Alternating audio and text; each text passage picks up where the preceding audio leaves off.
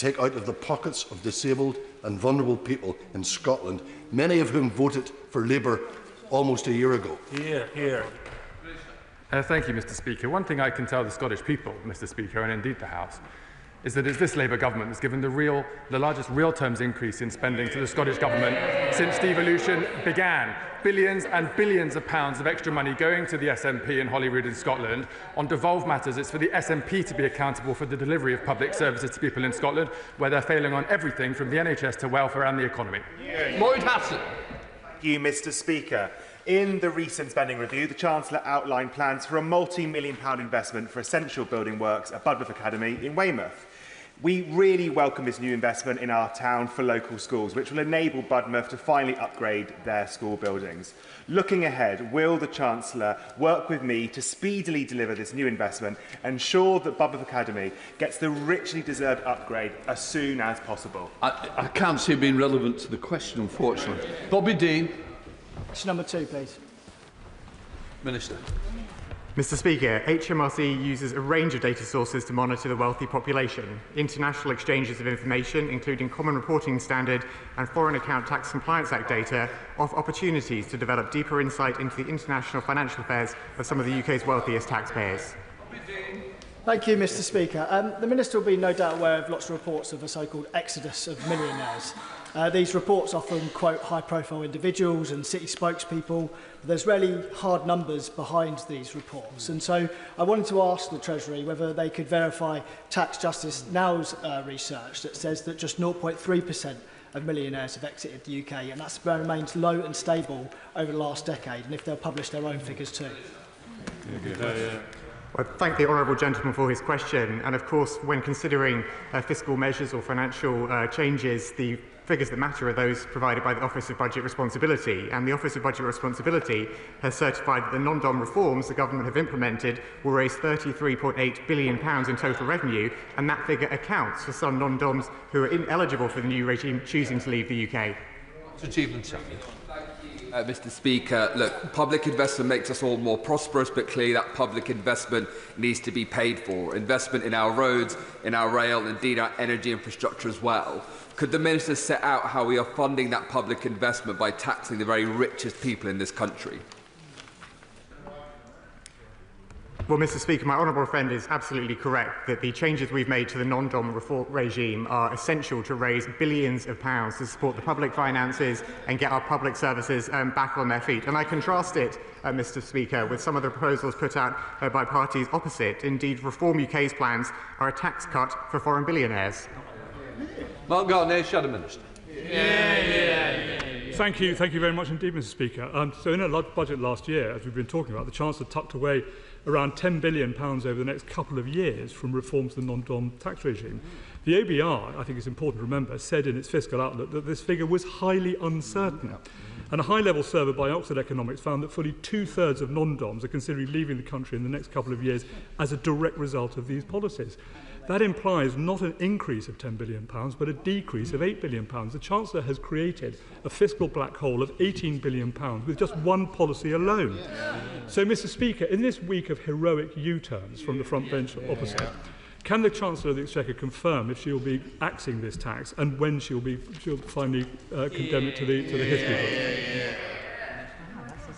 Mr. Speaker, I wasn't really sure if there was a policy suggestion in that comment or not, but as he'll know, the fiscal black hole that we had to address when we won the general election was the £22 billion black hole that they left after their mismanagement of the economy. And as I said, Mr. Speaker, the Office of Budget Responsibility have confirmed that our reforms to the non-dom regime, our removal of non-dom tax status, will raise £33.8 billion over the 5-year forecast, and it is the OBR's figures which we will trust in that regard. Rachel Musk. Thank you, Mr. Speaker. Number 3, please. Chancellor. Thank you, Mr. Speaker. The Government is committed to ensuring that there are fewer sick and disabled people in poverty by helping them into work and getting them off NHS waiting lists. That is why, at the Spring Statement, we announced the largest investment in employment support in at least a generation. The Government has already taken action to tackle poverty, including with the fair repayment rate, which lowers the cap on deductions in universal credit, and we've increased the national living wage by 6.7%. Beyond this, we're investing to reduce poverty by expanding free school meals, investing in £1 billion settlement for crisis support, and we'll be setting out our child poverty strategy in the autumn. We've invested £29 billion in reducing NHS waiting lists, and since taking office, there are 385,000 more people in work. Rachel Maskell. Thank you, Mr. Speaker. Many disabled people are really struggling right now. We know that 3 in 10 are living in poverty, as I can see in my constituency of York. But I was particularly taken aback by the Women Budget Group report, which highlighted that 3/4 of people that are going to lose their PIP and carers allowance are women. So how will she ensure that when fiscal decisions are made, that we look particularly at the intersectionality between women, disabled people and other protected characteristics to ensure that they're not pushed further into poverty? I thank my honourable friend for that question, and she will know that nobody who's currently receiving personal independence payments will see any reduction in the support that they get. And in terms of supporting women into work and recognising some of those intersectionalities that my honourable friend mentions, this government have increased the national living wage by 6.7%, and sadly it is still too often women who are paid the lowest wages. Our employment rights bill will offer more security and dignity in work. We're rolling out more childcare, including new nurseries at primary schools. And today, my right honourable friend, the Business and Trade Secretary, will be making a statement announcing the launch into a review on parental leave, something that could be beneficial to all parents, all working parents, but particularly for mums. Tim Farrell. Mr. Speaker, does the Chancellor accept that cancer is a major driver of poverty? Not only, of course, people who are ill not being able to work during their treatment, but sometimes people who are happily cured find that they have collateral damage, which means they're not able to work at a full level throughout the rest of their life. Does she recognise that radiotherapy plays a huge part in making sure people are cured and then able to be productive in society, given that the international average for people with cancer having radiotherapy is 53%, the UK is only 36%, will she look at the economic advantages of investing in radiotherapy? Yeah. I thank the honourable gentleman for that question. We invested in the spending review £29 billion additional every year in day-to-day spending in the National Health Service, as well as a big record uplift in capital spending in the NHS, so that there is more money for the equipment to do that vital work, including in cancer treatments, as the honourable gentleman mentioned. We have delivered in our first year in office 4 million additional appointments in the NHS and reduced NHS waiting lists by 250,000. That's only possible because of the decisions we took in the budget last year, like increasing taxes on non-DOMs, but also the increase in national insurance contributions, which has gone into funding our National Health Service. Dave Bench. Thank you very much, Mr. Speaker. St Helens is ranked as the 26th most deprived area nationally, and this poverty has an impact on health and sickness from pre-birth to old age. As a country, we're spending more on crisis intervention and less on early intervention after 14 years of the Tories. Can the Chancellor please assure me and people in St Helens North that this government will do all it can to properly fund councils and health services to help more people live longer, healthier lives?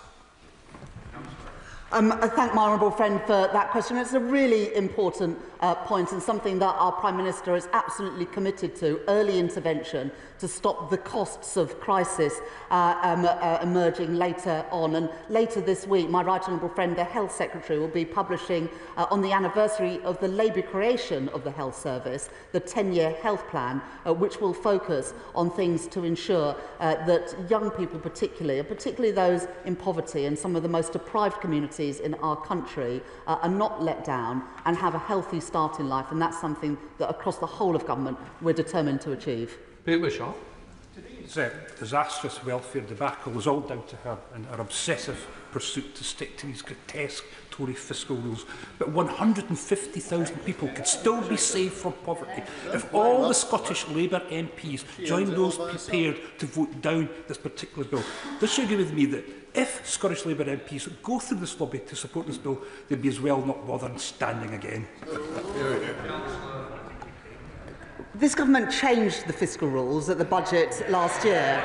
A stability rule, so for the first time we pay for day-to-day spending through tax receipts, and then an investment rule which enables us to invest in those things that will help grow the economy, like energy infrastructure, defence spending and also transport and digital infrastructure. As a result, in the budget and then in the spring statement this year, we unlocked £300 billion more to be able to spend during the course of this Parliament, including the record settlement for the Scottish Government. It's now up to the Scottish Government to spend that money wisely and to try and reduce waiting lists in Scotland, as we have in England and indeed in Wales. Minister James Wyle. Thank you very much, Mr. Speaker. First, it was a humiliating reversal of the Chancellor's winter fuel cuts. Now welfare cuts that she rushed to meet her fiscal rules have been shredded, leaving unfunded spending to pay for. In October, the Chancellor said extending the freeze and income tax thresholds would hurt working people and take more money out of their pay slips. So does she stand by the commitment to end that freeze from 2028, yes or no? Well, of course, it was his government, when they're on this side of the House, that froze those allowances, taking more money out of the pockets of working people. And despite that, they left a £22 billion black hole in the public finances. I'm not taking any lessons from the party opposite, who have opposed everything that is needed to invest in our public services, which is how we are in the mess we are in because of the damage that they caused. Jones. Question 4, please, Mr. Speaker. Front bench. Thank you, Mr. Speaker. With permission, I would like to answer this question together with question 22. The Government recognises the critical contribution that transport makes to our growth mission. The Government increased the capital envelope by over £100 billion at autumn budget last year and a further £13 billion at the spring statement. Taken together, this represents a big increase in capital investment. As a result, the transport capital budget, excluding HS2, will increase by 1.9% per year in real terms over the spending review period. This investment will improve connectivity in our towns, cities and villages, reduce journey times and increase transport reliability. For areas of transport that are devolved, it is up to the Scottish and the Welsh governments to allocate their funding and be accountable for their respective parliaments for those decisions. Ruth Jones. Thank you, Mr. Speaker. And I welcome the announcement in the spending review that railway projects in Wales, including 5 new stations east of Cardiff, will receive an extra £445 million in funding over the next decade. So could the Chancellor provide more detail as to how the money will be specifically allocated and when work will begin? Thank my honourable friend for that question, and it was a pleasure to be in Cardiff just after the spending review and to look at the difference that that investment this Labour government is putting into transport in Wales. The spending review and the infrastructure strategy recognised Wales's long-term infrastructure needs and how they'd been neglected for too long by the Tory party, and we delivered at least £445 million for rail enhancements. This provides funding to continue to develop and deliver the stations identified in the Burns Review, including Newport West and Somerton. Plans for future rail investment in Wales will be made in close consultation with the Welsh Government and engagement through the Wales Rail Board. Steinbeck. Thank you, Mr. Speaker. I declare interest as co-chair of the British Buses APPG. Our £15.6 billion commitment to regional transport through the spending review should be good news for bus manufacturing. However, Alexander Dennis's ongoing consultation threatens 400 jobs in Falkirk, another major employer at risk just after the closure of the Grangemouth oil refinery. The SNP's ScotZ2 scheme famously failed to invest in Scotland, where things are built and by who matters. Will the Chancellor act to guarantee our investment in transport is of maximum benefit to Scottish vehicle manufacturers? I thank my honourable friend for that question, and it is important that as this government puts more money into infrastructure, including transport, that benefits companies and jobs here in Britain. And it really is not right that the Scottish Government spend more on buses made in China than they do on buses made in Scotland. There is nothing stopping the Scottish nationals in Scotland actually investing in jobs and growth in Scotland. Graham Stewart.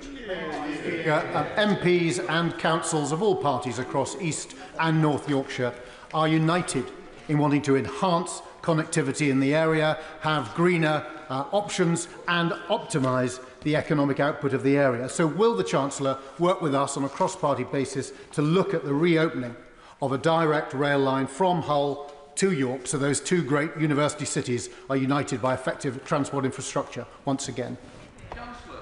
I really welcome the fact that the honourable gentleman supports the investment that this Labour government are making in transport and infrastructure after the neglect for 14 years by his own party.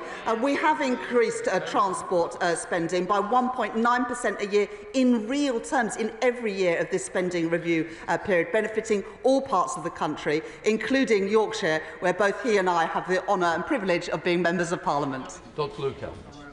Thank you, Mr. Speaker. And the Prime Minister, the Business Secretary, and indeed the Chancellor had the joy of coming to my constituency and seeing Myra last week. Now, they would have come via the A5.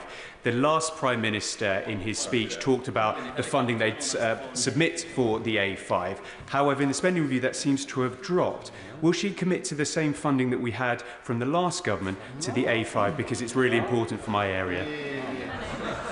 I mean, the irony is that the last government made a lot of commitments. The difference is they didn't put any money into delivering them. And that is the difference that this government is making with fully funded plans to upgrade transport. Now, the DfT now have their settlement and they will look at a number of projects. But the mess left by the party opposite is something that we have had to sort out. And they have not backed, the Conservatives have not backed any of the measures that we have taken to bring in more revenue, and yet, as we've seen, they're very keen on spending the money. Well, I'm afraid that is why we were left with a £22 billion black hole when we came into office a year ago. Liz Jarvis. Number 5, Mr. Speaker. Minister. Thank you, Mr. Speaker. With permission, I would like to group this with questions 11, 23 and 24. Kickstarting economic growth in every region and nation is the #1 mission of our government. As part of our new infrastructure strategy, we have allocated £725 billion to building and rebuilding bridges, roads, schools and hospitals across the country, and also £2.3 billion in local government transport will benefit places such as Eastleigh and Gloucestershire, and in Wales, key rail routes will benefit from £445 million of investments. Liz Jarvis. Mr. Speaker, small to medium-sized businesses are the backbone of the local economy in Eastleigh, creating jobs and driving innovation. However, local businesses, including the precision manufacturing firm GW Martin, have told me that due to the increased costs as a result of the changes to employer national insurance contributions, they have had no choice but to pass these costs on to customers, which makes UK manufacturing less competitive globally. What concrete steps will the government take to help businesses in Eastleigh? I thank her for that question. Half of small businesses won't be affected by the employer national insurance increase, as she will know. And we will also be setting out a small business strategy, talked about small businesses, in the government's plan to support those businesses across the UK later this year. Gavin Fuchs. As my honourable friend knows, I am delighted with the Spending Review's investment in Welsh Rail of £445 million. It shows the power of two Labour governments working together and corrects years of underfunding from the Tories opposite. This investment in Welsh communities and Welsh business is extremely welcome and going to be a brilliant driver for our government's mission of creating economic growth. Would she outline what steps she is taking with other departments to ensure that rural economies and market towns like Monmouth, Abergavenny, Caldicott and Chepstow and small businesses across Monmouthshire can be helped to thrive and contribute to that growth mission? Thank you. I welcome what you said. The government is also supporting the rural economy with over £2.7 billion a year for sustainable farming and nature recovery, and we're investing £1.9 billion to improve digital connectivity, which will be important to the small businesses and others that she mentioned. And as I said to the previous question, we will be setting out a small business strategy later this year. Cameron Thomas. Question 20, please, Mr. Speaker. North Gloucestershire is ready to jumpstart economic growth, but its existing advanced engineering and defence industry is ready to drive the UK toward economic and defence objectives. Babcock, GE Aerospace, Moog and Safran already develop world-leading technologies, and the Garden Town project includes a further 100 hectares of employment area. Will the Minister join me in Gloucestershire so we can demonstrate this expertise and the potential for growth on the ground? I thank him for his question. Defence companies are an incredibly important part of the economy, and he will know that we're increasing defence spending up to 2.6% by the end of this Parliament, and also it's only reached these levels ever before under a Labour government. Max Wilkinson. Thank you, Mr. Speaker. The industrial strategy was right to highlight the potential for the National Cyber Innovation Centre in my constituency. If we're going to deliver that, we'll need to make sure that Junction 10 of the M5 is also done to enable the traffic to get around that development. This is a development of national importance. The Strategic Sites Accelerator has also been cited by the government. I'm wondering if ministers can advise me on how areas like Liberal Democrat-run Cheltenham and Gloucestershire can access that fund. I will make sure he gets a meeting with the relevant Transport Minister, but I hope that he is as excited as I am about the £1 billion we're investing in the state-of-the-art Golden Valley development, which will create 12,000 high-skilled jobs and 3,700 new homes, which is obviously close to the GCHQ headquarters in Cheltenham, and I'm sure that's something he will welcome. Right, let's come to Joe White. Thank you, Mr. Speaker. Would the Minister agree with me that the new Green Book, with its proposals on place-based analysis, will actually mean that left behind places like mine will start to get the infrastructure investment that we so desperately need? Would the Minister care to comment on that? Absolutely. We pledged to reform the Green Book, and we're doing precisely that. We alongside the spending review, we recognise the strategic importance of investment in every part of the country. We want to realise the growth potential of places like she represents. She's a doughty champion for her constituency. Paul Waugh. Mr. Speaker, after years of unfunded and undelivered promises from the party opposite of levelling up, places like Rochdale are finally getting the fairest share of money that they really deserve. So can the Minister outline, just as she expanded a little bit on the Green Book, just how the place-based approach of the Green Book will actually help places like mine and advanced manufacturing in the Afton Valley? Absolutely. Sorry, excuse me. That was nearly very significant. Thank the honourable friend for that question. As you know, we launched the transport funding of £15.6 billion for transport for city regions in his own constituency. And I'm really pleased that as a government, we recognise the potential of places that, like he represents, and we're going to unlock that regional growth across the north and other parts of the country. I'll just make the point again, we're a long way from Eastleigh. I don't understand how they're grouped in this way, because other people who should come on the order paper are being left behind and missing out. Deirdre Costigan. Question number 6, Mr. Speaker. Mr. Speaker, the spending review announced significant investment into clean energy to strengthen our energy security and our economy. This includes over £8.3 billion for Great British Energy and Great British Energy Nuclear, and £14.2 billion for Sizewell C. Deirdre Costigan. Thank you, Mr. Speaker. Although my constituents in Ealing Southall are no doubt sweltering in today's heat, they are worried that come winter they will again face eye-watering energy bills to heat their homes.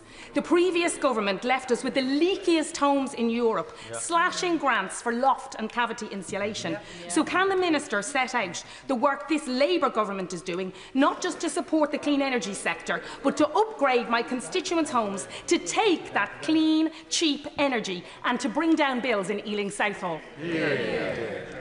Well, I thank my honourable friend for her question, and she's an excellent advocate for her constituents in Ealing Southall, and I'm sure that many of them will benefit from our Warm Homes Plan, which will see £13.2 billion invested across this Parliament. That investment will be allocated to schemes to support the rollout of heat pumps, alongside energy efficiency measures and other low-carbon technologies. This will help, of course, with environmental goals, but crucially, it will cut bills and tackle fuel poverty. Robin Moore. Thank you, Mr. Speaker. This week, the previous 19% tariff on US ethanol falls to zero through a 1.4 billion litre quota negotiated by this Labour government, which represents the entire size of the UK's entire ethanol market, which will have hugely damaging impact for our rural economy, UK jobs and indeed the NHS, with government effectively offshoring the benefits of ethanol production and its byproducts to the US. So what conversations is the Chancellor and her team having with this green energy sector, where there is a huge number of job losses now at stake in Teesside and in Hull? Excellent question. Well, thank the honourable gentleman for his question, and of course our colleagues in the Department for Business and Trade are having conversations with those businesses and industries that may be affected, but I hope from what he said he would welcome the trade deal that we got with the US, the economic deal which is so important for our prosperity and which will see us being the only country to avoid some of the tariffs which are affecting all other countries around the world. Shadow Minister Gareth Davis. Mr. Speaker, it's becoming clear that 1 year in, the public still don't know what Labour is all about. And the same could be said for their so-called National Wealth Fund. Not only has it invested less equity in clean energy than before the costly £7 billion rebrand, but it is also now rightly subject to a Treasury Select Committee inquiry at which expert witnesses could not name a single thing it is doing differently. And the CEO of the British Business Bank now says the government did not understand what it was setting up. So can the Minister tell us why has the National Wealth Fund invested less in clean energy than before the costly rebrand, and why did they U-turn on incorporating the British Business Bank? Mr. Speaker, the Shadow Minister forgets to mention the fact that we've had £30 billion of investment in green energy since the general election, and I'm sure he will have consulted the spending review documents very closely. I know he's a diligent Shadow Minister in that regard, and he will have seen the investment that we're putting into great British energy, Sizewell C, small modular reactors, fusion, nuclear R&D, the Warm Homes Plan, carbon capture and storage. All of this is to make sure that we improve our energy security and bring down bills for good. Jim Shutt. Question 7, lucky 7, Mr. Speaker. Thank you. The honourable member is always lucky, and I can reassure him that there will be an increase in the Northern Ireland Executive's funding through the AME forecasting process. This will be confirmed at the autumn budget in the usual way. But more importantly to pensioners in Northern Ireland, he will be aware that in June the Communities Minister confirmed that winter fuel payments will be available in Northern Ireland on the same basis as in England and Wales. Thank you, Mr. Speaker. Can I thank the Minister very much for that very positive answer? What assessment has been made on the impacts of the winter fuel payment in line with inflation? And given the increase in the cost of living, does the Minister agree that the current winter fuel payments are up to the standard in terms of how far they will go to support those who are eligible? Thanks so much. Thank you. I thank the honourable member for his question. Our priority at the moment is to extend eligibility for the winter fuel payments, as he and I have discussed on a number of occasions, but obviously that sits within a wider set of support. He'll have seen the extension to the Warm Homes discount announced in recent days, and he'll have seen the extension of the Household Support Fund. And of course, as he's well aware, social security is a transferred policy in Northern Ireland. Chris Kay. Thank you, Mr. Speaker.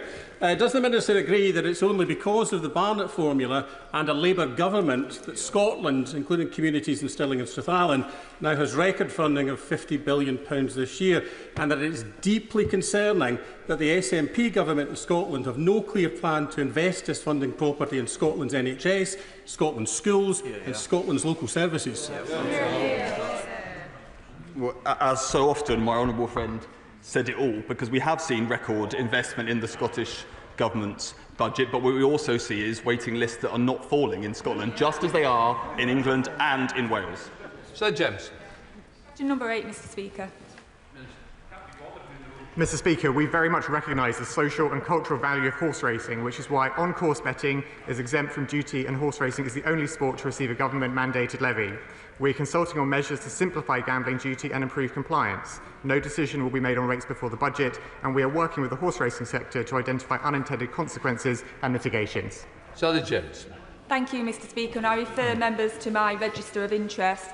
In Doncaster, we are incredibly proud of our historic racecourse, which is home to the iconic St Leger Festival. And as someone that has attended the racecourse for a number of events throughout my life, I can say that it's part of our local community and brings thousands of jobs.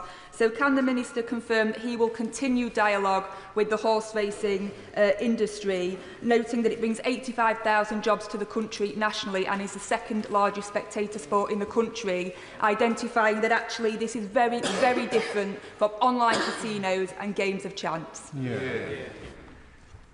Well, Mr. Speaker, it's excellent to hear my honourable friend speaking so passionately about Doncaster Racecourse and the wider sector, and I can reassure her we will absolutely continue close dialogue with the horse racing industry on these proposals. I and my officials are working closely with the horse racing sector to identify any unintended consequences and possible mitigations, and we intend to continue those conversations with the industry, and of course we welcome further engagement. Mr. Speaker, how does the government assess the implementation of a flat rate in terms of improving fairness and simplification for all involved, reducing administrative costs and encouraging compliance? Sorry, Mr. Speaker. I thank the honourable gentleman for his question. And one of the principles behind the reforms that we're looking to the gambling duty is to tackle, obviously, issues of compliance by simplifying the system. The consultation is open at the moment, and I would encourage him and anyone else who's interested in contributing towards that to make their views known. Nick Smith. Number 10, please, Mr. Speaker. Minister. Thank you, Mr. Speaker. My ministerial colleague Sarah Jones has recently met with the trustees of the British Coal Staff Superannuation Scheme to consider their proposals, and I have been monitoring the developments closely. Mr. Speaker, can I thank the Chief Secretary for his answer? Last weekend I attended the anniversary of the Six Bells mining disaster. 45 men and boys died in 1960. I met Mervyn Frampton. His brother Keith was killed in that tragedy. Mervyn is 19 now, and we talked about when he and his buddies powered our country and were members of the Coal Staff Pension Scheme. Will the Chief Secretary please be mindful of those who risked their lives for us, but who are still owed pension fair play? Yeah. Can I thank my honourable friend for his question and extend the thoughts of the House to his constituents and the communities that he represents. My honourable friend will know that I've always kept the service and sacrifices of the mining communities in my mind, both in opposition in campaigning for changes to the Mine Workers Pension Scheme, which this government implemented at the last budget, and now in considering the proposals from the BCSS scheme. And I'll be looking in more detail at these issues over the summer and hope to say more in the autumn. Number 11, Mr. Speaker. Johnson. Thank you, Mr. Speaker. The government protected the smallest businesses from changes to national insurance by increasing the employment allowance from £5,000 to £10,500. That means that this year 865,000 employers will pay no national insurance contributions at all, and more than half of employers will either gain or see no change to their national insurance contributions. Thank you, Mr. Speaker. Given the recent trio of U-turns that this government has demonstrated, they're keen to change their minds as well as create new multi-billion-pound black holes. Can the Chancellor do the right thing and U-turn on the increase in national insurance contributions to provide businesses with a much-needed boost in this sluggish economy that she has created? I think it's a bit rich for anyone in the party opposite to mention black holes, Mr. Speaker, after the one they left for us to clear up. The honourable gentleman would have seen the Lloyd's Business Barometer, which has recently been published, that shows business confidence is now at a 9-year high, led by increases in confidence in retail and in manufacturing. And they referenced in that report the impact that the spending review had on boosting business confidence, a recognition that this government is backing Britain and backing Britain's businesses. Bill Esterson. Well, thank you very much indeed, Mr. Speaker. And the Chancellor is quite right to mention that business confidence is at a 9-year high. Doesn't it go to show that not only were the announcements in the spending review right for business, but her emphasis on stability and certainty in the economy is exactly what is needed. And moreover, it's in sharp contrast to the chaos, the constant changes of policy and the complete disaster in economic policy we saw from the government opposite. I thank my honourable friend for that question. The stability that this government has returned to the economy has meant that the Bank of England has been able to cut interest rates by 4 times in the last year, taking hundreds of pounds off people's mortgages, which was had a big impact under the last government. But the reasons for the increase in business confidence also include the industrial strategy publication, the spending review, the 3 trade deals, all of which are boosting business confidence and have helped create 385,000 new jobs in Britain since the last general election. Richard Fuller, Shadow Minister. Mr. Speaker, Labour's jobs tax has really clobbered British businesses. The Office for National Statistics says the number of available jobs is collapsing. The Institute of Directors, perhaps the Chancellor hasn't updated herself on how British business thinks about confidence. The Institute of Directors says today that business confidence has plummeted. The Bank of England is warning of significant declines in wage growth. And the British Chamber of Commerce says taxes on businesses cannot be increased. But now, the Chancellor has bungled welfare changes, eviscerating confidence in the Prime Minister and blowing an even bigger hole in the public financing, meaning she will raise taxes yet again this autumn. So will the Chancellor avoid creating the same damaging uncertainty she did last summer by ruling out from the dispatch box today any further tax increases on British businesses? I'm not going to take lessons from the party opposite that increased taxes 25 times. And when they increased taxes, it was always ordinary working people who paid the price. In our budget last year, we protected the pay slips of ordinary working people by not increasing their income tax, their national insurance or their VAT. And we didn't go ahead with the planned increase in fuel duty that the party opposite had planned. So instead of talking down the British economy, why doesn't the party opposite back the plans that are backed by British businesses to grow our economy and make working people in our country better off? Daisy Cooper, Liberal Democrat spokesperson. Thank you, Mr. Speaker. Non-profit businesses and charities have been hit really hard by the jobs tax. Last week, my local Meals on Wheels service told me that businesses like theirs around the country are having to make redundancies and put up prices for vulnerable people. So in the context of today's welfare reforms that the government is pursuing, can the Chancellor confirm whether the Treasury will conduct any assessment of the increased cost of essential and charitable services that are relied upon by disabled people and their carers at a time when their welfare support could be cut? Very good question. Well, as the Honourable Lady knows, the changes we've made to the welfare bill will mean that nobody who is currently receiving personal independence payments will have a cut. And so the premise of her question I just don't think is correct. But in the welfare bill today, we'll also be voting for the biggest increase in the Universal Credit Standard Allowance for a generation. We will be voting today on protecting those people with the most severe conditions from having to be reassessed for their conditions, something which is degrading. We've got rid of the Tories' work capability assessment changes, which the courts said were illegal, and we're putting £1 billion into back-to-work support. At the same time, we're investing £29 billion in the NHS, only possible because of the national insurance increase rise on business, which the Liberal Democrats oppose, and yet that's how we're funding our NHS. Rachel Gilmore. Question number 12, please, Mr. Speaker.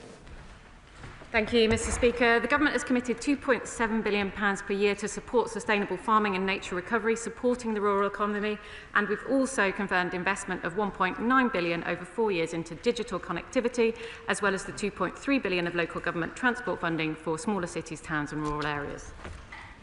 Rachel Gilmore. Mr. Speaker, whilst I welcome the Government's rural growth plans, I am concerned about the persistent poverty faced in many rural areas. The additional cost of living in these communities, known as the rural premium, exacerbates hardship.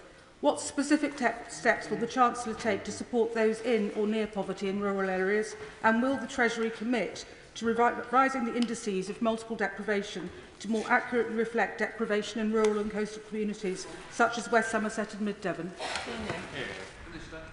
The MHCLGE will be coming forward with further details of funding for the 350 most deprived communities across the country, including rural areas. Jane Kirkham. Mr. Speaker, as one of the most deprived regions of Northern Europe, Cornwall benefited from Objective 1 structural and SPF funding. Can the Minister confirm that under this government, Cornwall will not lose out on funds for economic growth and the investment that our communities deserve? We're supporting growth across the country, and we'll be publishing further details of how we will do that in the coming weeks. Jessica Turner. Question number 13, Mr. Speaker. Minister. Thank you, Mr. Speaker. The 10-year infrastructure strategy is a key part of this government's growth mission, committing to a minimum of £725 billion of investment over the next 10 years to invest in local transport, affordable homes and modernising schools and hospitals in every part of the country.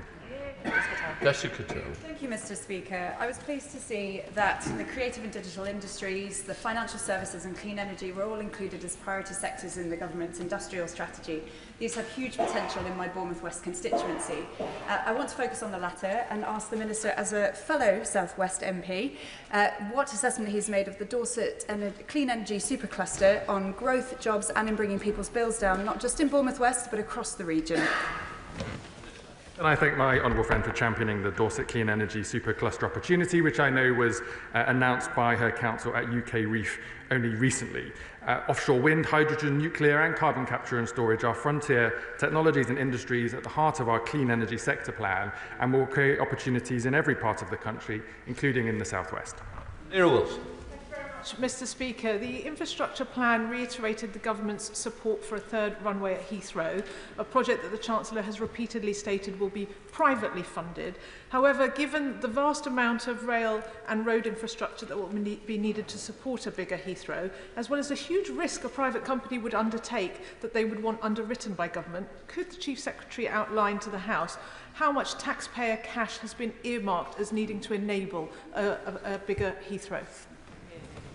I thank the Honourable Lady for her question. She will know that we are waiting to receive detailed proposals from Heathrow for the development of the third runway. The Government will consider those in due course and make further announcements when decisions have been taken.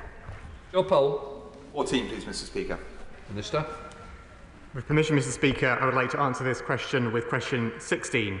Mr. Speaker, the year before we came to power, the tax gap stood at £47 billion. That is unacceptable, and that is why we announced the most ambitious ever package of tax gap measures at budget and went even further at spring statement. We are now forecast to raise £7.5 billion from the tax gap in 29-30, including by recruiting 5,500 more compliance officers, investing in better technology and closing loopholes. We will bring forward further measures to close the tax gap at budget in the autumn.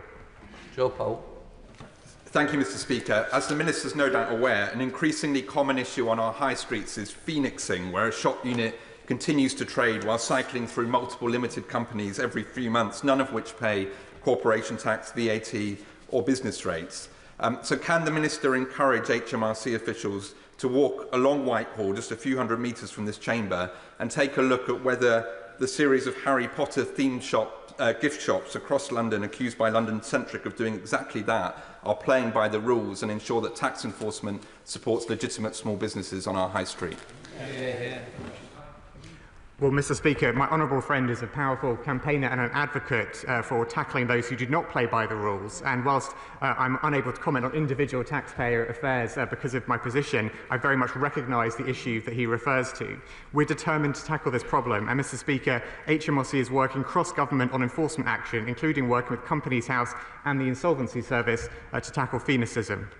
Andrew George. Speaker, but does the Minister not agree that handing away £500 million of taxpayers' money to those who are entitled to small business rate relief, which is what has happened in Cornwall over the last 10 years, it would be far better to invest that money in desperately needed first homes for local families in desperate housing need than to give it to second home owners? And would the Minister be prepared to meet with me so that we can drive a better method of achieving housing justice through tax policy? Mr. Speaker, I would happily hear from the honourable gentleman about how he will support our home building plans in his constituency and across the country, because we know that the most important thing to tackle the housing crisis is to support the reforms that this government is making to the planning system to make sure we can build 1.5 million new homes and we can invest the £39 billion over a 10-year affordable homes programme, the biggest in a generation. We now come to topicals. Dunlop. Thank you, Mr. Speaker. Topical number 1. Chancellor. Thank you, Mr. Speaker. The Government is delivering on the priorities of the British people. Yesterday, the Office for National Statistics confirmed that the UK was the fastest growing G7 nation in the first quarter of this year. Since the election, the Labour Party, this Labour government, has brought in £120 billion of private investment into our economy. There have been 4 interest rate cuts lowering the cost of mortgages, 384,000 new jobs, over 1,000 jobs per day since this government was elected. Real wages increasing more in the first 10 months of this Labour government than they did in the first 10 years of the last Conservative government, and a £1,400 pay rise for a full-time worker on the national living wage. That is the difference that this government is making after 14 years of mismanagement by the party opposite. Award-winning bookshop and deli Main Street Trading Company in St Boswells has been forced to reduce their operating hours because, and I quote, increases in employer national insurance mean that our operating cost base has increased significantly. So what advice does the Chancellor have for small businesses who are suffering because of this Labour government's reckless decisions? I thank the honourable gentleman for that question. This government actually increased the employment allowance from £5,000 to £10,500, and that means 865,000 employers will pay no national insurance at all. Indeed, half of employers will either gain or see no change. But it was also welcome that the Lloyd's Business Barometer showed that business confidence was at a 9-year high, with a particular uptick in retail. I can't comment on an individual business, but that is the system nationwide. We've got to get going. Brian Leishman's a good example again. Thank you, Mr Speaker. I want to ask about the £200 million National Wealth Fund commitment for Project Willow, namely how it gets accessed, what minimum and maximum amount can be accessed by an applicant, and if it is exclusively for businesses that would be based on being positioned in the existing footprint of the Grangemouth site that's owned or operated by Petro Ineos or Ineos. Mr Speaker, £200 million is available, and the government will, of course, look at all proposals for investing that. Mel Stride, Shadow Chancellor. Thank you, Mr Speaker. Mr Speaker, the winter fuel payment U-turn will cost £1.25 billion. The welfare reform U-turn will cost £2.5 billion, all adding to Labour's unfunded black hole. And this from the Chancellor, who said that she would never make a spending commitment without explaining where the money was coming from. Yet another U-turn. But, Mr Speaker, the Chancellor has also said that her fiscal rules are ironclad and non-negotiable. So could she reconfirm that commitment now, or are we heading for yet another U-turn?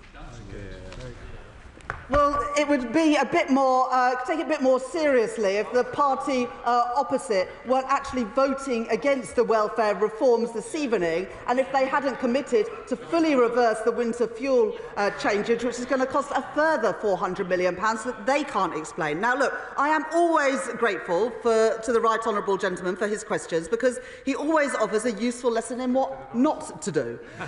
Even George Osborne now says that the Shadow Chancellor has no credible economic plan. Now, I'll give him this. He knows a thing or two about welfare spending, because under his watch, the UK became the only country in the G7 with an employment rate stuck below pre-pandemic levels. And under his watch, the cost of working age inactivity rose by £15.7 billion a year. Right. The Right Honourable Lady, the House will note, did not categorically rule out the possibility of changing the fiscal rules in the autumn. Given that, could I ask her, will she at least confirm that she stands by her commitment not to raise the rates of income tax, national insurance or VAT in the autumn? Is it a yes, or is it another potential U-turn? We made a commitment in our manifesto not to increase the key taxes that working people pay. We stick by those commitments because, unlike the party opposite, we stick by our manifesto. Joe Morris. Thank you, Mr Speaker. Towns in my constituency, like Prudhoe and Haltwhistle, have lost access to bank branches, with Prudhoe losing their Lloyds branch in May and the town of Hexham due to lose 2 branches in November. These closures have a huge impact on customers and communities, yet the guidance on banking hubs is often too restrictive. So will the right honourable friend meet with me to discuss how we can support financial inclusion in the Tyne Valley, in the Hexham constituency and beyond?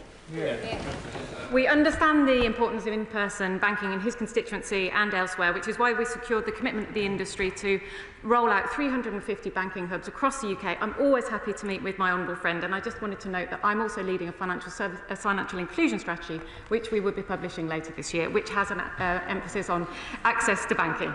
Liberal Democrat spokesperson Daisy Cooper. Thank you, Mr. Speaker. More than half of all local authorities are having to overspend on the dedicated school grant to cover the increasing costs of SEND services, and this increasing demand for inter-authority borrowing has pushed up interest rates. Even before the government publishes its SEND white paper, could I urge the Chancellor to urgently look to introduce a concessionary interest rate, perhaps at the same level of the Public Works Loan Board, so councils don't have to put up council tax just to service their interest payments, they can spend it on frontline services instead. I thank the Honourable Lady for that question. And the Honourable Lady and members of this House will have seen in the spending review a real terms uplift in school spending every single year in this Parliament, as well as additional capital investment to help rebuild our schools after the roofs were literally crumbling under the previous Conservative government. My right honourable friend, the Education Secretary, will be publishing a green paper on SEND reform in the autumn, and we have allowed the statutory override for local authorities for SEND education for a further 2 years whilst we bring in those reforms. This government wants to make sure that mainstream schools are more inclusive for all children. Chris Hinchcliffe. Thank you, Mr. Speaker. In recent weeks, ministers have been arguing that vital support for the disabled is fiscally unsustainable because it is forecast to rise to £60.7 billion per year by 2029-30. What assessment has the Chancellor made of the fiscal sustainability of the 107 non-structural tax breaks currently costing HMRC £207 billion per year? I thank my honourable friend for that question, and he will know at the budget last year we got rid of the non-dom tax status, we increased capital gains, we put VAT on private school fees, we ended the loophole for private equity, and more measures to in total raise £40 billion. And as a result of that, we are investing £300 billion more than the plans we inherited from the party opposite. But we're the only country where... Oh, all right, OK. You've got to get through. Helen Morgan. Thank you very much, Mr. Speaker. Businesses and individuals in North Shropshire tell me that the single biggest factor holding back growth in our rural area is poor public transport. But Shropshire was poorly served by the Bus Service Improvement Plan and the spending review focused investment on city areas. Can the Chancellor tell us how she's going to improve public transport in rural areas to drive the growth that we so desperately need there? I thank the Honourable Lady for that question. We are increasing transport investment by 1.9% in real terms after HS2 in every year of the spending review period, and we are extending the bus fare cap as well, which is particularly beneficial to rural areas. Law. I believe that redistribution should be core to everything that we do. It's core to the toughest decisions we've had to make. It's core to our efforts towards growth. So does the Chancellor agree with me that putting more pounds in the pockets of those on low incomes is the best thing we can do to grow our economy? Thank you, Mr. Speaker. The government wholeheartedly agrees with my honourable friend. At the end of this Parliament, people will be better off as a consequence of the decisions this Labour government is taking. That's why we've already increased the national living wage by 6.7% to benefit 3 million people, with full-time workers seeing around a £1,400 a year increase in their wages. Bedford. Thank you, Mr. Speaker. On Friday, I had the privilege of visiting Loros, Leicestershire's much-respected palliative care charity. At full capacity, they can offer 31 beds to local residents. But sadly, because of the measures the Chancellor introduced, such as the hike in national insurance, they're now only operating 18 of those beds. Could I ask the Chancellor to look again at softening the impact of her measures, particularly on charities like Loros? I'm sure that the relevant health minister would be happy to meet representatives of the hospice. The health secretary did set out the settlement for hospices at the end of last year to compensate financially for the increase in national insurance. But those increases in national insurance are funding the NHS, which of course helps fund our hospices. Mike McNulty. Thank you very much, Mr Speaker. This Government has delivered record real terms settlement for Scotland at the spending review, so it was deeply concerning to hear the news from the Scottish Government last week of a £2.6 billion black hole in the public finances, which could see NHS spend reduced by 12%. Does my right honourable friend agree with me that the SNP's long-standing record of fiscal mismanagement must end, and Scottish ministers must ensure that that funding gets to struggling Scottish public services? Hear, hear. Thank you, Mr Speaker. This Labour Government in Westminster is delivering for the people of Scotland. As a consequence of our spending review, Scotland will receive an average of £50.9 billion per year over this Parliament, the largest real terms increase in funding since devolution began. The only reason there's a black hole in the budget in Scotland is because of the SNP government, and the people of Scotland need a new direction with a Labour government in Scotland. Vicky Slade. Thank you, Mr Speaker. A not-for-profit care company in my constituency told me they feel the government's waging war on the care sector. And I met residents and staff at a Sunday lunch at Magna Care Home. The managers told me they can't recruit locally at all, and because of the changes in social care visas, they're struggling to recruit internationally. I know the government want to build our own workforce, but what are they planning to do to support organisations while we get that training in place so we don't see care homes going bust? Can I thank the honourable member for her question, and on behalf of the House thank social care workers for the service they provide in all of our constituencies. Because of the commitment of this Labour Government to social workers and the social care system, we've increased funding through local government settlements by £4 billion for social care by 28-29, and we'll be bringing forward a fair pay agreement to make sure there's a fair deal for those people serving our constituents on the front line. Chris. Thank you, Mr Speaker. Mr Speaker, the main benefit of Brexit has been to printers because of all the extra paperwork the previous government has created. The National Audit Office has estimated their border arrangements have cost us £4.7 billion and rising, and the single trade window will add to that red tape. Does the Chancellor agree with me that the best way to reduce these paperwork requirements in the first place is to do a good deal with Europe, and can she update us on her progress on that? Well, I thank the honourable member for her question, and of course she will have seen the Prime Minister's work to reset relations with the EU. She also mentioned the single trade window, and it is the government's intention to deliver that single trade window, and of course more widely the government is committed to minimising administrative burdens and frictions experienced by businesses trading internationally. Jack Rankin. We all know that there is a difference between welfare cuts and welfare reforms. These cuts were the maths of Treasury mandarins. It's the same thinking that saw winter fuel payments taken from pensioners. Now they've U-turned on both of those. When will they finally back British farming and U-turn on the family farm tax? The problem with the Conservative Party is that they support all the funding, but they don't support any of the ways of funding it. Agricultural property relief means that estates worth more than £3 million will now be taxed at half the rate at which inheritance tax is usually charged. That can be repaid over a 10-year period, interest-free. I think that is the right and fair settlement, given the fiscal environment we face. Dame Meghalaya, Chair of the Committee. Mr Speaker, the Economic Secretary is reviewing the work of the Financial Ombudsman Service. We recognise on the committee that there have been challenges with that service, but how is she going to make sure that the consumer voice is also central to her review? I thank my honourable friend. I have met with Which and other consumer representatives, and I can reassure her that we obviously are reviewing FOS, but we want to make sure that it is a simple, impartial dispute resolution service which quickly and effectively deals with complainants, so that consumers can get a fair deal, but also that financial services firms aren't subject to a quasi-regulator in the way they are at the moment. Susan Murray. Thank you, Mr Speaker. Following the Pension Minister's response to me about pensioner living standards, what specific measures announced in the Government's pensions reforms will support pre-1997 defined benefit pensioners currently receiving minimal or no annual uplift? I thank my honourable friend for her question. She's right to highlight the question of pensioners' living standards, and we are taking action right the way across the board to deal with that. Should have seen the increases in the state pension just in April. We've seen nearly 60,000 extra awards for pension credit over the course of the year since last July compared to the year previously.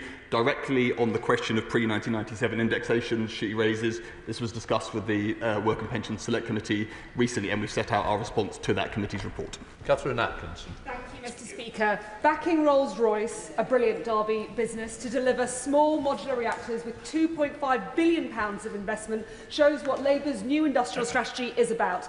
Backing British business, creating more skilled jobs and delivering clear, secure energy.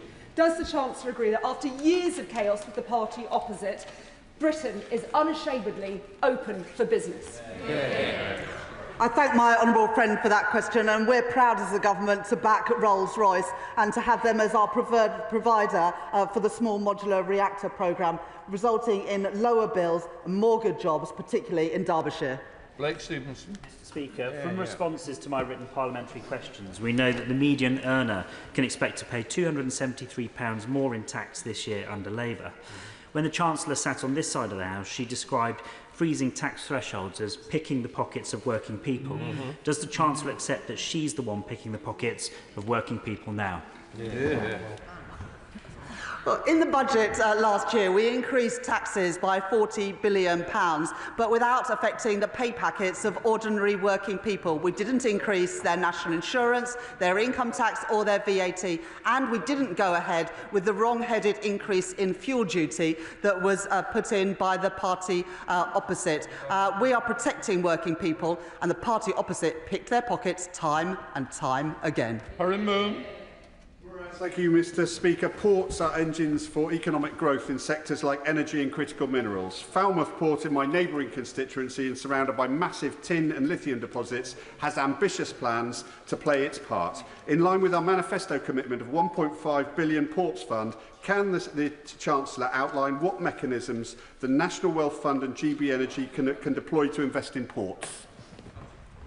I thank my honourable friend for that question, and he will know that this government have already invested through the National Wealth Fund in the tin mine in his own constituency, bringing good quality jobs, paying decent wages to the people of Cornwall, as advocated by Cornish MPs. But there's more that we can do through the National Wealth Fund, including investing in our ports, which is absolutely vital for clean, cheap energy and creating good jobs in this country, including in Cornwall. Greg Smith. Thank you, Mr. Speaker. A recent FOI request has revealed that for a number of schemes, HMRC settled with large corporations for just 15% of what was owed. With the loan charge review ongoing, will the Chancellor agree with me that individuals should be treated no differently to this precedent set with large corporations? Wow. Mr. Speaker, I thank the honourable gentleman for his question, and he's engaged with me about the loan charge previously. As he knows, there is an independent review into the loan charge ongoing at the moment, and I think it's really important that I, as a minister, don't comment on that. Let the independent reviewer complete his work and then report back to us as a government. Darlington. Thank you, Mr. Speaker. The loan charge scandal is absolutely awful and devastated tens of thousands of people's lives. It failed to be addressed under the last government. Can the Minister please tell us what he is doing to make sure that people aren't still being sold this illegal product? Well, I thank my honourable friend very much for her question, and I can reassure her that alongside the loan charge review, the government has published a consultation on a comprehensive package of measures to close in on promoters of marketed tax avoidance. And these contrived schemes, as we know, both deprive public services of funding and also leave their clients with unexpected tax bills. I'll leave it there. Mr. McVeigh. Thank you, Mr. Speaker. Does the Chancellor believe that the changes she has made to the employers' national insurance contributions will lead to higher levels of employment, or will it lead to higher levels of unemployment?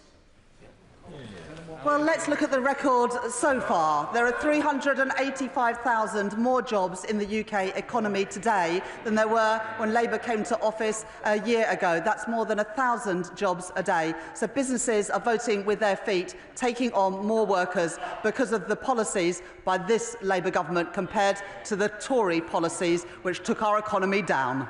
Callum Anderson. People living longer, they face more complex financial choices, and the new simplified advice regime announced by the government and the FCA yesterday is hugely welcome and will help more people make better informed investment decisions. Can the Minister provide more detail on the steps that the government will be taking to help firms deliver better advice at scale, especially to young people and the self-employed? I thank my honourable friend. We're really excited about targeted support because it means that firms will be able to make suggestions to consumers with similarities, and will make sure that they can invest, have the confidence to invest in the long term, and also give them better support, not advice, on their pensions as well. John Glenn. Further to that answer, could I ask the Minister to confirm that one of the regulatory barriers in that area is privacy and electronic communications regulations, which prevent firms from proactively reaching out to customers to offer that targeted support? As part of the review, will she ensure that that specific regulatory change is amended so that that effect can happen? I can assure him that we are looking at this, and we will make sure that firms can take the advantages of targeted support to ensure that their consumers are better off, and they're able to suggest that targeted support to them so they can make more of their money and indeed get a better pension as well. Sonny Kumar. Mr. Speaker, 58% of investors think that it's important that their stocks and shares ISAs is invested in UK companies. Currently, there's an estimated 100 billion held in people's cash ISAs who do not have stocks and shares ISAs. What steps is my right honourable friend taking to encourage further investment in UK stocks and shares and investing in UK companies? As we set out at the Spring Statement, we are looking at the balance between investments in cash and investments in stocks and shares in ISAs. We want to get that balance right. We understand the importance of a rainy day buffer for people in cash, but we also think we need to give people the confidence to invest, which is a win-win. It's a win for them, and it's a win for British companies who are listed on our stock exchange. Mr. Speaker, Jackie from Street suffers with Crohn's disease, fibromyalgia and mental health issues. She's worked for most of her life until ill health made it impossible. Under the reforms, she is going to lose her entitlement to PIP and ESA, plunging her into poverty. So can the Chancellor give Jackie the reassurance that she needs, that she won't be left in poverty? Yes, I can absolutely give my assurance to Jackie and other people who are currently claiming personal independence payments that they will see absolutely no change in their entitlement. That is what the Secretary of State for Work and Pensions announced to this chamber yesterday, that everybody who's currently on those benefits will see no change whatsoever. And then the TIMS review, which will be co-produced with disabled people and those who represent them, will build a new system for the future. John Slinger. Thank you, Mr. Speaker. Does the Minister agree that we are driving growth across every part of the country, with investments at the spending review including £15.6 billion for transport projects in city regions, and additional support that I saw myself in Warwickshire with the launch of their electric bus fleet, including buses built at Alexander Dennis in this country, and that this shows a government that's investing in the future prosperity of our country? It was great to be with my honourable friend in Warwickshire just a couple of weeks ago to welcome some of the investment through our industrial strategy and our spending review that will turbocharge the British economy, creating more good jobs, paying decent wages in all parts of the country, including in Warwickshire. Sarah Olney. Very much, Mr. Speaker. Last week, ahead of the launch of their ethnicity code, the Lending Standards Board announced that it would be closing following a withdrawal of support from major high street banks. And this was going to be a groundbreaking step towards tackling the barriers that ethnic minority business owners face in accessing finance. So can I ask the Chancellor what steps the government will take to ensure that the ethnicity code is implemented, supported and scaled so that its principles are embedded across the financial sector? Thank you. The situation, and can I reassure the Honourable Lady that the Government is committed to ensuring that firms continue to deliver good customer outcomes now and in the future with proportionate regulation and oversight. I'm happy to engage with her in more detail on the subject she mentioned. Question Melanie on. Thank you very much, Mr. Speaker. Can the Chancellor please provide an update on the invaluable Viking CCS project in the Humber? I thank my honourable friend for that question. And at the spending review, we were able to build on the investment we had already made in Merseyside and Teesside with track 1 of carbon capture and storage, and put investment into both the Acorn project in Scotland and also Viking in the Humber to support this government's ambitions for Britain to lead the way in carbon capture and storage, creating more good jobs in all parts of the country, including in Great Grimsby and Cleethorpes. That completes questions. Let front bench change over.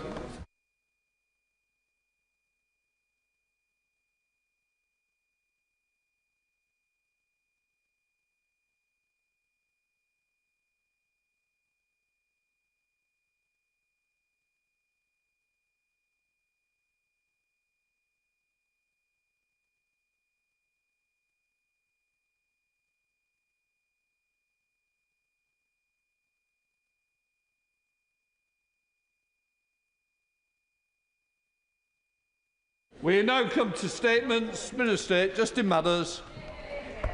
Thank you, Mr Speaker. With your permission, I wish to make a statement on the Government's manifesto commitment to review the system of entitlements to parental leave. This Government is dedicated to delivering more for working families. Our plan to make work pay is central to how we achieve this. The mission to grow the economy, raise living standards across the country and create opportunities for all. It will help people to stay in work, improve job security and boost living standards. This includes helping working parents and supporting them to balance their work and home lives. Parental leave and pay entitlements play a key role in this. We know that the arrival of a child, whether through birth or adoption, is a transformative time in a family's life. And we know that the current parental leave system does not support modern diverse working families as well as it could. For example, parents groups and campaigners have long argued that our paternity leave is too short and compares poorly with other countries. And whilst shared parental leave is available to families where fathers and partners want to take a longer period, evidence shows that take-up is very low. The Parental Rights Survey reported that 1% of all mothers and 4% of all fathers are using this entitlement. In addition, the survey also showed that 35% of fathers are not taking paternity leave due to financial reasons. We are committed to improving the current parental leave system and are already taking action. Improving this system will have the added benefit of increasing workforce participation by helping employers fill vacancies. It will also contribute to increased productivity, benefiting the economy. The Employment Rights Bill is one vehicle through which we are improving the parental leave system. This bill makes paternity leave and parental leave day one rights, meaning that employees will be eligible to give notice of their intent to take leave from their first day of employment. The bill also contains a number of other measures which will improve the support working families receive. It will put in place legislation that makes it unlawful to dismiss pregnant women, mothers on maternity leave and mothers who come back to work for a 6-month period after they return, except in specific circumstances. It will also make flexible working the default, except where not reasonably feasible. And it requires that all large employers produce action plans which will contribute to closing the gender pay gap. So I'm pleased to announce today that this Government is going further and is taking another step forward in delivering improvements for working families. I'm pleased to launch the parental leave review today, fulfilling our commitment in the plan to make work pay to review the parental leave system to ensure that it best supports working families. The review will form part of delivering the plan for change, linking two of the Government's missions to kickstart economic growth and break down barriers to opportunity. The work of this review will support this Government's commitments to raising living standards and giving children the best start in life. It also links to work being undertaken to alleviate child poverty. This review presents a much-needed opportunity to consider our approach to the system of parental leave and pay, giving due consideration to balancing costs and benefits to both businesses and the Exchequer. And I welcome the opportunity to provide the House today with more detail on this review. This review will be co-led by the Department of Business and Trade and the Department of Work and Pensions, the two departments who have the main responsibility for the current parental leave framework. There will, however, be close working across government to deliver this review to reflect the wide influence the parental leave system has on the policies in other departments. The current system has grown up gradually over time. For example, the first maternity arrangements were set out in the Factory and Workshop Act of 1891, which introduced the idea that women who work in factories cannot work for 4 weeks after giving birth. Subsequent entitlements have been added to support specific groups as needs have emerged. This has created a framework that does not always work cohesively as a whole. This piecemeal approach to parental leave and pay means that the system has never had an overarching set of objectives for what it should deliver. This review presents an opportunity to reset our approach and understanding of parental leave and pay and what we want the system to achieve. We will use the review to establish what Britain needs from a parental leave and pay system, supporting our modern economy and delivering improvements for working families. We have set 4 objectives as our starting point. We intend to test these objectives as we progress the review to make sure that we are truly reflecting the needs of the nation. Our first objective is to support the physical and mental health of women during pregnancy and after giving birth to a child. Our second objective is to support economic growth by enabling more parents to stay in work and advance in their careers after starting a family. This will particularly focus on improving both women's labour market outcomes and tackling the gender pay gap. Our third objective is to ensure that there are sufficient resources and time away from work to support new and expectant parents' well-being. This will also include facilitating the best start in life for babies and young children, supporting health and development outcomes. Our fourth objective is to support parents to make balanced childcare choices that work for their family situation, including enabling co-parenting and providing flexibility to reflect the realities of modern work and childcare needs. There are three cross-cutting considerations which will also be factored into our review. The first is to build a fair parental leave system between parents within a family, different types of parents, and parents with different employment statuses. The second consideration is to balance costs and benefits to businesses and the Exchequer, as well as examining how the system can support economic opportunities for businesses and families. As part of this, the review will consider opportunities to make the process surrounding parental leave simpler for both businesses and parents. The final cross-cutting consideration focuses on improving our society, for example, in supporting the child poverty strategy and on shifting social and gender norms, including around paternal child care. All current and upcoming parental leave and pay entitlements will be in the scope of the review. This will enable us to consider how the parental leave and pay system should operate as a complete system to improve the support available for working families. This broad scope means the review will consider the individual existing entitlements and how best to ensure improvements can be delivered for working families, as well as related wider issues and themes. For example, the review will consider whether support available meets the needs of other working families who do not qualify for existing statutory leave and pay entitlements, such as kinship carers and self-employed parents. It will also consider how the pay system works more broadly. This will be an evidence-based review that reflects and considers the perspectives and experiences of those who engage with the parental leave and pay system.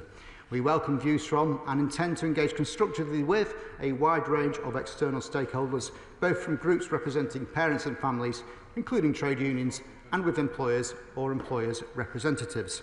There will be opportunities for stakeholders to contribute views and expertise throughout the review, including through a call for evidence, which also launches today. This call for evidence seeks initial evidence specifically in relation to the objectives, which will set the foundation for what we want our system to deliver.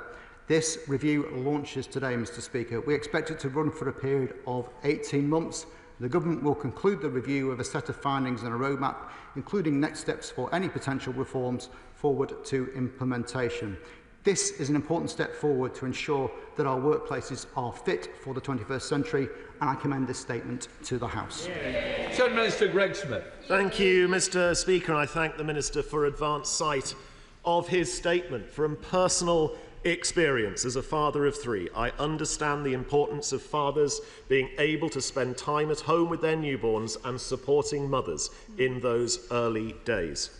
Having experienced paternity leave both as a Member of Parliament in 2020 and 2021, as well as very differently in 2016 while self-employed, I am proud that the UK does already offer some of the most generous maternity and paternity rights, but of course, there is always room for improvement.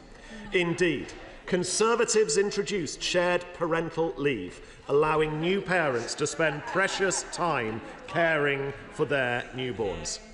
It is therefore with interest that we digest the contents of this ministerial statement today. However, I do have deep reservations about both its substance and its timing. I understand the government pledged that this review would be done and dusted within a year, another broken promise. But it's curious that they've chosen today, of all days, to launch it. I'm in no doubt that today's statement has been rushed into the minister's hands to deflect from what I suspect will be a difficult day of parliamentary business for the government. That much is clear, since the Secretary of State was entirely incapable of confirming how much statutory paternity pay currently is on LBC this morning. I welcome the fact the Secretary of State apologised to Nick Ferrari in admitting he really should know, and perhaps the Minister can set the record straight for his boss today.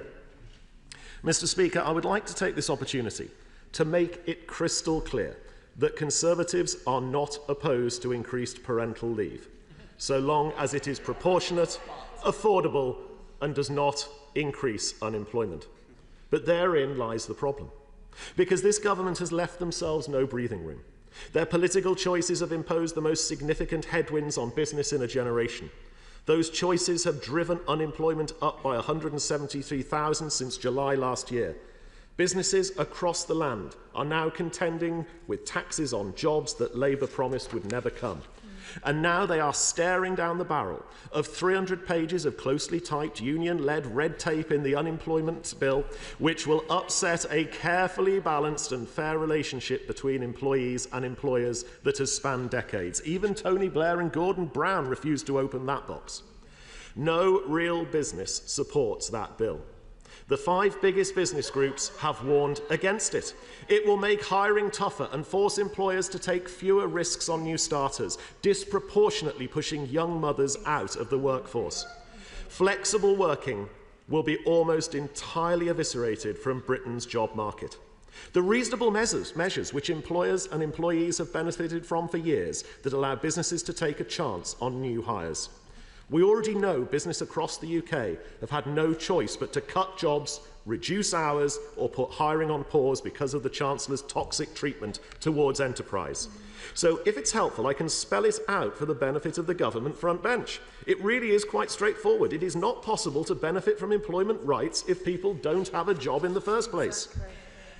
And with that in mind, it deeply concerns me that the Minister's statement made only a passing mention to the impact on business.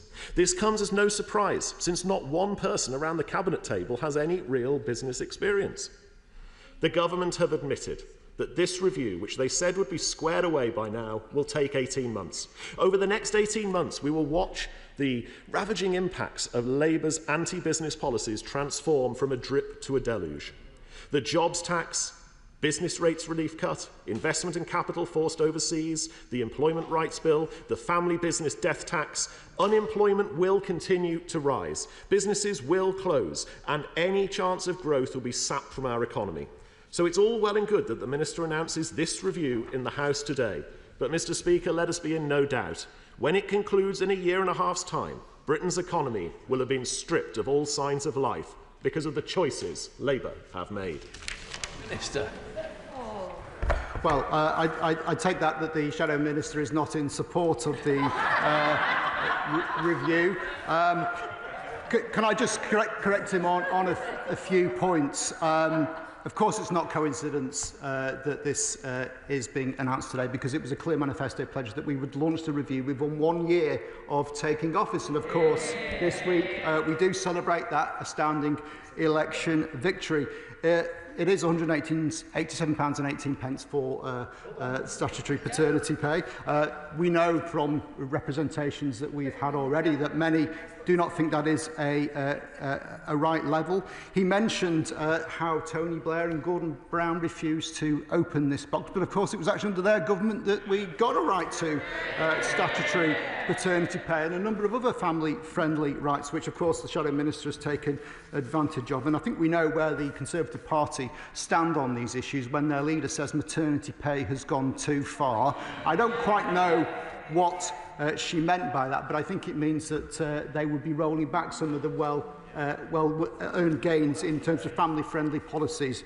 And, of course, the Shadow Minister, as I would expect, doesn't miss an opportunity to mention the Employment Rights Bill. Could I suggest he has a word with his Secretary of State, who clearly hasn't read it? I refer to his recent open letter to businesses, where he mentioned a number of issues in relation to the bill. First of all, he complained that we're creating the Fair Work Agency, conveniently forgetting that both in the 2017 and 2019 Conservative Party manifestos there was a similar pledge to create a single enforcement body.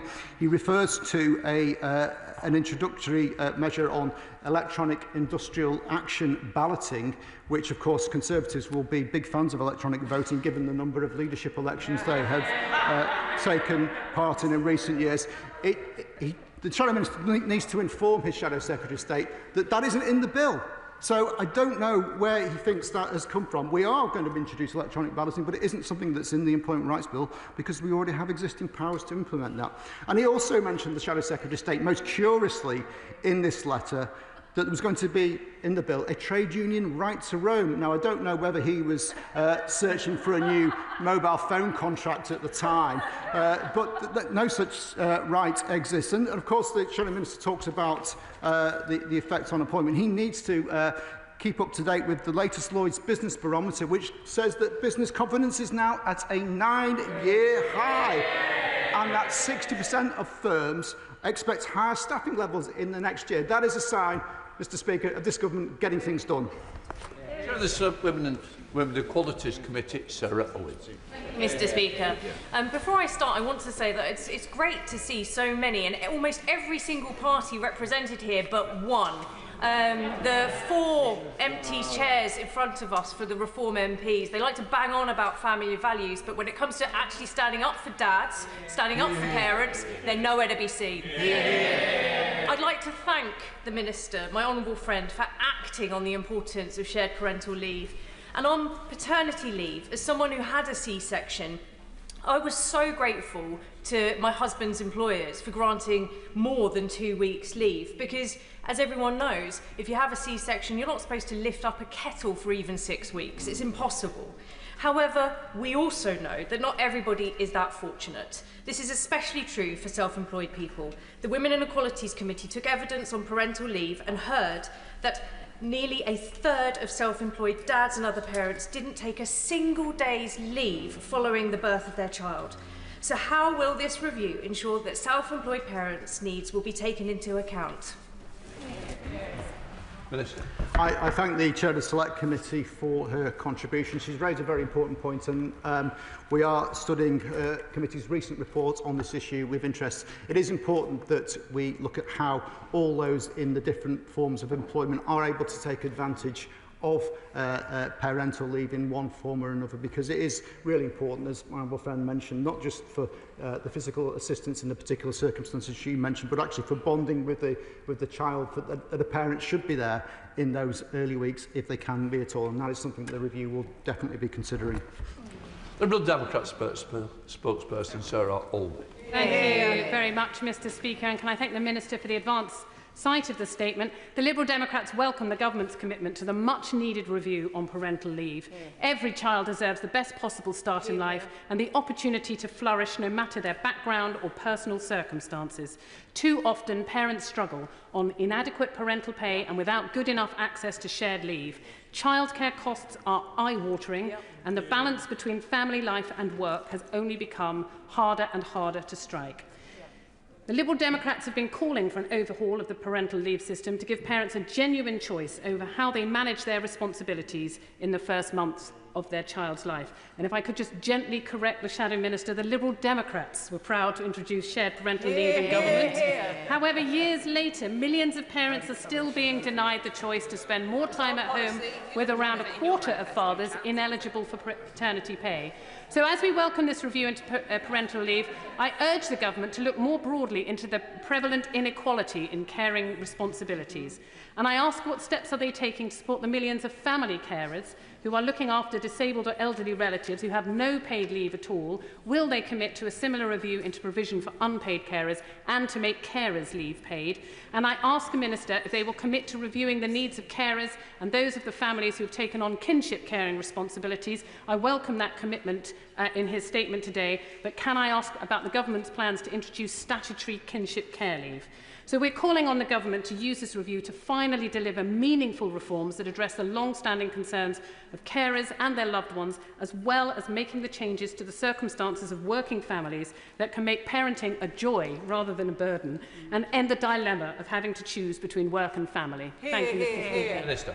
Thank you, Mr. Speaker. Can I welcome the support from the Liberal Democrats on this issue? And she was right to point out that of course, it was in the coalition government that shared parental leave. I think that's the first time in a long time we've actually heard anyone admit that they were part of the coalition government. You know, there we go. She raised some very important points. I think that a number of these issues will be covered by the Carers Leave review which is also taking place. Kinship caring is going to be part of this particular review. Obviously, I know that the Liberal Democrats have a long-standing policy on Carers Leave and pay. Clearly, that's something that review will also be taking cognizance of. Antonia. Mr. Speaker, And I welcome the announcement made by the Minister today. I think of the HGV driver that I met recently who said to me that he wasn't able to take the time off to be with his partner and their newborn baby. And I would like to hear the Minister assure me and all of my constituents that these new rights will work for working class people as well as people on higher incomes in professional jobs. And would the Minister agree with me that with today's announcement, with our free school meals announcement, with our childcare announcements and with our announcements on housing, it is now clear that the Labour Party are the party of the family? Minister. Well, I thank my honourable friend for her question. I think one of the real achievements of the last Labour government is to recognise giving children the best start in life is absolutely fundamental to rebuilding our society, and that is something that is at the heart of what we've proposed today. Now, I think she does raise an important point that actually these entitlements do have an element of income inequality to them. That is something that we're going to be bearing in mind. One of the messages we've had very clearly is that many fathers in particular would like to take more paternity leave but just simply can't afford to, and that's something that we will be looking at as part of the review. Thank you, Mr. Speaker. Having a child is a personal choice, and it's a blessing that I've enjoyed 5 times. Becoming old, becoming sick and becoming disabled are not personal choices, and yet we've had cuts to winter fuel allowance, and we're about to discuss a bill controversially in this House that would remove a large element of the support we currently give sick and disabled people. What does that say about the government's priorities? Well, the honourable member will know that the winter fuel allowance has been restored for many people in this country, and there's actually been a very clear commitment, the Chancellor just gave it, that actually any existing claimants of PIP will not be affected by the announcement. One of the things that we are looking at in the round as well is how we ensure that people are able to be supported to stay in work as part of the Charlie Mayfield review, and that is something I think is actually something I would have hoped the Conservatives would support as well. Mark Seward. Thank you so much, Mr. Speaker. Can I warmly welcome the Minister's statement today? As a recent dad with 2 very recent experiences, I know just how valuable paternity leave is for fathers, and good companies do as well. I note that Tesco and other good employers have already increased the paternity leave offer for their employees because they know a good workforce is a happy workforce. So can I encourage the Minister to actively pursue those companies that have already increased their paternity leave offers to get their data and insights fed into the review with a view to permanently increase paternity leave? Minister. Well, can I congratulate my honourable friend on his recent parenthood, and also pay tribute to the honourable member for York Outer, who I understand is on paternity leave as we speak. Now, he has mentioned a very important point about businesses, good businesses understanding the importance of treating their staff well. I would like to draw the House's attention to a quote from the Chief People Officer for Aviva, who operate a very progressive parental leave policy. He said, "The chance to spend more time with the new arrival during the important first few months has proved to be hugely beneficial for thousands of our Aviva parents. From supporting their partners to the positive impact it has on mental well-being and engagement with family life, equal parental leave has been literally life-changing for our people." Those are the sort of things that we would want to encourage businesses to look at. I'm sure some will be doing equally well on that, and we're happy to hear any evidence on these matters. Hi, Martin. Thank you, Mr. Speaker. As someone who's about to welcome their second child into the world, thank you very much. I'm delighted to be discussing parental leave, and I welcome this review. I note that the Minister said that one of the objectives of this, to paraphrase, is to reset the relationship between men and women and to make that more equal. Might I suggest gently that this is necessary but not sufficient, and really to get to the heart of that matter, we need to look at early years funding. When you have a gap, when it's £6.12 provided by the government, £6.12p, and providers in my constituency, like the Little Learning Tree, say that it's £7.50 for delivery, I think we have a problem there that's going to mean that the parental leave review is not going to get to the heart of that matter. Would the Minister consider including the Department of Education in this review so that we can actually get to the heart of equality between men and women? Well, the honourable member raises an important point. Clearly, this government has done great work already in expanding the availability of affordable childcare, but there is always more to do. Now, this won't be something that is specifically part of the review, but I can confirm that we will be working with other departments to see how their input can help in terms of the outcomes that we want to achieve with this review. Thank you, Mr. Speaker. I know the fathers that met with me in Haslingden will really welcome this review and the announcement today from the Minister.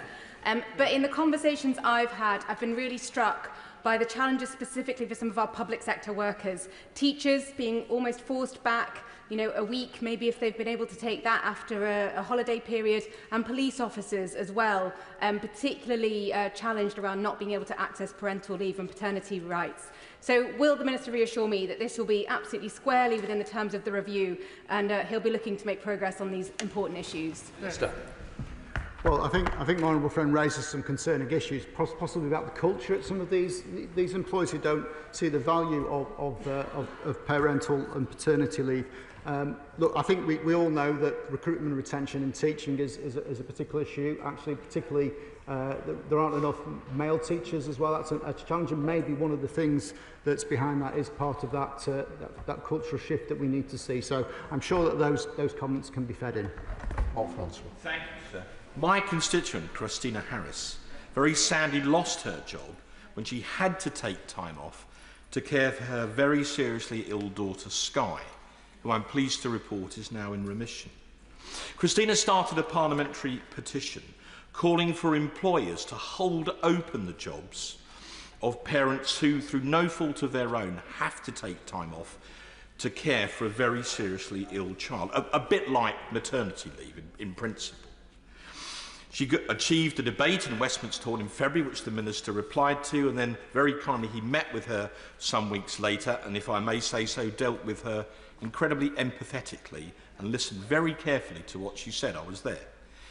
As he said the review will have a broad scope, his words, can he offer my constituent Christina Harris any hope with regards to her idea, and any hope for the approximately 4,000 parents each year who find themselves, through no fault of their own, in similar circumstances?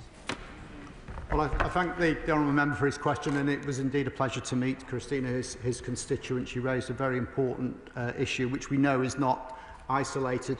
There is, as he will know, a carers leave review which is being undertaken, which I think is probably the more appropriate forum for this issue, but I know that it is something that he will continue to passionately campaign on, and I look forward to further engagement on that matter. Ellis. Thank you, Mr. Speaker. Can I first pay tribute to the Prime Minister and the Business Secretary, along with many others, for leading from the front on the importance of their own role as fathers. I truly believe that paternity leave is the single most important thing that this government can do to improve the lives of families and women too. And I really hope that we can get to providing 6 weeks paternity leave paid by the government at 90% of pay. Employer support, though, is going to be critical to making this a success. So does the Minister agree with me that this review is an opportunity to engage and provide clarity to businesses on how to work with paternity leave and parental leave? Minister. I thank my honourable friend for her question. One of the things that's become clear, not particularly in relation to paternity leave, but in relation to shared parental leave, is actually employers often find it difficult to navigate the system, never mind the parents. But that is something that we will be considering and looking at as part of the review. Kirsty Black. Only 3% of women surveyed by Maternity Action had no financial worries during the course of their pregnancy. Given how awful the statistic is, will the Minister commit to listening to those with lived experience and actually co-producing the outcomes of this review with those people who've been through these situations?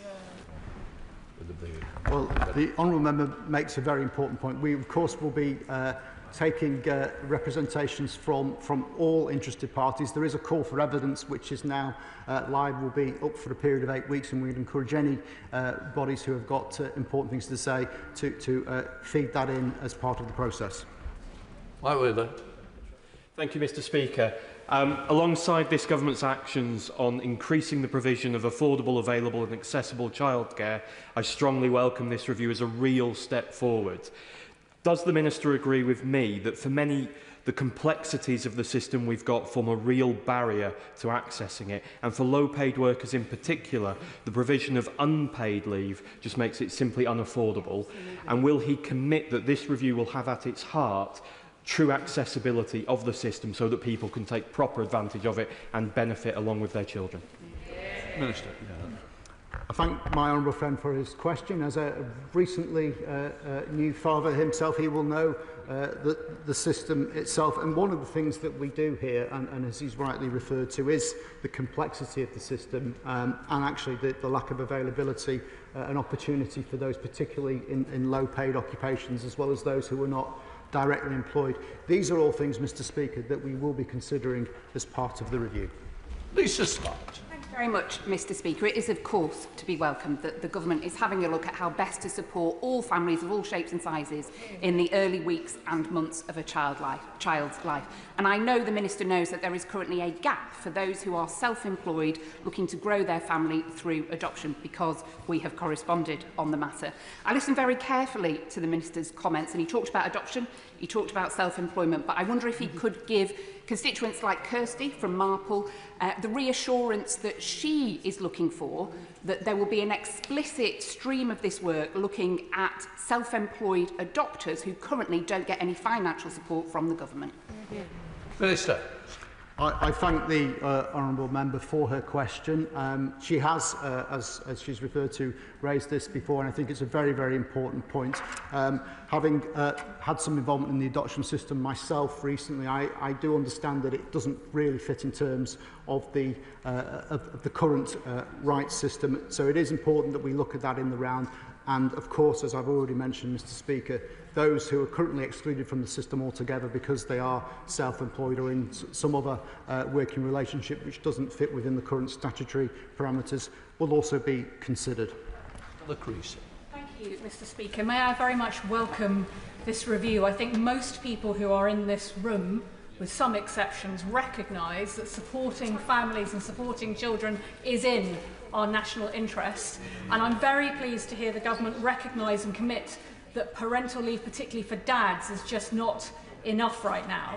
I am concerned about the timescale for where we'll be able to make progress on this issue and the implications for mothers who may actually face more discrimination when they have protected rights if dads don't. So as a holding measure, given there is general consensus that we do need to do more to support fathers, will the Minister accept the amendment that's been put forward in the Lords by Baroness Penn to introduce the recommendations of the Select Committee of, by the end of this Parliament, introducing a right to 6 weeks parental leave for the second parent paid at 90% of salary, and that we can make a difference for every parent within this lifetime? Minister. I thank my honourable friend for her question. Now, of course, if I was to accept specific recommendations at this point, it would be rather preempting the review, but I have to say I do hear the arguments that have been made, and obviously the other place will decide how they want to proceed with various amendments to the Employment Rights Bill. I just hope they hurry up with it. Mr Speaker, may I add my voice to welcoming this review as chair of the APPG, and this review is a step in the right direction in correcting a decade of Tory failure on this issue. The Tories thought that giving dads 2 weeks of paternity leave and allowing them to break it up into 1-week chunks was progress. I note that fathers were not in the 4 objectives announced by the Minister, so does he accept that you can't achieve those 4 objectives without better paternity leave and pay? For example, you can't achieve good physical and mental health of women in afterbirth without addressing the rights of fathers and birthing partners. And does he accept, and if he accepts this, will he agree to meet with the APPG of fatherhood throughout this review? Minister. Well, I thank the honourable member for his question. Of course, I'm happy to meet with the APPG as part of this review. He said there was no explicit reference to fathers in the 4 objectives, but I would suggest actually our general references to parents do include fathers. So, for example, the second objective is to support economic growth by enabling more parents to stay in work, and the fourth objective is to support parents to make balanced childcare choices that work for their family situation, including enabling co-parenting. I believe that does clearly address the point that the honourable member has raised. Daniel Francis. Speaker, as the father of twins, I saw the impact that there's an increased complexity of children being born early or with disability, and the mental health aspects of leaving your loved one at home with multiples when you go back to work. So in that wider review, could we be looking at those mental health aspects for mothers, particularly in the case of multiple births? Minister. The honourable member raises an interesting point. I have to say it's not one that I've considered in terms of whether there needs to be an additional approach for multiple births, but I'm happy to see any evidence that he submits on behalf of that particular group as part of the review. Colin Lockhart. Thank you, Mr. Speaker. Everyone will know that I want to see life-affirming laws restored to the United Kingdom. Therefore, underpinning the birth of a child with adequate parental leave is of utmost importance, given the very important needs before and after birth. Will the Minister confirm that this will look at the issue of premature births and ensuring that mum and dads who are blessed to have a preemie baby are not disadvantaged? And will the Minister ensure that learning here is related to Northern Ireland, to the devolved Assembly, so that they too can make progress in this regard? Minister. I thank the honourable member for her question. Of course, we will want to work with all devolved nations on these important matters. I think it's fair to say we would hope that any changes or improvements that are made are spread throughout the nation. Alice MacDonald. Thank you very much, Mr. Speaker, and I welcome the review. We should also recognise that the journey to becoming a parent is not a straightforward one, with the equivalent of one child in every UK classroom born through IVF. As he knows, and we've discussed, there are glaring gaps in employment law with no statutory rights to fertility treatment. So could the review also look at this and recognise that sometimes you also need leave to become a parent? Minister. I recognise the honourable member's comments and the long-standing campaign that she has raised on this issue. Of course, IVF is very much more commonplace than it was when these laws were originally introduced. And the process of securing pregnancy in those situations is a very, very different issue. It's not something, I'm afraid, that is part of the review, because we are looking at what happens at the point of birth. But of course, I'm happy to continue to engage with her on the wider points. Jess Brownfield. Thank you, Mr. Speaker. A key barrier for many women returning to the workplace after starting a family is the challenge of balancing work with feeding their child. There is a lack of facilities in many workplaces with no provision for expressing or the storing of breast milk. So will the review consider improving provisions for breastfeeding parents and the need for individuals to be given breaks to do so? I'm all right. Minister. Well, that's a very interesting point that is probably slightly outside the scope of the review, because that's probably more about how people are dealt with in the workplace. This is really about making sure that we've got the structures in place to ensure that people can balance their parenting needs with the ability to carry on in work and actually make the most of those opportunities. I'm happy to correspond with her on this matter, though, because I think that is a very interesting point that's been raised. Josh Dewberry. Thank you, Mr. Speaker. As a supporter of the Dad Shift campaign, I wholeheartedly welcome this statement. One of my constituents told me that after the birth of both his children, his wife had complications. The first time round, he was only able to take 2 weeks off, and then had to return to his 40-mile commute, leaving his wife to recover whilst caring for a newborn. Second time round, his employer had been bought out by a Belgian firm, so he was able to take far longer off to fully support his wife. Would the Minister agree with me that boosting paternity leave entitlement would go a long way to closing the gender pay gap? Minister. I thank the honourable friend for his question.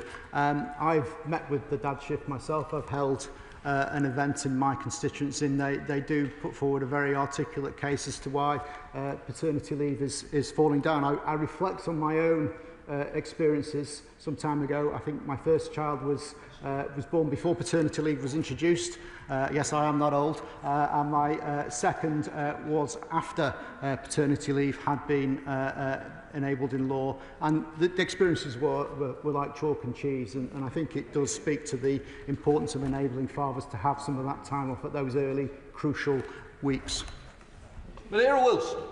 Very much, Mr. Speaker. Can I welcome this review, and in particular I'd like to welcome the fact that it is going to look at leave for kinship carers. The Minister will know that I and my Liberal Democrat colleagues have long been campaigning for statutory paid leave for kinship carers, given the sacrifice they make and given how many fall out of the workforce when they take on those responsibilities. So could I press him that maybe within this 18-month timeline for the whole review, that on kinship care leave, that might be an area that he looks to fast forward, because the economic case, both short-term and long-term, is so strong that, frankly, he ought to be able to move on that particular aspect quicker than some of the other ones that he's got to consider.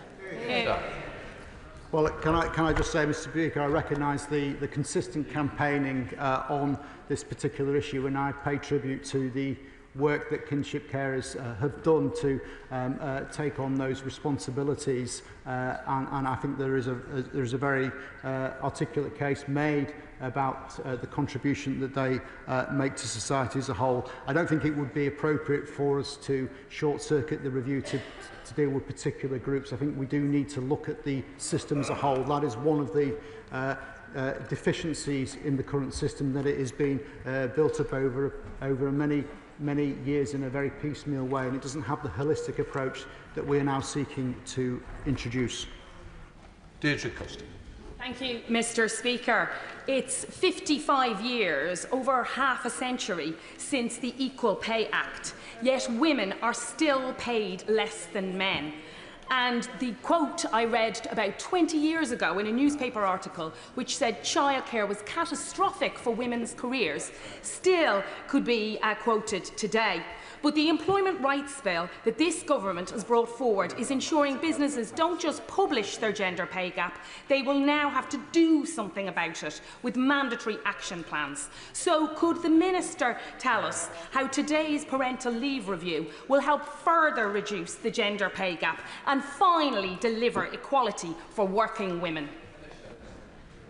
Thank you, Mr. Speaker. Can I thank my honourable friend for her question and for her consistent campaigning on this issue. She is right to point out that the Employment Rights Bill has important advances in this area, but this review also will be, I hope, a positive impact on the gender pay gap. In particular, the second objective of the review is to make sure that we enable parents to stay in work and advance their careers after starting a family. And this will particularly focus on both the women's labour market and its outcomes, and tackling, of course, the gender pay gap. Speaker, can I thank the Minister very much for the statement today. It's positive, and thank him for that. I wish to ask a question, if I can, Minister. The fact that parents cannot share the leave between them leaves a sense of one primary caregiver, which is not an accurate picture for most households anymore in today's age that we live in. Indeed, over 50% of households in Northern Ireland are dual income, meaning that childcare needs are shared. So would the Minister and Government in the pilot scheme consider ensuring that mothers and fathers can use the leave between them as needed, as opposed to the leave being used by one parent solely? And will the Minister commit to this being part of the review? Thank you so much. Minister. Well, as always, it's a pleasure to hear from the honourable gentleman. He raises an important point about how the current shared parental leave system isn't working, and I think that we've seen from the figures that the number of people taking advantage of that is in the low single figures in terms of percentages. That is something that we're very aware of and something that we will be looking at very closely as part of the review. Speaker, can I warmly welcome this, and I know that families and dads in St Helens North will welcome it as well. I'm also sure that Jay White, who runs the Dad Matters organisation in St Helens, supporting new dads and doing a great job, will warmly welcome this as well. With dads from across the country and across the chambers, we've already heard, I've been supporting the Dad Shift campaign, saying that 2 weeks isn't enough, because I know from personal experience that it isn't, and from speaking to new dads across St Helens, I know that it isn't. Can the Minister please confirm, for the benefit of dads in St Helens North and elsewhere, that the current state of paternity leave, including consultation with employers, will be a key focus for this review? Minister. Well, can I thank my honourable friend for his question. He's absolutely right to identify the current paternity leave measures as being something of concern to fathers and indeed all parents across the country. That is something that will certainly be a large focus of the review. Conor Rand. Thank you, Mr. Speaker.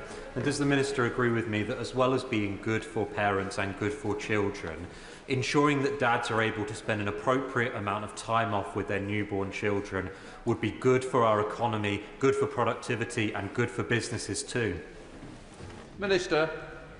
Yes, I absolutely agree with my honourable friend's proposition. Indeed, we have consistently said through the passage of the Employment Rights Bill that actually treating your workforce well, giving them proper support, ensuring security at work is the way for prosperity in this country.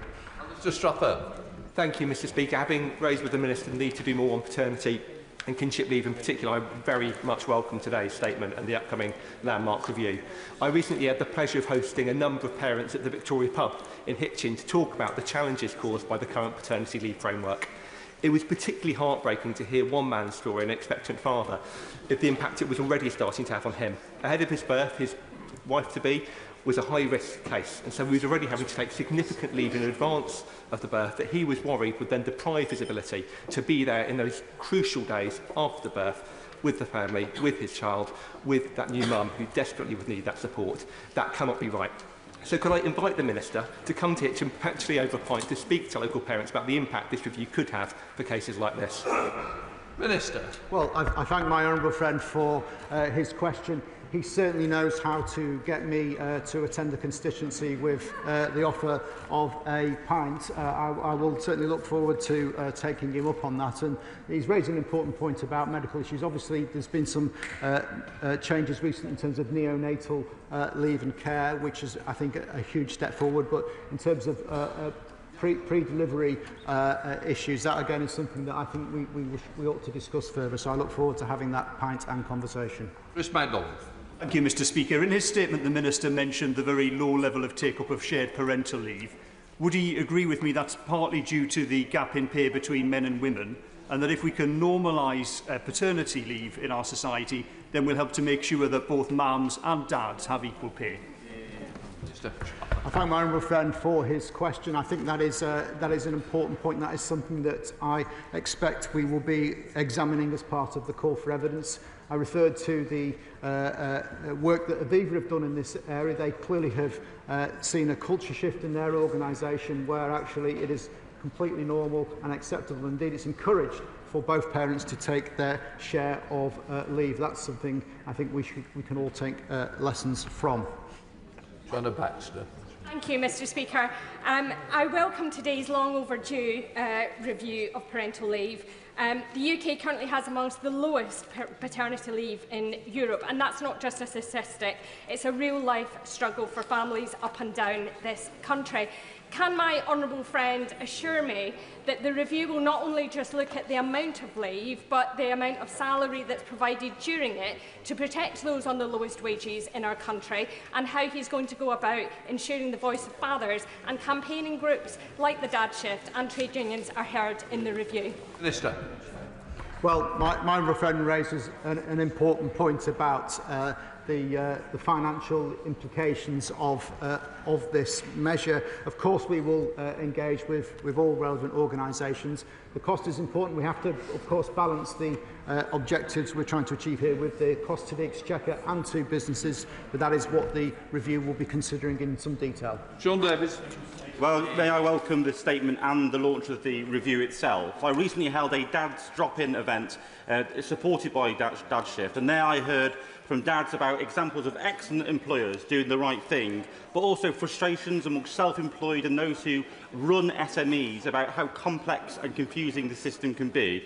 Can the Minister confirm that the voice of business of all sizes and dads will be the heart of this review? But also, can he give a message to his government colleagues that often government departments and organisations lag behind the best of employers in this country? Minister. Well, can I thank my honourable friend for his question? Really, you know, this government should be leading the way in these areas, and if there are specific examples where we can do better, I'd be interested to discuss that with colleagues in other departments. He's right to reference the complexity of these issues. One of the things that we've heard is that businesses, particularly small businesses, sometimes struggle to navigate all the paperwork, and that's something that the review will also be considering. That completes the statement. Presentation of Bill Tim Farron. Not here. We will now go to the 10-minute rule bill. Sean Barry.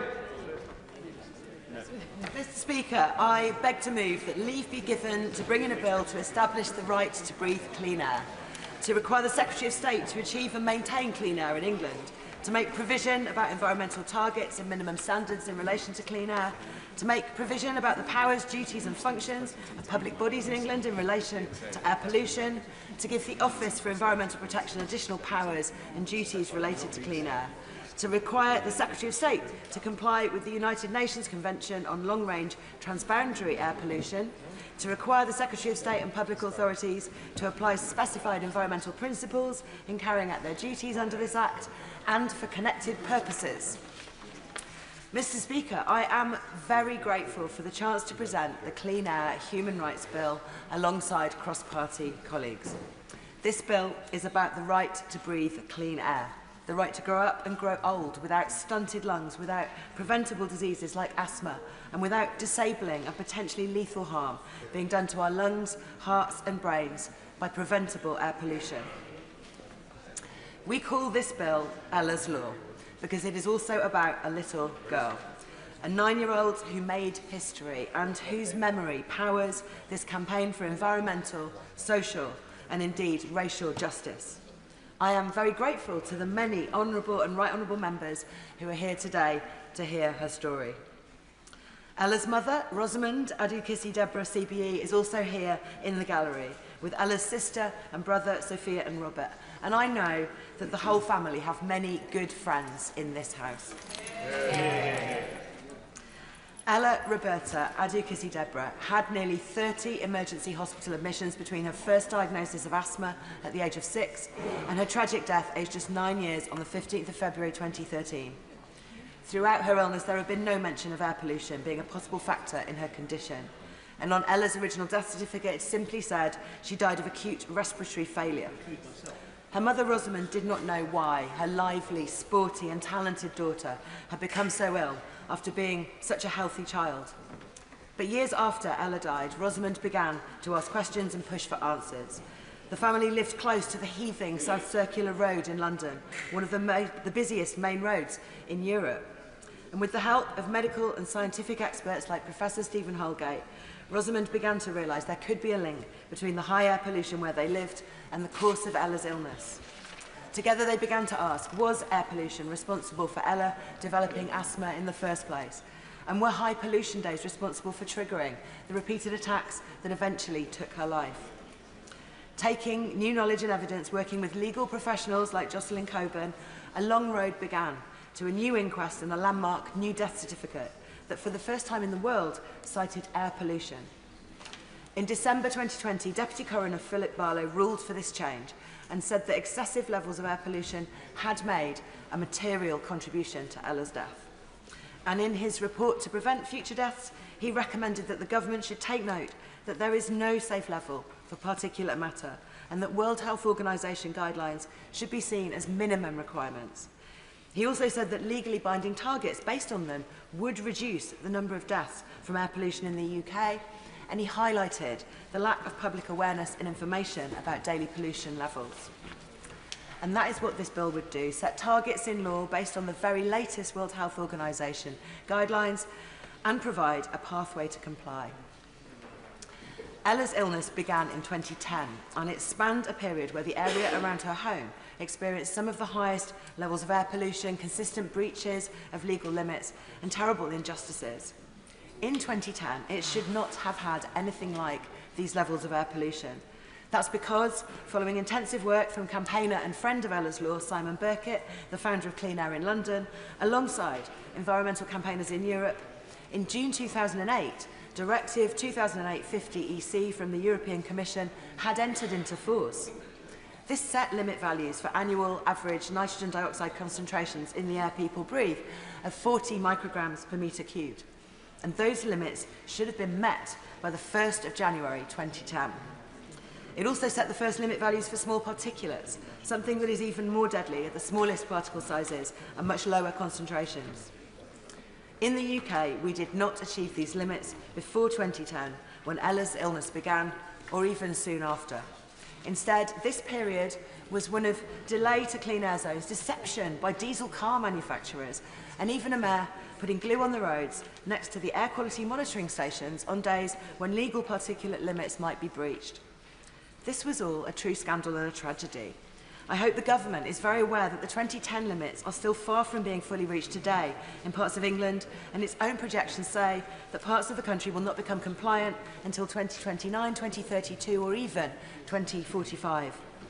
And these legal limits were based on the 2005 air quality guidelines from the World Health Organization. In 2021, the WHO halved its guideline for the smallest particulates and slashed its guideline for nitrogen dioxide from 40 micrograms per metre cubed to 10.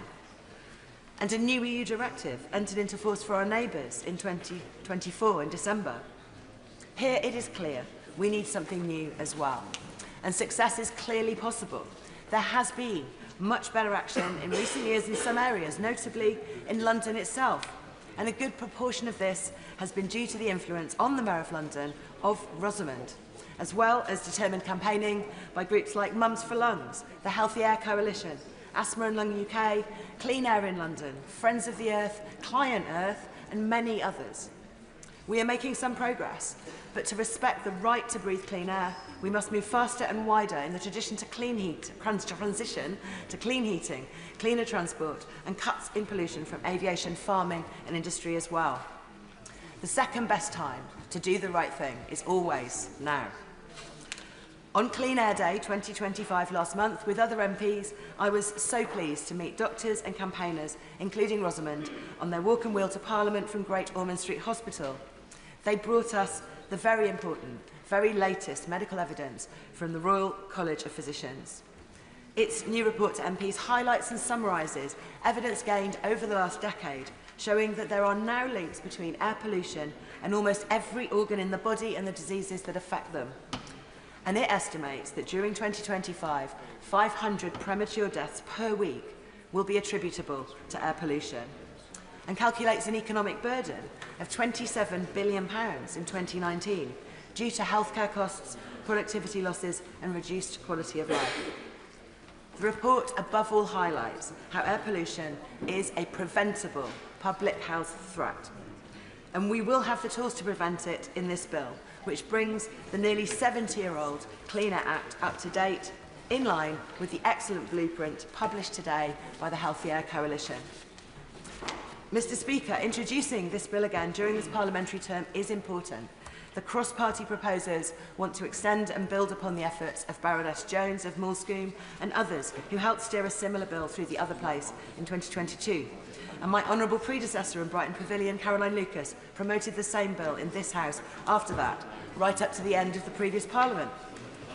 The ultimate hope of us all is that this government will adopt and back Ella's Law in her memory, adopt its provisions, take up the important actions it will mandate, and recognise in law the human right to breathe clean air as soon as possible. For the other children who still die unnecessarily due to air pollution, for the families who still lose loved ones to dementia, cancer, heart disease, and other things caused and made worse by dirty air, I ask the House for leave to present this bill in that hope. That the honourable member have leave to bring in the bill. The question is that the honourable member have leave to bring in the bill. As many of that opinion say aye. Aye. The contrary, no. I think the ayes have it. The ayes have it. Who will prepare to bring in the bill? Ms Stella Creasy, Bell Rubira Addy, Vera Hobhouse, Shoka Adam, Seamus Logan, Claire Hanna, Afzal Khan, Ellie Chowns, Ruth Jones, Uma Kumaran, Dr Russ Savage and myself, Mr Speaker.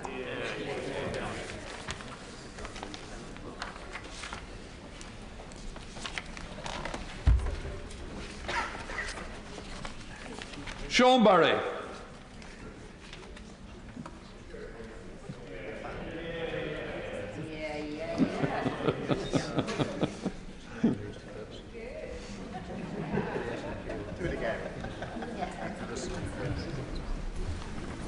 Cleaner Human Rights Bill. Second reading what day? Friday the 7th of November. Friday the 7th of November.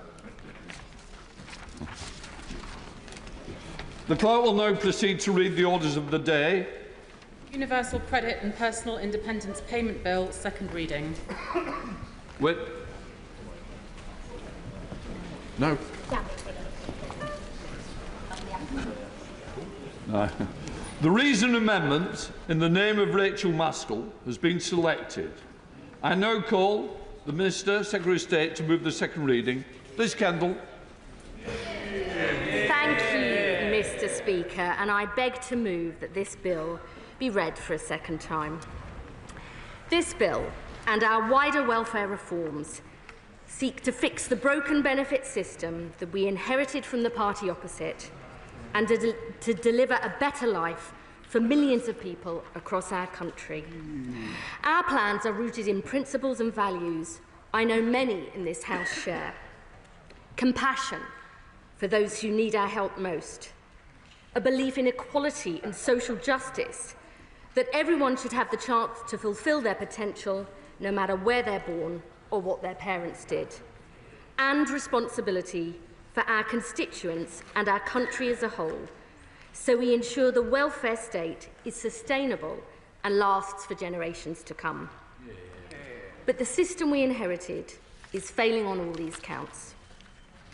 Members opposite left us with a system that incentivises people to define themselves as incapable of work just to be able to afford to live.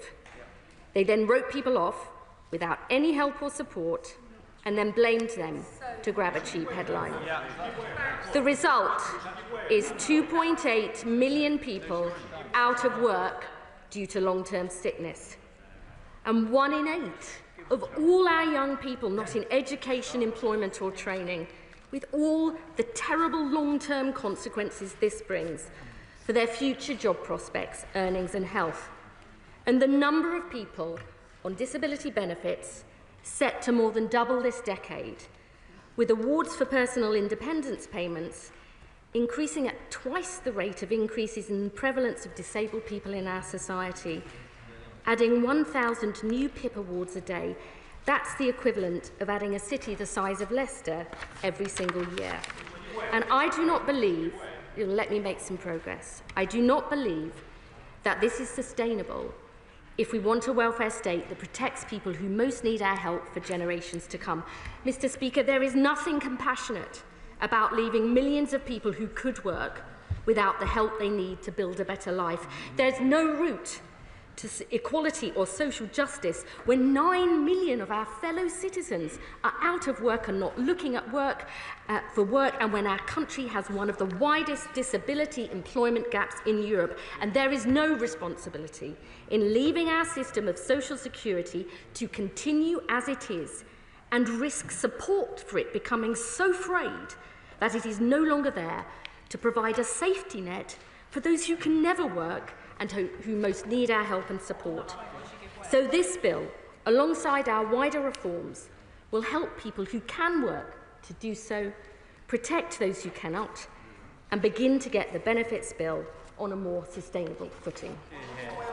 Labour's historic mission is to get more people into good jobs, because we know the value of good work, not only as the best route out of poverty and to raising living standards, because good work brings a sense of purpose, pride and dignity, and because there is such clear evidence that good work is good for physical and mental health too. I'll of course give way to the Honourable Gentleman. I thank the Secretary of State for giving way, and she is absolutely right that any government that takes office should aim to reduce poverty in this country.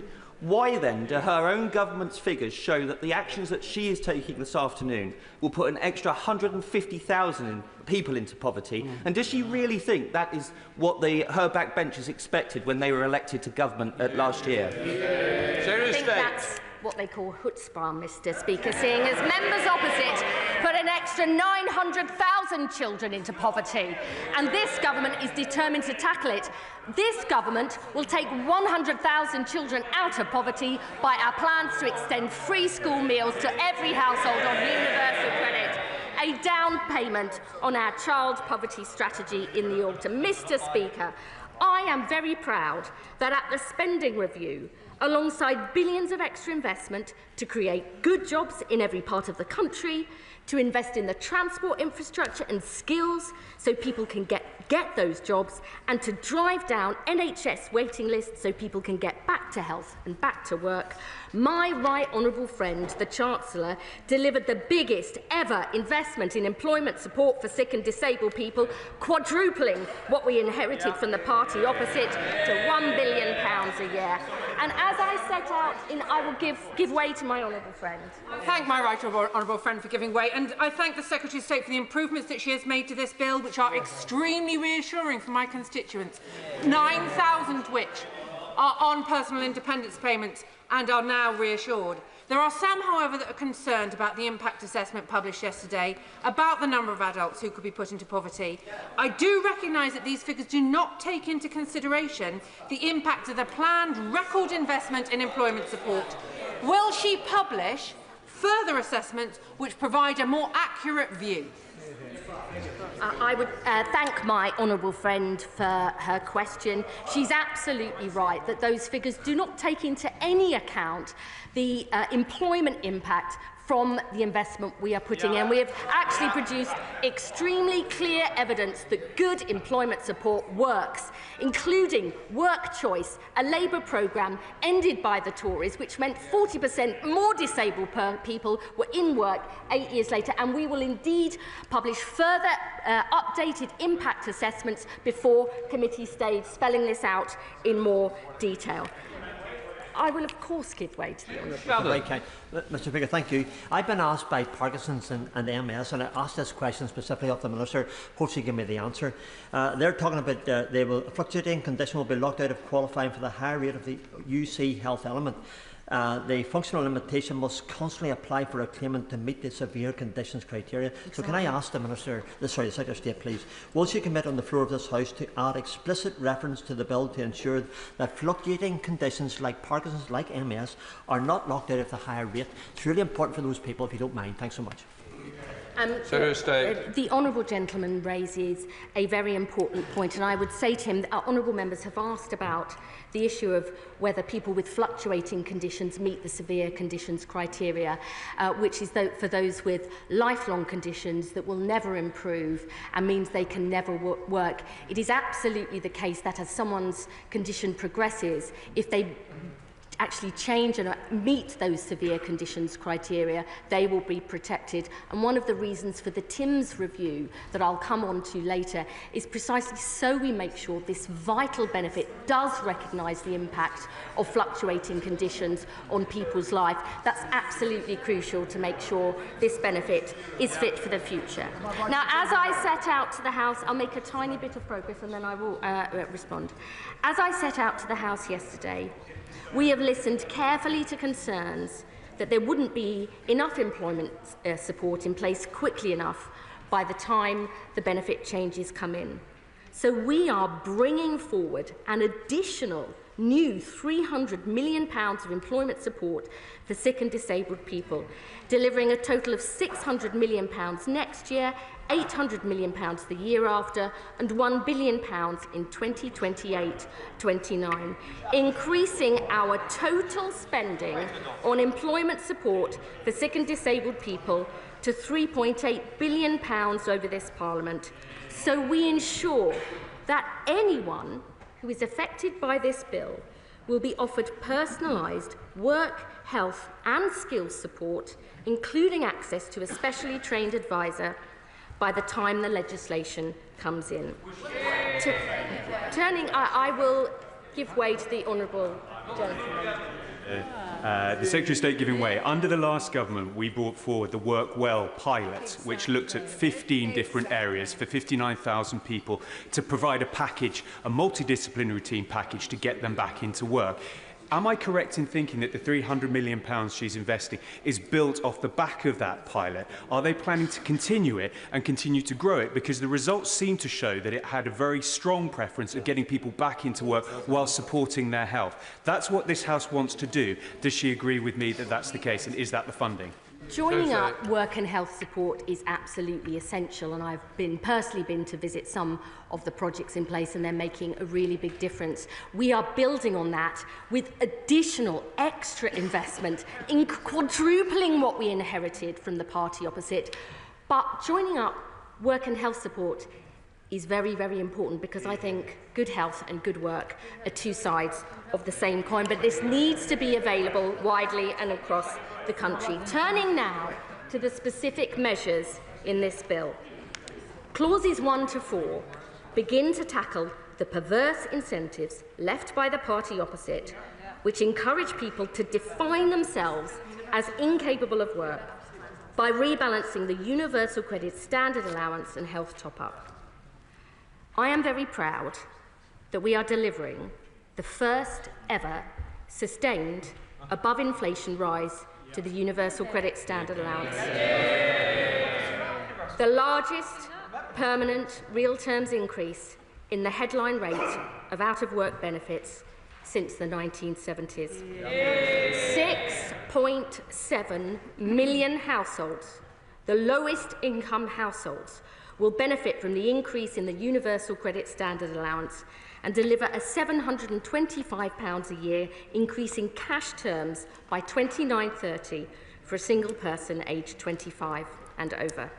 Now, having listened seriously to concerns about our original proposals on the UC health top-up for existing claimants and future claimants with severe conditions and those at the end of their lives, we will ensure that for these groups, the combined value of their universal credit standard allowance and the health top-up will rise at least in line with inflation, protecting their income from these vital benefits in real terms every year for the rest of the Parliament. Alongside these changes, Schedule 1 of the bill will ensure that people with severe lifelong health conditions will never be reassessed, removing all the unnecessary and unacceptable stress and anxiety this brings, and so they have the dignity and security they deserve. And yesterday, we published draft regulations on our new right to try, guaranteeing that in and of itself, work will never lead to a benefit reassessment, giving people the confidence to try work, something many people have called for years. Mr. Speaker, turning now to Clause 5 of the bill on personal independence payments. Yesterday, I told the House that we have listened to the concerns raised by many honourable members, disabled people and their organisations about the impact of the new requirement for existing claimants to score a minimum of 4 points on at least one daily living activity to be eligible for the daily living component. Even though 9 out of 10 people claiming PIP at the point these changes come in would be unaffected by the end of the Parliament, I know this has caused deep and widespread anxiety and stress. So we have changed our original proposals. So the new 4-point eligibility requirement will only apply to new claims from November 2026. This means no existing claimants will lose PIP because of the changes brought forward in this bill, and anyone who currently receives any passported benefits, such as care allowance, will also be unaffected by this change. I will, of course, be grateful. Right honourable friend for giving way, and the changes to PIP, as far as they go, are very welcome, as is the review to be conducted by our right honourable friend, the Work and Pensions Minister. And that will be in co-production with disability groups, as I understand it. Can I just ask, however, why do we have a review when it's committed to make changes in November 2026, when that review may not have been completed? Wouldn't it be far more logical to have the review, to produce it, to bring it this House for agreement, and then to make the changes after that?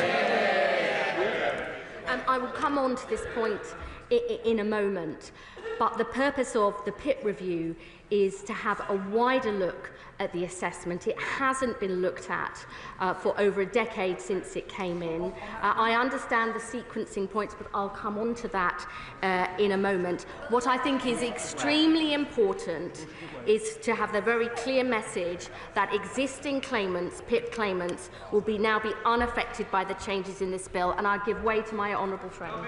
I'm very grateful to her for giving way and for the fact that she's listened this week.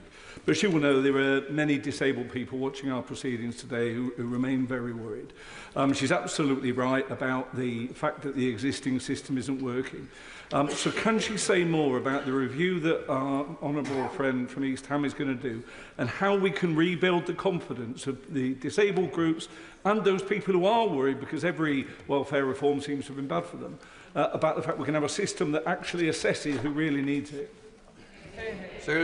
My honourable friend makes an extremely important point, and I'll come on to say a little bit more about this in a moment, but this review will be co-produced with disabled people, their organisations, clinicians, other experts and MPs, because we need to make sure that we get this right. I have been a long-standing champion of co-production, including when I was the Shadow Minister for Social Care, because I think you get those best decisions when you work closely with people. Let me just say a bit more about this, because there are issues that many honourable friends raised, including yesterday. We believe protecting existing claimants while ensuring new PIP awards are focused on those with higher needs in future strikes the right and fair balance going forward. And I want to address some of the questions raised yesterday by honourable members on this side of the House about the sequencing of the PIP changes and the wider review of the PIP assessment being led by my right honourable friend, the Minister for Social Security and Disability. I will make progress on this point. No existing PIP claimant will be affected by the changes in this bill. They will also be reassessed under the existing rules whenever they have an award review. From November 2026, new claimants will be assessed under the 4-point criteria. The purpose of the TIMS review is to look at the PIP assessment as a whole, to ensure it is fair and fit for the future. And so it takes account of the huge changes in society, the world of work, and the nature of health conditions and disability since the benefit was first introduced more than a decade ago. I give way to my honourable friend. I thank my honourable friend for giving way, and I welcome the improvements made to this bill so far. However, I still think we do need more details about the co-productive element of the TIMS review. So can my right honourable friend confirm to me, can my right honourable friend refer to me that the review will guarantee that disabled people and their organisations are the key voice in developing this policy? And will it change and revolutionise the view in Whitehall so that future policies around disabled people that impact them will always have their voices central to the discussion? I can absolutely reassure my honourable friend on this point. Many honourable members have asked for precise details about how this will work. That is something I think it is extremely important for us, and we're beginning that process, to discuss with disabled people, their organisations and other experts, because it isn't for me, it is not for me. If you just let me finish my sentence, and then I will of course give way to the honourable lady. It's really important that we don't come up with a process. I think it would be completely wrong if we come up with a process in Whitehall and impose it on other people. You've got to do that properly. I'll give way to the honourable lady. Thank you, Mr. Speaker. Has the government taken legal advice as to whether it is lawful to treat people with the same conditions, disabilities and circumstances differently within the benefit system? It is morally unacceptable, but does the Minister believe it is lawful? I would gently just remind the honourable lady that her own party had different rules and different rates for people on existing compared to new benefits in future. That's something they did. Once again, members opposite seem to be railing at the very problems that they caused. Now, I understand why many members would like to see the results from the Timms review implemented before the 4-point change takes effect. But reviewing the assessment as a whole, let me just say it is a major undertaking that will take time to get right, especially if we co-produce it properly. It will be for those involved in the review to determine the precise table, but we are absolutely committed to moving quickly and completing the review by next autumn. And I want to assure the House any changes following the Timms review will be implemented as soon as is practically possible via primary or secondary legislation. And once we have implemented changes from the review, any existing PIP claimant can ask for a reassessment.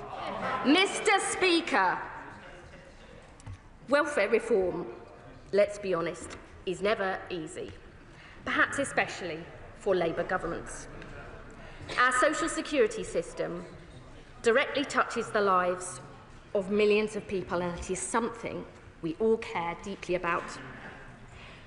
We have listened to the concerns that have been raised to help us get these changes right. The bill protects people already claiming PIP. It protects, in real terms, the incomes of people already receiving the UC Health top-up from that benefit and their standard allowance. And it protects those with severe, lifelong conditions who will never work, and those near the end of their life, as we promised we would. But I have to tell the House, unlike the previous administration, this government must not and will not duck the big challenges facing this country. Because the people we are in politics to serve deserve so much better than this. We are taking action to put the social security system on a sustainable footing so it is there for generations to come. We're helping millions of low-income households across the country by increasing the standard rate of universal credit, and because we know there is no route to social justice based on increased benefit spending alone, we are providing record investment in employment support for sick and disabled people so they have the same rights and chances to work as anybody else.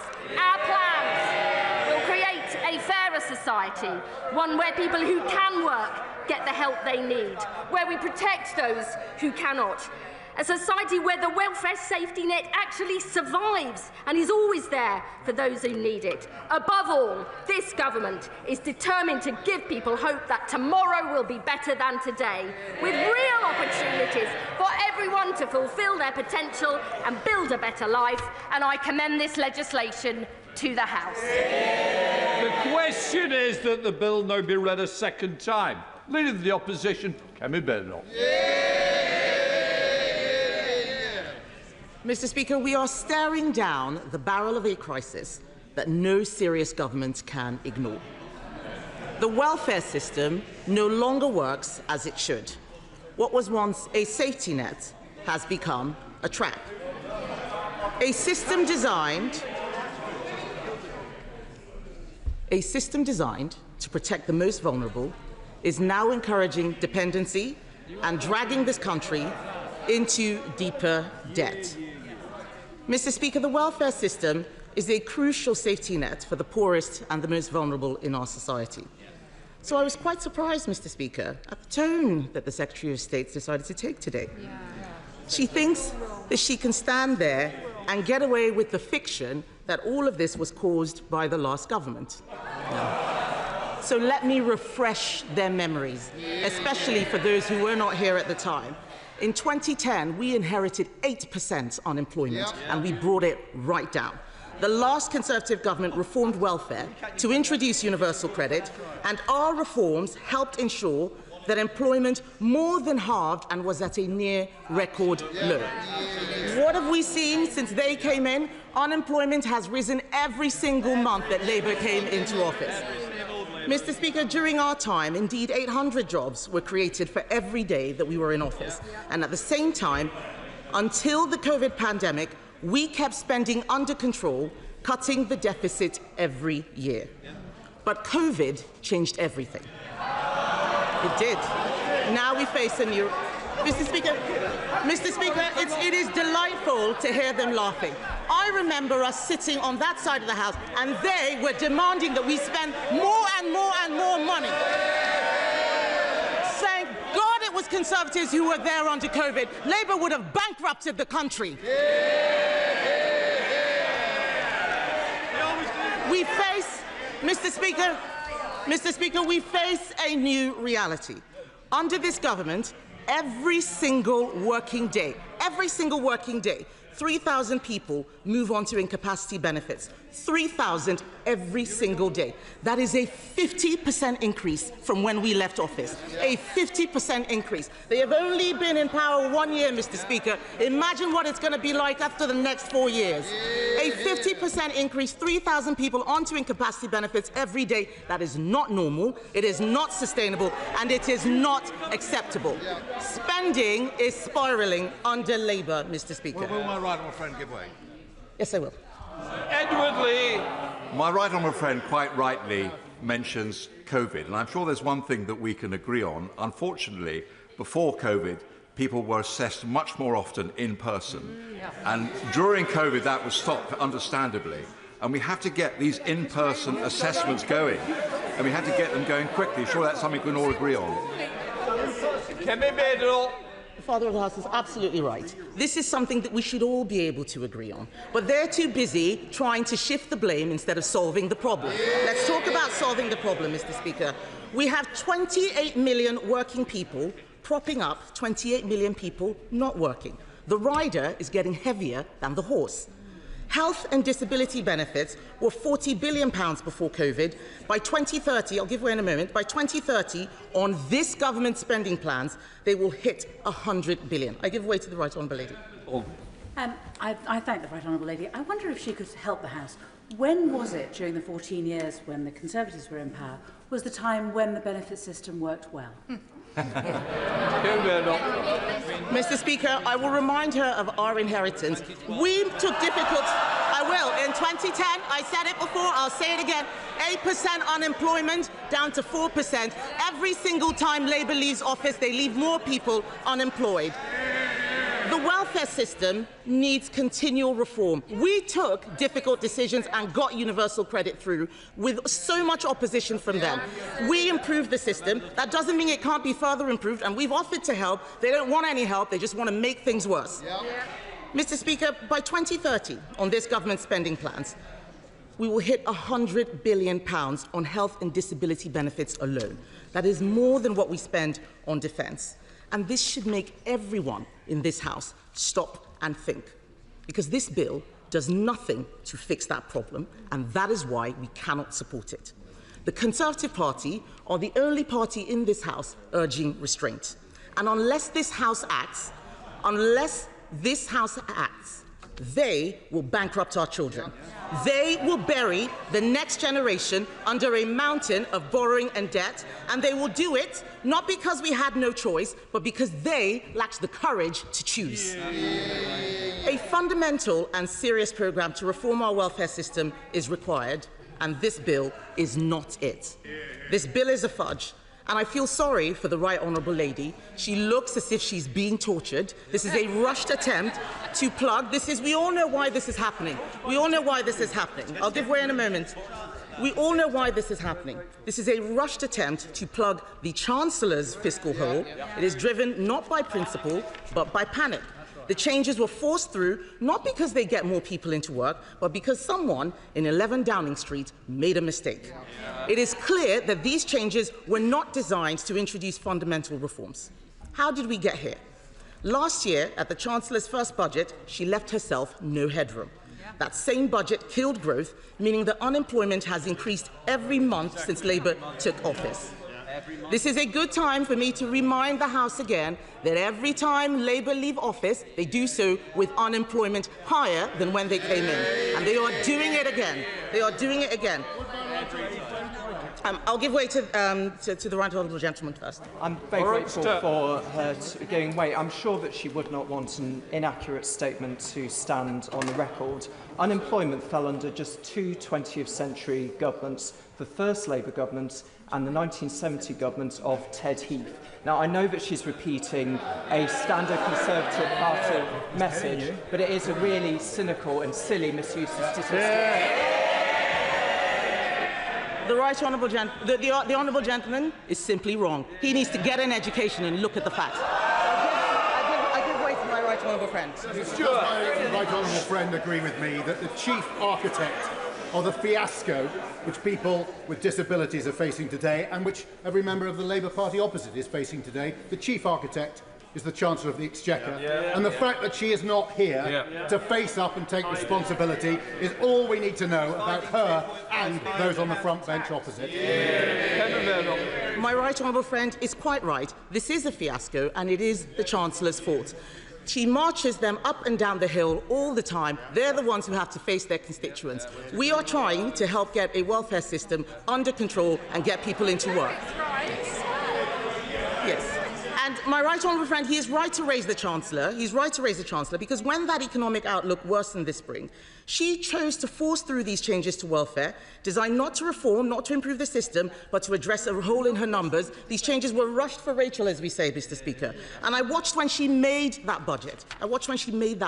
It was quite clear she had no idea of the consequences of her decision. But the country should not have to pay for the mess she has made, and neither should disabled people. Even with these changes in this bill, welfare spending would still be billions higher at the end of the Parliament. Slowing down how much you increase spending is not a cut. And despite... I'll give way on that point. I thank her for giving way. I don't know about the rest of the House, but I'm slightly baffled here. The Leader of the Opposition has made a virtue of her blank slate and her blank sheet of paper. But is she in favour of more or less? Is she in favour of the actions of her government or not? Because this complete lack of taking responsibility is exactly what got us into this mess in the first place. Mr. Speaker, I'm not surprised he's baffled because he's clearly not listening to what I'm saying. We have been very, very clear. We had 3 conditions. We've been very, very clear that we want to see the welfare budget come down. But I'll make some progress. Even with these changes in this bill, Mr. Speaker, welfare spending is still going to be higher by billions at the end of this Parliament. This is not a cut. Slowing down an increase is not a cut. We need to get this under control. But despite the obvious, I will make some progress. Despite the obvious flaws in this bill, Mr. Speaker, we offered to support benefit changes in the national interest. The honourable gentleman asked a question. I will answer it very clearly here for those who have not been paying attention. We agreed to support the government if they could make 3 simple commitments, not unachievable or unreasonable commitments. That first, they had to cut the overall welfare bill because we are spending far too much already. Second, if they would get more people into work. And third, if they would stand by the Chancellor's own commitment, her own commitment, that with taxes at a record level, because of her choices, she wouldn't be coming back for more tax rises. What did we get from the government? A sneery response indicating that they could manage on their own. How's that going? And what happened instead was that the number of MPs opposed to this bill grew ever larger until the inevitable U-turn finally came.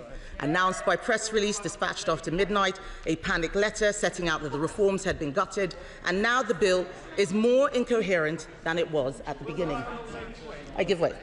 I thank the Right Honourable Lady for giving way. Just to reflect on the record of the previous government, as of 2024, approximately 24% of the UK population, nearly 16 million people, were living in poverty. Between 2019 to 20 and 22-23, an additional 2.1 million people were living in poverty.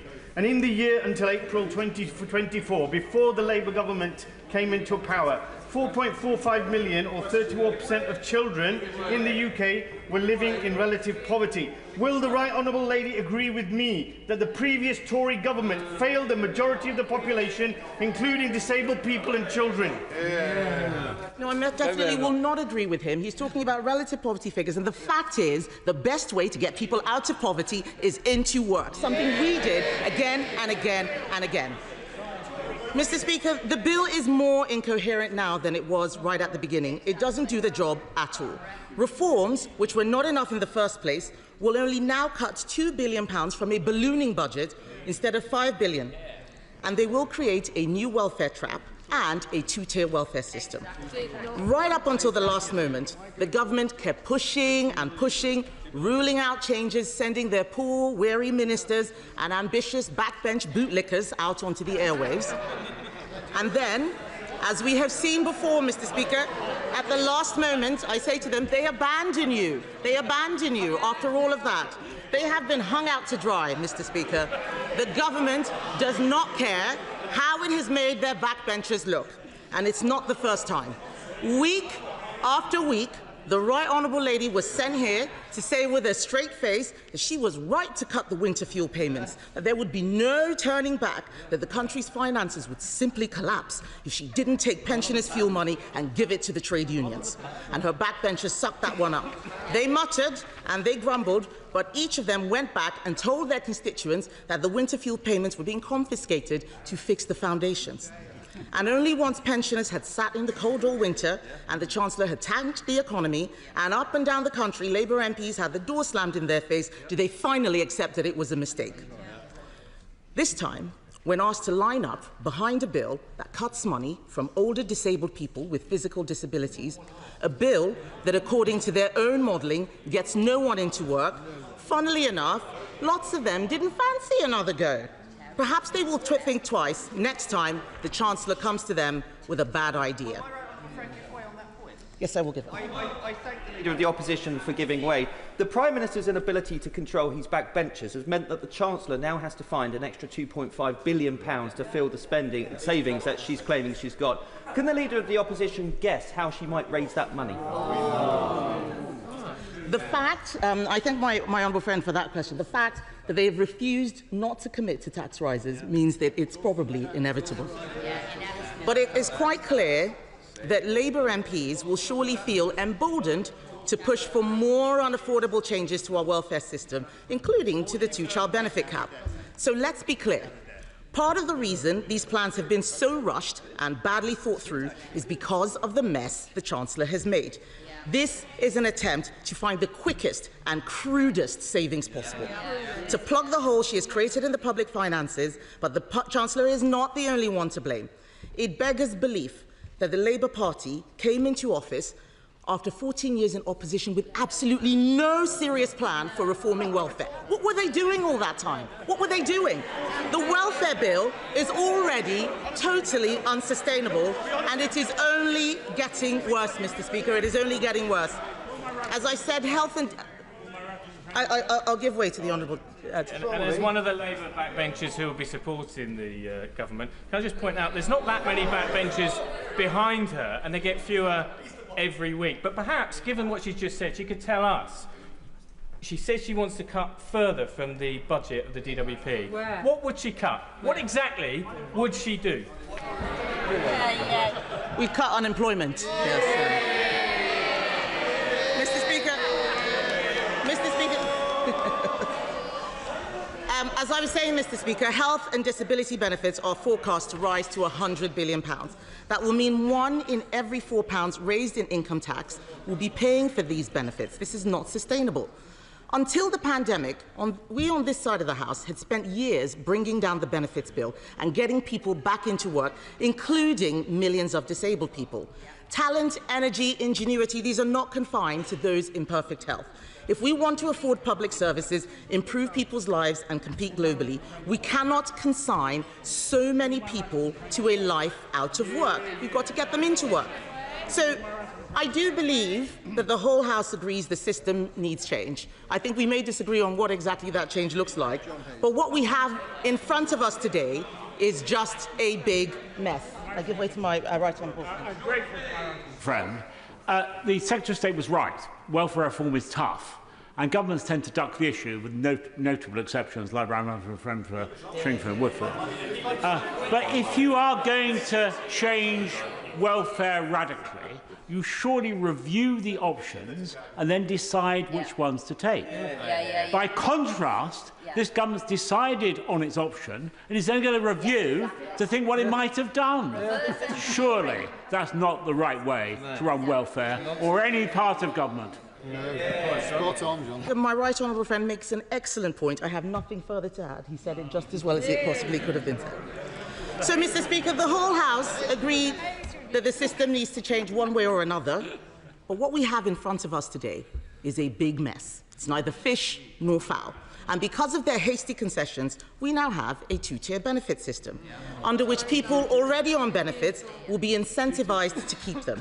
And there are other issues. Why, for instance, should someone diagnosed with Parkinson's after November 2026 receive a lower payment than someone diagnosed a month prior? We need to fix a whole load of problems. For instance, we need to filter out people who are gaming the system. We need to redesign the system so that genuinely disabled people do not find it so Kafkaesque. And we need a fundamental rethink about who we can afford to support and why. 1 in 4 people in this country, Mr. Speaker, now self-report as disabled.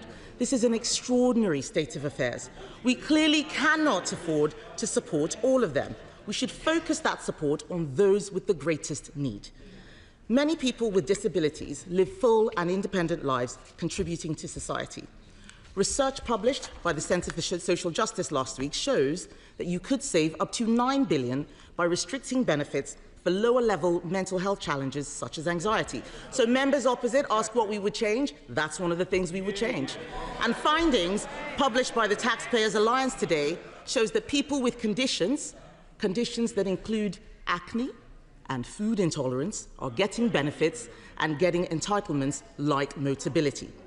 We already know that the impact assessments for this bill show that it will get no one into work. Those are not my impact assessments, those are their impact assessments, so the government should think again, and we will support them to do so. We support replacing remote or online assessments for claimants with face-to-face assessments. That simple change alone could dramatically reduce the number of new claimants. And before the last election, we outlined reforms that the new government rejected out of hand. Will the Secretary of State return to them? Because these changes we are discussing today are rushed and confused. And rather than the fundamental reforms which we so badly need, we have been presented with a botched package of changes, watered down and carved apart in the face of backbench pressure. There is no way we can back this. So instead of allowing her backbenchers to dictate her policy, the Secretary of State should go back to the drawing board, cut the overall bill, get people into work and eliminate the need for new tax rises. That's a programme that we will support in the national interest. Rachel Maskell. Thank you, Mr. Speaker, and I want to put on record my thanks to you for selecting the reasoned amendment in my name and that of others, but most importantly, of 138 deaf and disabled people's organisations who backed that, who co-produced it and worked alongside. It's about time we all recognise the ableism within our systems, which has made them feel so far away from policy making. And I am glad that my honourable friend will be looking at changing that, and I trust once and for all. But on these big decisions, it's so important that they are involved too. My constituent sat in front of me with his gorgeous little girl, thankfully with headphones on and playing a kiddie's game. He said he wouldn't get through this. He just about manages now. Some days he gets up, others not. As his mental health is failing, he can't work. Everything else has been taken from him, and now this little bit of funding to help them get by, to give him just 1 ounce of dignity, was more than he could bear. Then the words came. It would be better that I wasn't here. That was also his expectation. He tried before. He'll be safe now, but the one who follows not. Another felt dehumanised as they would lose their independence to shower and dress. And others could not balance the books as Scope's disability price tag is at £1,095 every month of extra cost. Changes that would switch independence to dependence on social care, food banks, pleading for emergency funds or seeking charity. And those who came to see me with fluctuating conditions just do not know where their future lies. These Dickensian cuts belong to a different era and a different party. They are far from what this Labour Party is for, a party to protect the poor, as is my purpose, for I am my brother's keeper. These are my constituents, my neighbours, my community, my responsibility, and I cannot cross by on the other side. For one, let alone for the 150,000 who will be pushed further into poverty. And as so many of us fear, and as the evidence shows, since 600 people took their lives under the Tories' brutal reforms, the tragedy of this ideology could be worse. So I will fight for the purpose of politics, for their livelihoods and their lives. It is a matter of conscience, deep conscience for me, to ensure that these precious people are treated for once with dignity, so they matter for being and not just doing.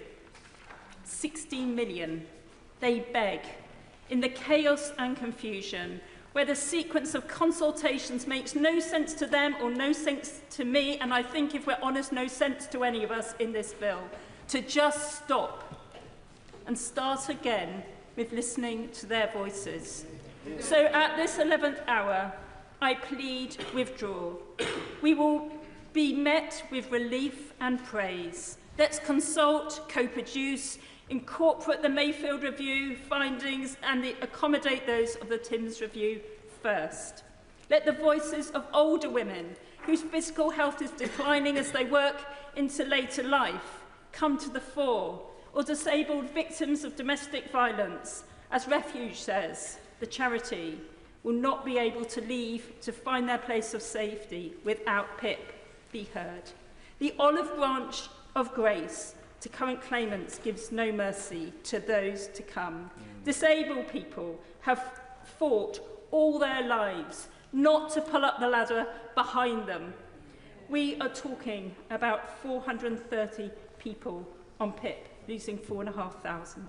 730,000 on universal credit, 3,000, and pushing 150,000 people into deeper poverty. There is a reason why we are a dystopian state of excessive wealth and abject poverty. It is because governments focus on what they value most. And for these people, they never get the attention. It pressures services, it shortens lives, and it breaks societies when people are left behind. I'm happy to give way. I thank the Honourable Lady for giving way, and I'm proud to put my name to her reasoned amendment today. Do you agree with me that we have a decision to make in this House today, where we stand alongside some of the most vulnerable, people who feel that politics cannot deliver for them? And surely we have a moral duty today to stand with those people and do exactly what she was saying, and stop for pause and show them that we care right across this House. So powerful. And what I would urge all my colleagues is to take with you today the stories that you all know of your constituents. You are here because of them, and they expect you today to serve them in this very difficult vote. And I have to say, I find it really hard myself, because I've known the Right Honourable Member for 30 years, and I know he comes from a good place. But this is just wrong. So I do believe the Honourable Member is absolutely right. Because if we can afford not to have a wealth tax, not to equalise capital gains or draw on the excess profits of corporate greed, then we can afford a PIP for a disabled person. We must clear the waiting list, of course, prevent people falling out of work, get physio to the injured, hold employers to account for their failings, make them open their doors. And of course, in an assessment, we need to ensure that we're not just looking at what somebody can't do, but enable them to be empowered as to what they can, optimising health and opportunity, take a public health approach, social prescribing and advancing adaptive technology. But I say to the Minister, why not have a bridge between what we have now and where we are heading at the end of this process, so nobody falls through the net? But when disabled people manage discomfort and despair, pain and prejudice, are isolated and lonely, or life has spiralled out of control, don't we believe that they would want for anything else but for it to be this way? Already discriminated and dehumanised, I plead, do not leave desperate. There is a heavy duty on us all, and it starts with compassion and kindness, safety and support. Disabled people want reform, but not by this broken bill. My vote weighs heavy, as this is a matter of deep conscience for me, and it should be and will be for us all. And as Nelson Mandela said, may your choices reflect your hopes, not your fears. Yeah. For clarity, is the Honourable Member moving her amendment? Yes. OK. The original question was that the bill now be read a second time, since when an amendment has been proposed, as on the order paper, the question is the amendment be made. I'm now going to come to Steve Darling, but just to say to everyone, we will be imposing a 6-minute limit after Steve Darling, the Liberal Democrat spokesperson. Steve Darling. Thank you, Mr. Speaker, and I would like to particularly associate myself to the speech just made by the member for York Central, and the Liberal Democrats will be supporting the Reisman amendment that is now under debate. Over the last few weeks, we have had the Green Paper under debate, and it has been disturbing to me in the extreme, some of the comments coming from the Labour High Command around noises off, around some of the comments from Labour backbenchers. People who really should know better within the leadership of the Labour Party describing PIP as pocket money for people is utterly shameful. It is equally shameful the way that this bill is being dashed through. It decreases the credibility of ministers the way that this bill is being dashed through, because if it is fine, then it should have appropriate levels of scrutiny. But we all know that rushed bills are poor bills, and it is that law of unintended consequences that will come to haunt this government if this bill goes through. It's already been alluded to, this two-tier approach to this system is wrong, and the Liberal Democrats have grave concerns that this is un-British. It's unjust, and it is not the way of our world. We've heard from the Minister saying, oh, it's been done before, it's done before, but that doesn't make it right. That doesn't make it right. It is almost Orwellian that we will be having a system where in our law we say that all disabled people are equal, but some are more equal than others. And also, I'm happy to give way. the Liberal Democrat Conservative coalition establishing PIP and abolishing disability living allowance, which of course left, I think the Leader of the Opposition's example is someone with Parkinson's. Someone with Parkinson's over 65 could be on DLA, could be on PIP, and could be on attendance allowance. Is he saying he regrets that decision, or that that should not exist? I'd like to thank the member for his contribution. It's always good value. May I also reflect to the Chamber the fact that what message does this send to disabled children? The fact that what we will be saying to those who have gone down the path of their disability degenerating to the extent that they can claim PIP will be over the line. But those youngsters who know they've got a degenerative condition can look forward to no PIP with the proposals that are before us.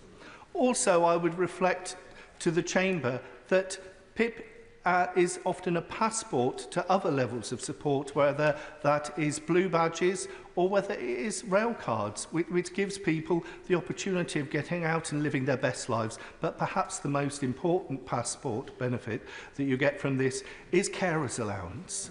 You know, we have grave concerns of the impact this will have on those families, particularly in the future where they will no longer benefit from carers allowance, which will be robbing those families of around up to £12,000 a year.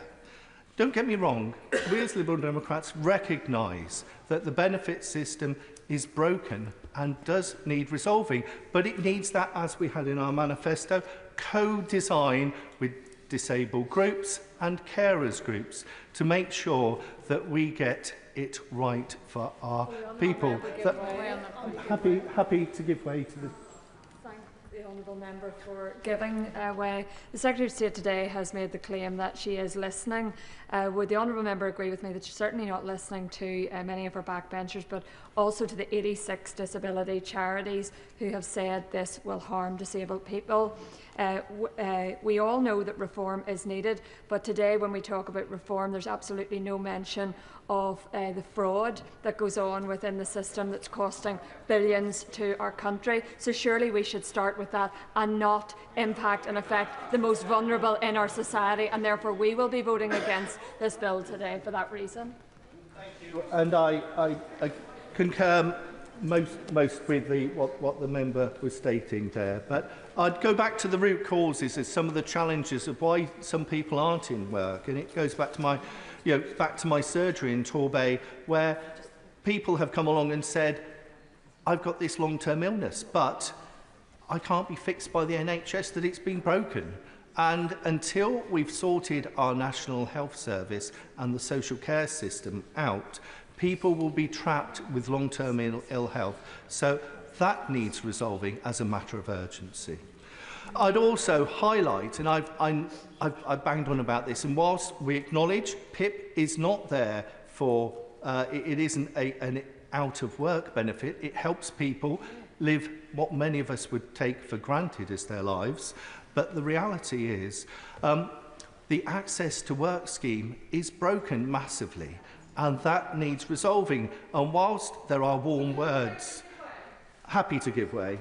I thank the honourable gentleman for giving way. I would just like to remind the honourable gentleman that the Access to Work scheme may well be broken. There is measures in this bill and in the Green Paper of Pathways to Work which specifically talks about how we should improve that access to work for our constituents, many of whom rely on that as a way of them becoming a fully able person to be able to work themselves. So if the honourable gentleman votes against this bill, the risk is that goes too.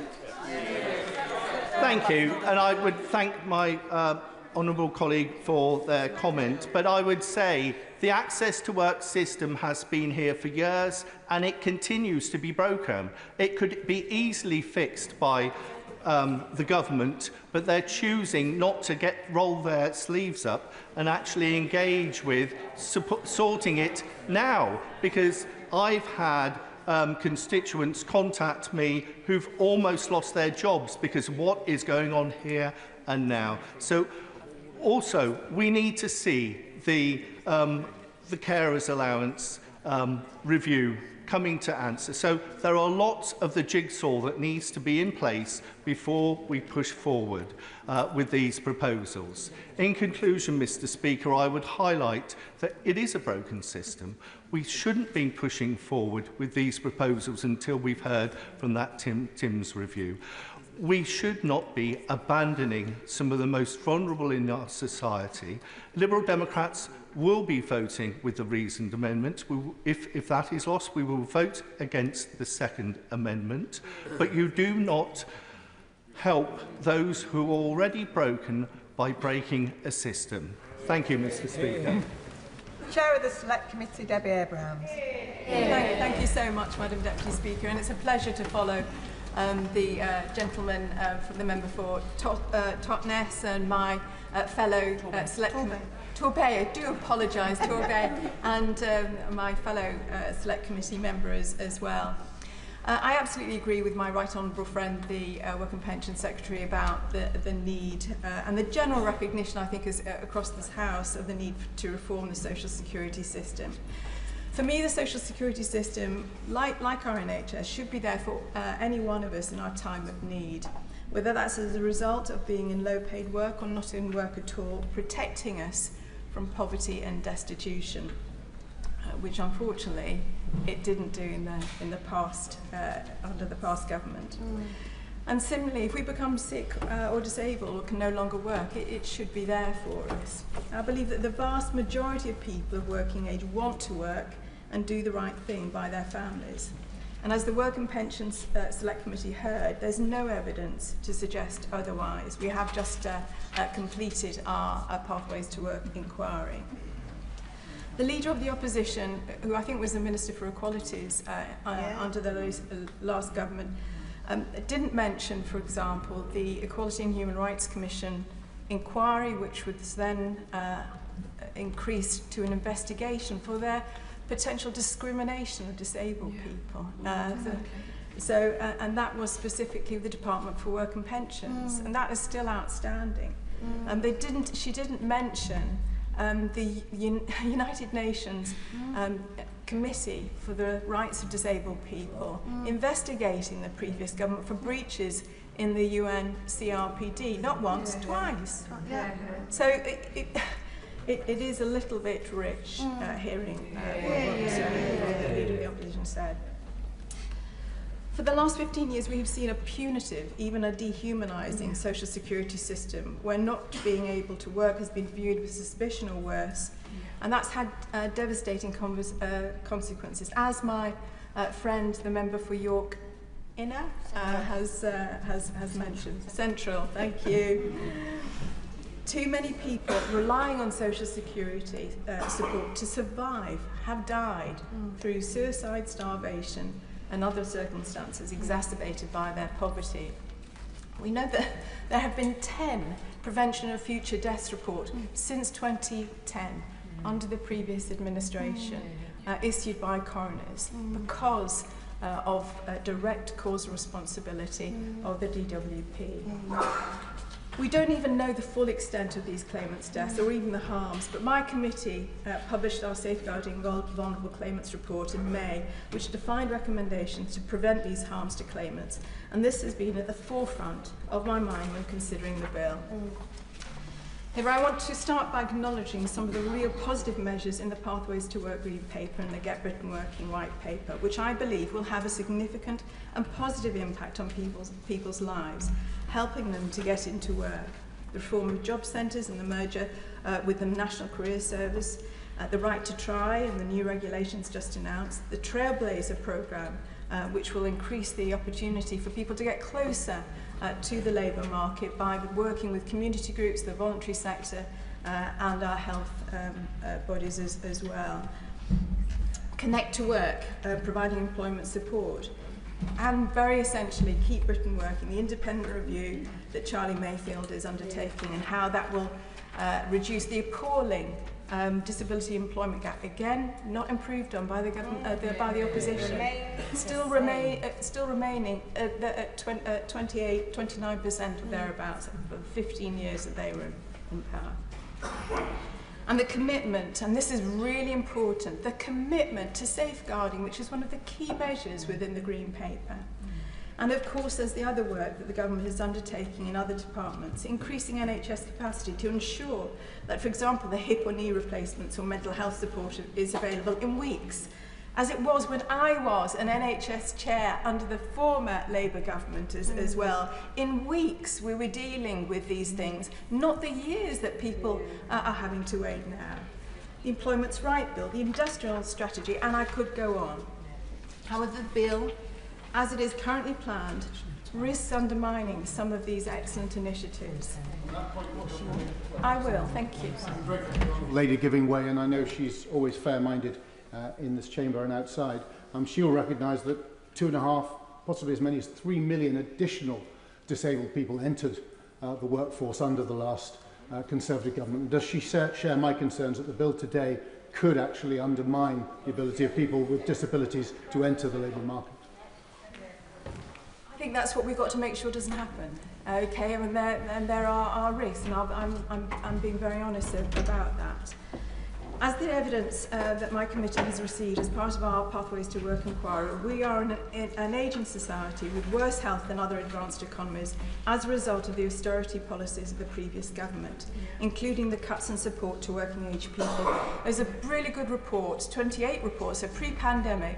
If we increased the health of the worst health areas in the country, we will be increasing our productivity by over 13 billion. So we need to make sure that we look at that in the round. And of course, this was very quickly. Is that next round? Making and health support being redirected towards more deprived areas. That's exactly the announcement that the Secretary of State for Health made just last week. So does she welcome that and think that that will aid in support and improving the health outcomes of people in deprived areas? Following, I haven't yet seen details of that, but that was something that I raised. And we see the funding following, as we know there was. I'm going to very quickly march on, if I may. And we know that COVID exacerbated these issues. Yeah. The mental health crisis we have in the UK, especially with our young people, the UK Millennium Cohort Study shows the key drivers of the NEETs levels are because of the poverty and the austerity and other issues that families have faced. But back to the bill, very, very briefly, Madam Deputy Speaker. I acknowledge and thank the government for the concession that they have made to date, protecting existing PIP claimants and people on UC LCWRA with severe conditions or terminal diagnosis. The growing evidence of the potential harms that would have been experienced was significant. It was the right thing to do. However, people who are newly disabled or who acquire a health condition from November 26 will also need help with their extra costs. NEF has estimated that 150,000 people will be pushed into poverty as a result of no longer being eligible for PIP. No, I'm sorry, I'm not, they're not going to give me an extra minute, unfortunately. And that will in itself worsen their condition. So it will make it easier for people to live independently if people get live independently, including to work if they get that money. There is still clear confusion about the PIP review.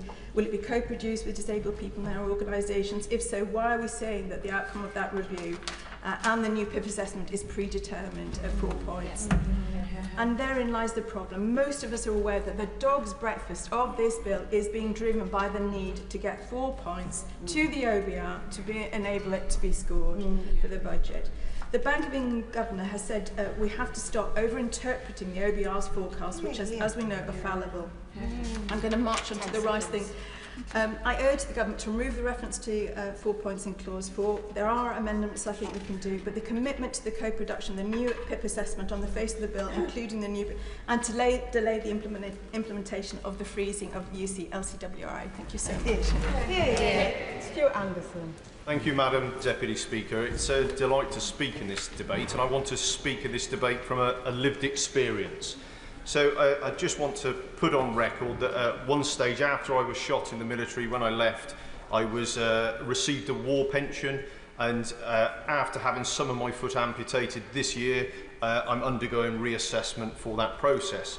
I also at one stage in my life was diagnosed with complex PTSD and suffered for about 15 years of extreme mental health, which I have openly shared in this chamber. So I understand how people can have unforeseen circumstances that can impact them.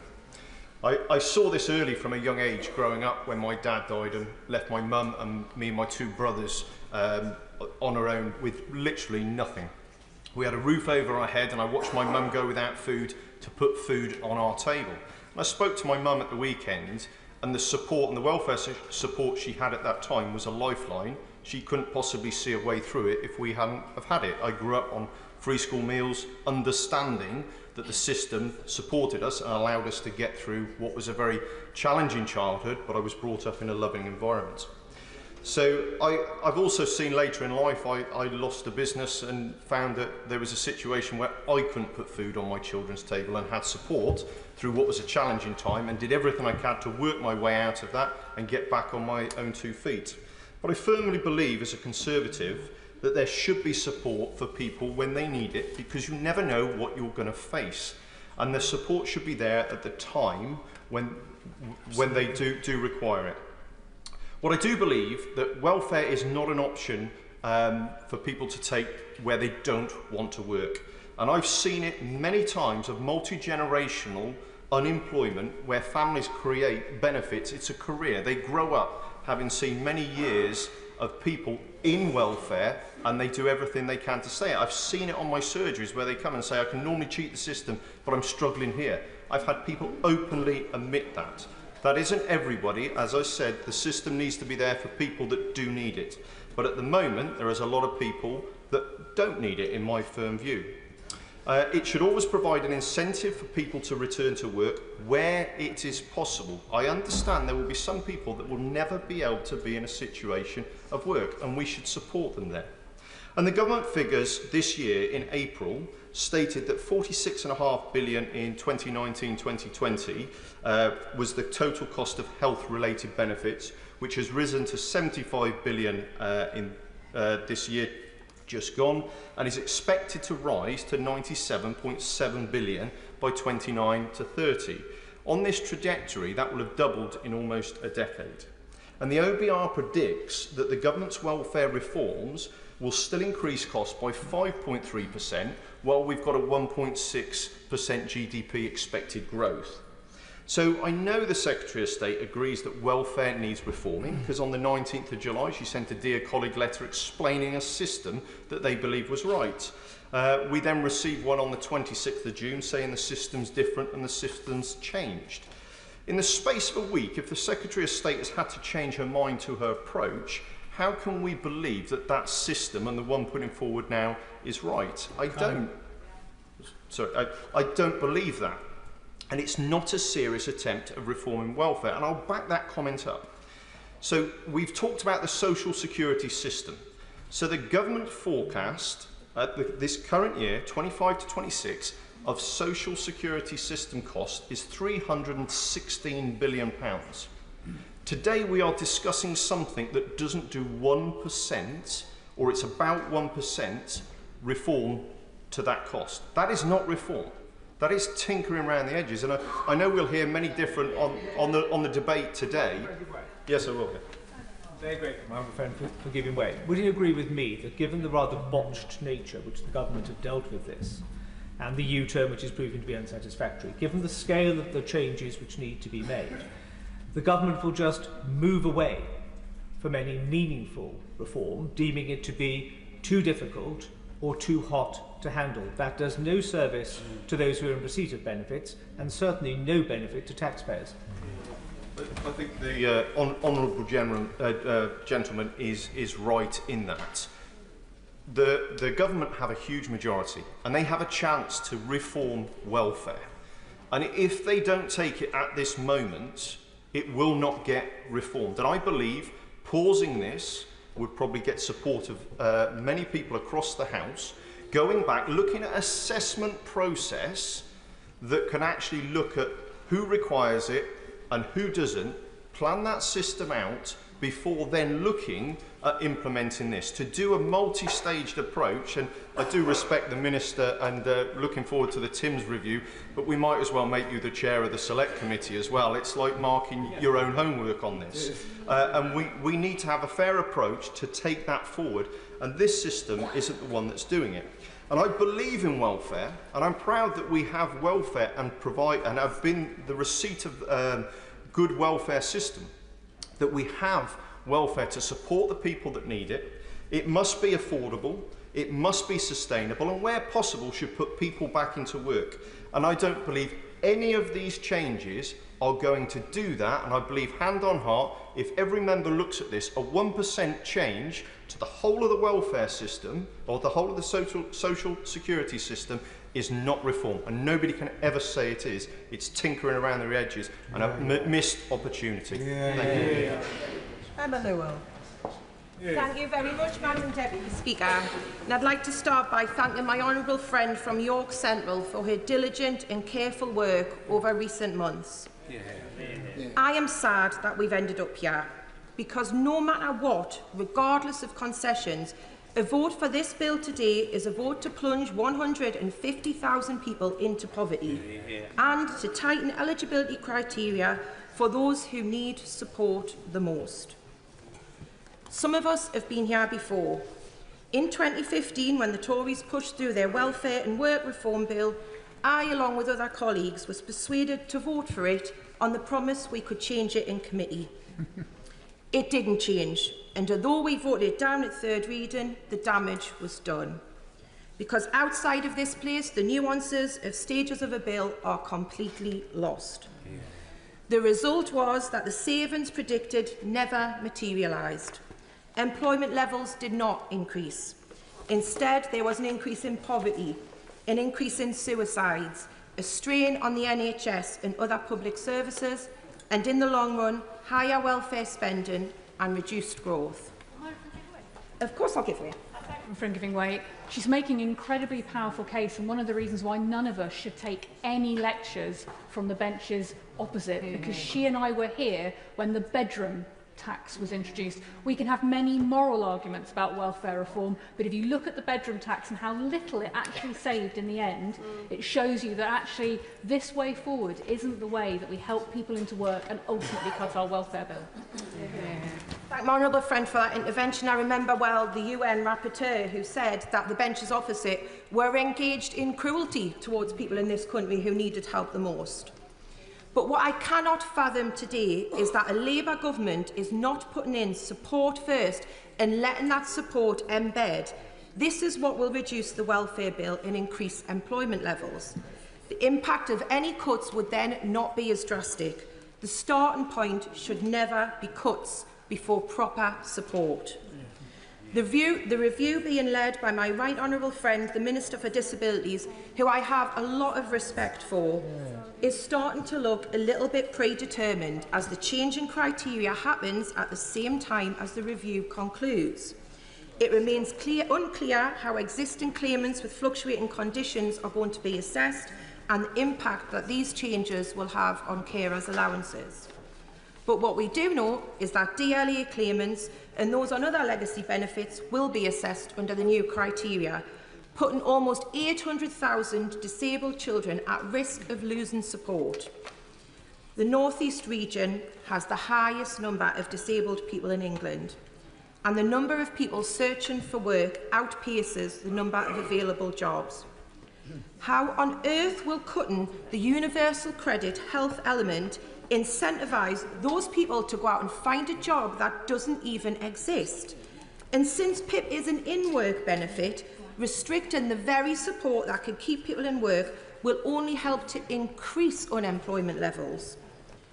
And all of this, Madam Deputy Speaker, for £2.5 billion worth of savings, when we know there are savings that can be made elsewhere. When we know those with the broadest shoulders could pay more, but instead we are once again making disabled people pay the price for the economic mess that the party opposite left us. As it stands, we are being asked to vote blind today. There is no new bill. There are no new explanatory notes. There is no fully updated impact assessment. There is no time for sufficient scrutiny. No formal consultation has taken place with disabled people. The majority of employment support will not be in place until the end of the decade. Access to work remains worse than ever before, And we are creating a 2-tier, possibly 3-tier benefit system where we know for certain that disabled people are going to be worse off. This is not a responsible way for any of us to legislate. It is predicted that disabled people will lose on average £4,500 per year. Yet we know that they already need an extra £1,095 per month just to have the same standard of living as non-disabled households. There's a reason why 138 organisations representing disabled people are against this bill. There is a reason why there is not a single organisation that has come out in support of it. Madam Deputy Speaker, I am pleading with MPs today, please do not do this. For those on my own benches, staying loyal to your party today may feel good in this place, but once you go home, once you're in your individual constituency, the reality of this will hit, and it will hit very hard. Just like in 2015, I'm concluding my comments, sorry. Just like in 2015, constituents will never forgive, and it will haunt those MPs who voted for it. I, of all people, should know. Well said. Tom Morrison. Madam Deputy Speaker, I come here today fuelled by the voices of hundreds of my constituents, and I want to speak to the harm that I think this bill will cause if rushed through the House.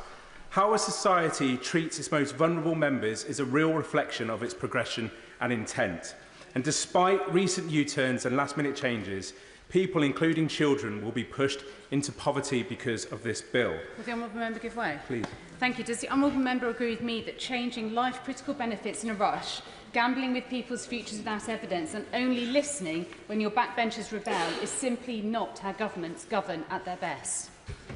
Thank you for those comments, and I do wholeheartedly agree. Madam Deputy Speaker, as I've already said, many of my constituents have raised their fears, worries and anxieties about these plans. And as they've been unable to provide their own stories directly because of the government's lack of consultation, I want to use my time to be their voice. Amy from Bramall suffers from ME, and her illness can fluctuate hour to hour and day to day, making it hard to pass assessments for support. Now, Amy recently appealed to me for assistance after the DWP withdrew her PIP despite the fact her illness was now getting worse. And Amy said to me, "It's outstanding how I can be reduced to 0 points from receiving higher levels of mobility and daily care when I have not been cured, nor have had any improvement on how my condition affects my life. In 2018, when my PIP was downgraded, following appeal, it was rewarded back to me. Yet now, without improvements to how I am affected, it has been completely stopped." Those who have had to face mandatory reconsideration will know the extent of the documents needed and the stress involved. But to cope with this when you are ill and suffering every single day is simply not sustainable. Amy's been advised that the mandatory reconsideration will take 15 weeks, which is almost 4 months. So I ask this House, where will Amy get the support she needs during this wait? This situation highlights the barriers that people with chronic illnesses and disabilities face when trying to get support. The honourable friend give way. Thank my honourable friend for giving way. And would he agree with me that these changes risk devastating consequences for people who are living with complex mental health conditions, who may not score 4 points in a single activity, but who experience persistent, moderate challenges across many areas, and it could in fact lead to financial hardship and worsening mental health, which then puts more pressure on other services, which then negates the point of the exercise in the first place? I thank my honourable friend for that, and that's incredibly important because whether it's motor neurone disease, blindness, ME, arthritis or mental illness or cancer, these barriers will only be further entrenched should this bill be passed. Disability Stockport is a local charity that specialises in autism and mental health. Now, they've told me that they are deeply opposed to these changes that the government is proposing. They said to me that such cuts would exacerbate poverty, worsen mental health issues and further reduce the already limited support available to the most vulnerable and marginalised people across Greater Manchester. And we believe this would pose a serious risk of harm.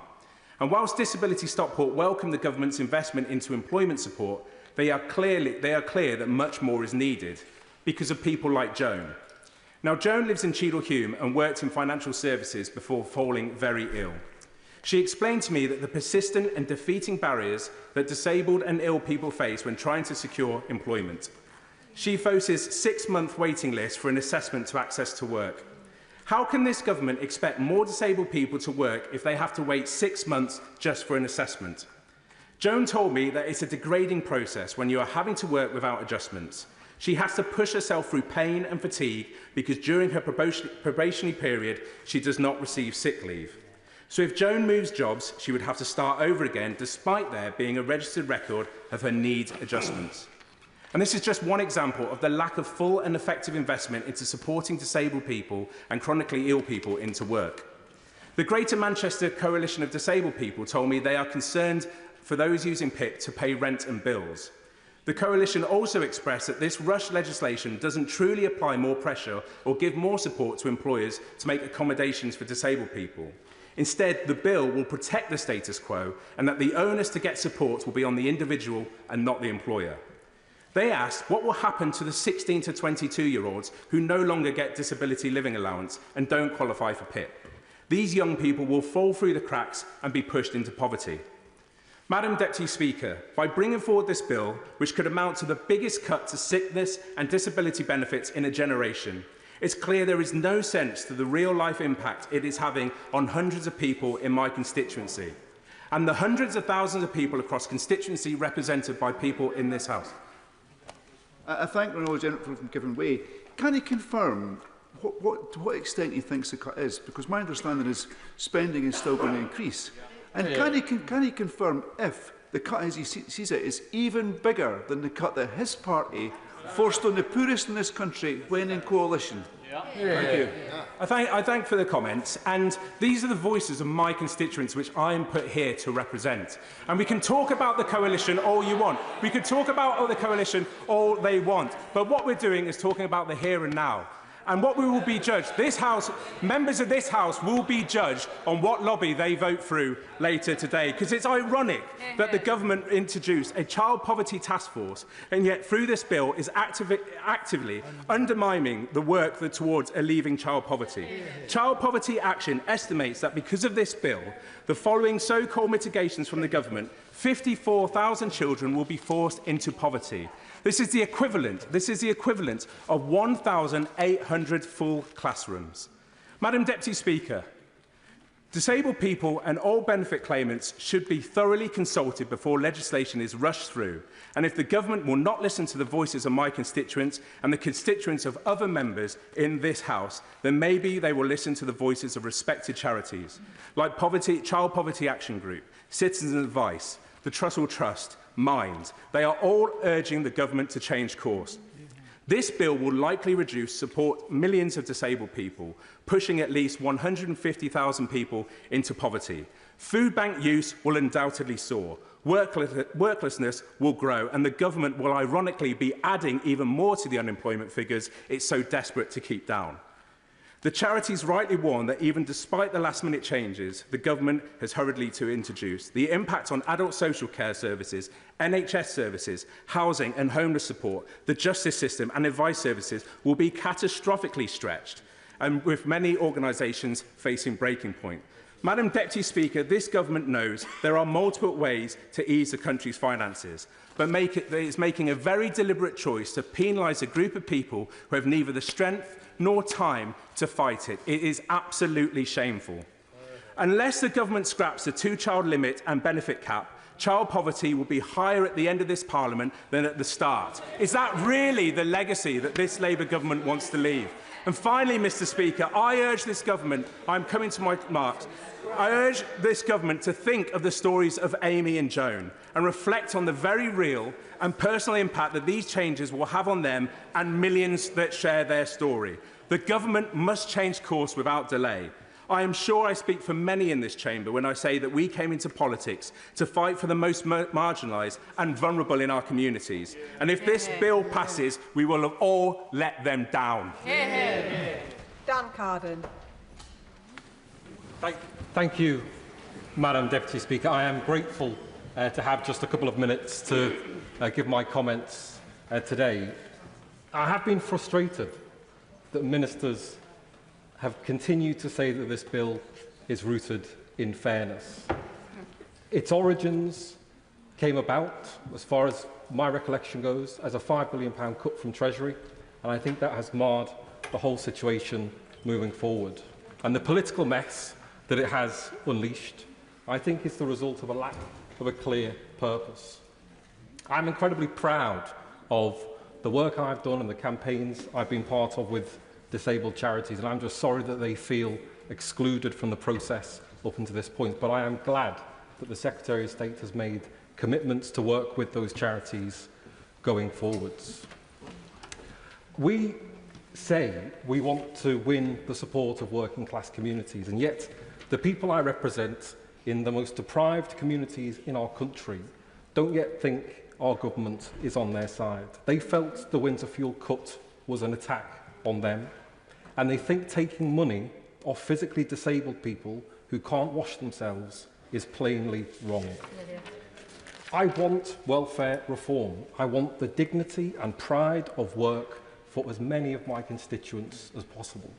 And I want to say to the Secretary of State, I am reassured that the 14,697 people in Liverpool Walton currently on PIP will be protected.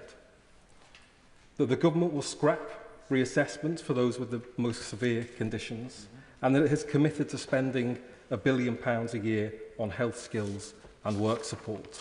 But we are in a dire state. There are people for whom no amount of employment support will make a blind bit of difference. There are 1 million young people not in work or training. Give them the chance to find purposeful, dignified, unionised work. If they're on benefits, get them doing something useful in the community for it. Recommit to full employment. I know in the poorest areas, welfare is the lifeline for people up against a housing crisis and ever-rising bills for food, electricity and cost of living. But of course, it shouldn't be. Tackle the fundamental problems. Impose rent caps in the poorest areas. Drive out the landlords, extorting my constituents, and help my constituents buy their homes. I don't want the Labour Party to be the party of welfare. I want it to be the party of transformation. It was founded to give workers a voice and take on their class enemies. And we are in government with the levers of power in our hands. Show the British people we are on their side. John Brown. Thank you, Madam Deputy Speaker. And I wanted to speak in this debate because I wanted to try and get behind some of the headlines, behind some of the challenges that the government benches face in getting to a settled view today by looking back over the last years, the years we had in government, and looking at some of the lessons that we must draw from that experience, but I believe are relevant for us to consider today. I won't be able to support the proposals, not because I don't think some of them have significant merit, nor because I don't have the greatest respect for the member for East Ham, who's spent 31 years in this place, and I believe will do all that is asked of him. But because I don't think that this bill, that these changes are sufficiently ambitious to deal with the scale of the challenges that we face in this country. Now, I was in government for 7 years, and I was in the Treasury for most of that time. And during the COVID epidemic, we had to make some pretty quick changes whilst the economy was shut down overnight. That involved changes to benefits, it involved standing up a furlough scheme very quickly, it involved bounce-back loans and many interventions to try and keep our public services going. And it was at the core of some of the patterns of behavioural change that we now see in our benefit system in this country. And I was looking at the numbers for my own constituency of Salisbury, which I recognise is a wonderful place, but also quite a wealthy place, not having some of the embedded challenges that exist in other parts of the country. But when I look at the number of PIP claims in January 2019, it was 2,065. In April 2025, it was 4,211. And I think the vast majority of my constituents, and I think the vast majority of people in this country, cannot understand how there was a doubling of those numbers in such a short amount of time. And I fully respect the aspirations of the Secretary of State and her ministerial team to try to seek to address this, because we have got to come to terms with what we can afford as a country. But I also hear sincerely the remarks of the last honourable member who spoke from Liverpool Walton, whose constituency is rather different to mine, but I think we are all united in this place, in that we want to look after the most vulnerable. Yeah. I want to see those that are suffering and that are disabled and that need support from the state to receive that support in a timely way. But what I don't want to see is people written off permanently. And about 12, 14 years ago in this House, we had a debate about mental health. And several members of Parliament stood up and they bravely talked about their own mental health challenges. And we then went on a journey to bring parity of esteem to mental health and physical health in our benefit system. But I believe that that pathway into assessment for those on mental health has not worked. It writes people off too easily, and it doesn't serve them well by leaving them in a place where they're on an enduring basis reliant on the state. And we as a country cannot afford it. It is time to legislate for more resilience. Resilience in our country and in those that receive benefits such that they can get out of that place of dependency. Because I don't think it's a happy place for anyone to be. And so when I reflect on the changes today, I can see the hand of the Treasury. I can see the fiscal imperative. I can see the public finances and what is now likely to happen in the autumn, which will mean more tax rises. Now, for some on the other side, that will be a necessary price worth paying. But what I would say is that we as a country lack the productive capacity to grow if we tax those that create jobs to a level that they just won't create jobs any further. And we have got to come to terms with that profound reality, because if we don't, we're in a death spiral as a country. So I give credit to the government on some of the steps that they're making today, but for reasons that are different to many on that side of the House, I won't be able to support it, because I don't think it is holistic, it goes far enough, and deals with the profound tragedy that's happened to our benefit system, consequential of COVID and our public finances. I'm very happy to give way to the Honourable Lady. I thank the Honourable Member for giving way, and I always appreciate his remarks in Treasury Committee and in the Chamber as an extremely fair-minded colleague. I appreciate his remarks in yesterday's statement and the admission that the previous government's handling of our recovery from the pandemic was not what it should have been. But does he not recognise there are constituents that I meet with who now rely on their PIP in order to get them to their places of work because of the stripping away of council funding, of bus routes, of social care, and all the services that were left in tatters by the previous government? Well, I'd like to reciprocate the warm sentiments of the Honourable Lady. And she makes a political point, some of which will be true in some circumstances, some of which won't.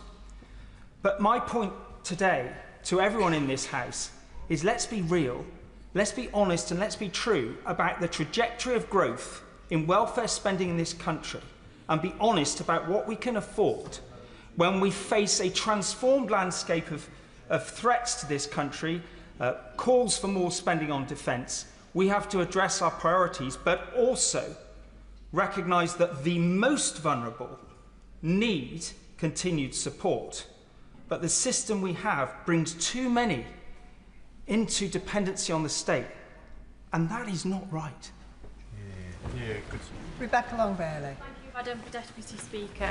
Now, we all know the famous quote, "The true measure of any society can be found in how it treats its most vulnerable members." It's a litmus test, really, for the morality and integrity of our country's values. But sadly, in recent years, the United Nations has already twice reported on the conditions for disabled people in the UK, finding that there were grave and systematic violations of human rights. And sadly, the bill as it stands today will worsen this situation. Despite concessions and even excluding existing claimants, brutal cuts will still push hundreds of thousands of vulnerable, sick and disabled people into poverty. Existing claimants will live in fear that if their situation changes and they're reassessed, they could lose everything under the new system. Disabled children will look to the future with trepidation, knowing that in adulthood, the support that would have helped them live a full and fruitful life might not be there. Now, I truly welcome the proposals to support those who could work with a little help. But according to the Learning and Work Institute, the numbers it will help are nominal, between 1% and 3%, a finding echoed by the Institute for Fiscal Studies, who conclude that we might expect increases in employment only in the tens of thousands. And the concessions made over the weekend, whilst welcome, they do create a two-tier system. The amount of support someone receives will now depend on when they made their claim. And that's simply not fair, especially as those who need help find themselves needing this support through no fault of their own. Now, it's clear that our punitive and broken welfare system needs reform, yes. It drives disabled people into poverty.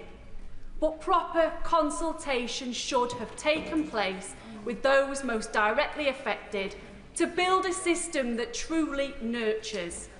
It didn't happen. The government should have published assessments on the impact of these updated proposals on the poverty of future claimants, those undergoing reassessment and carers. They haven't.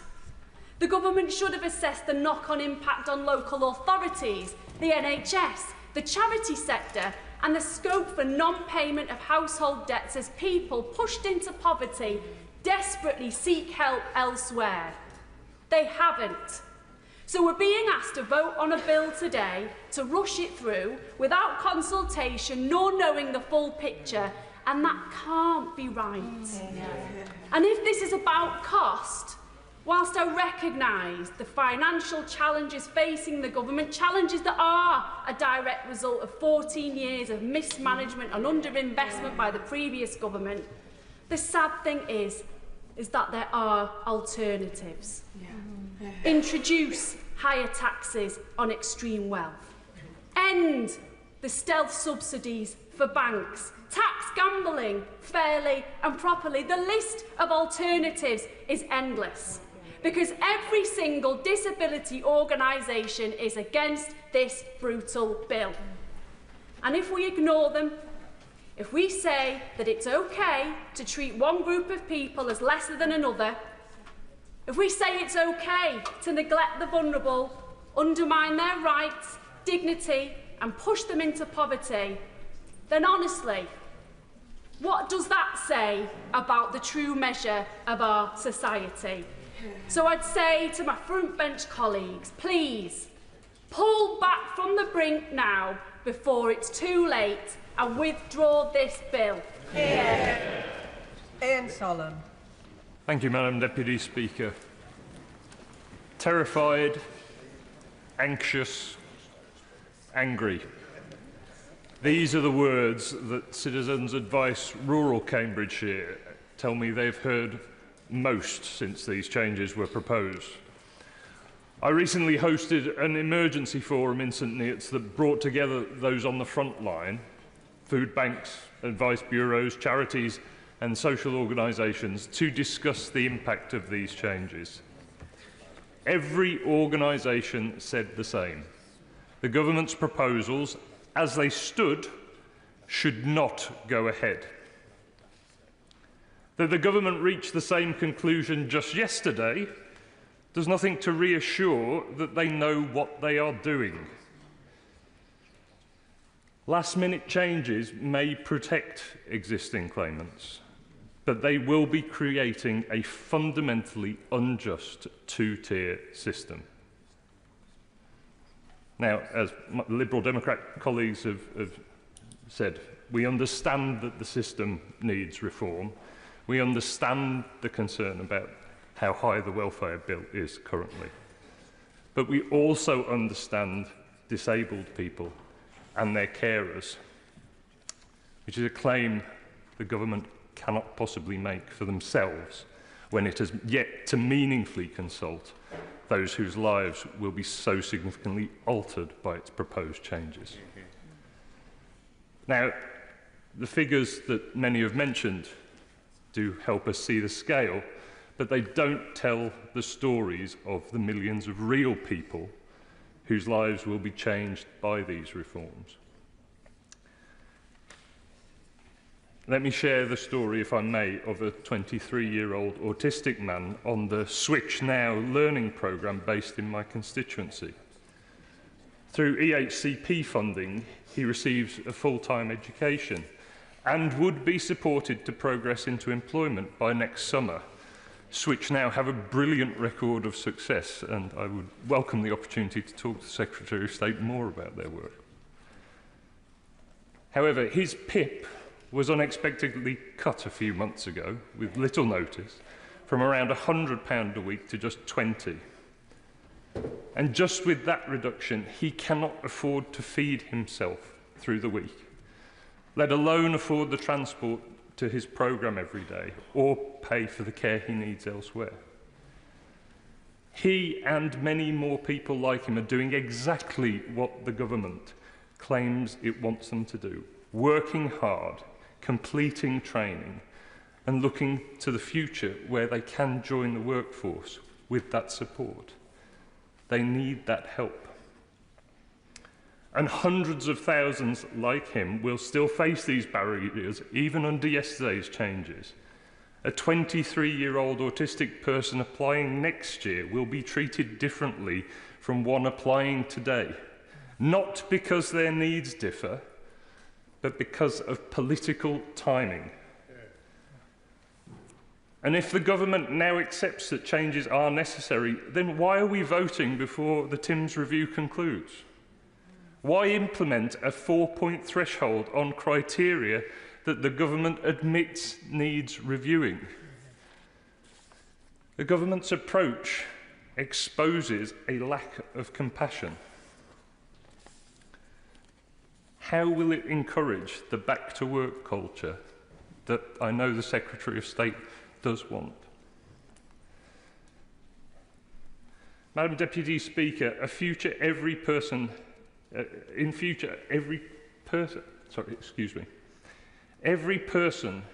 who might have a future lifeline taken away by these reforms is a human.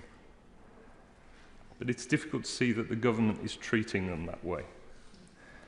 The Secretary of State yesterday dismissed concerns about a two-tier system, but this is patently absurd. They're creating different levels of support for identical conditions, purely based on application dates.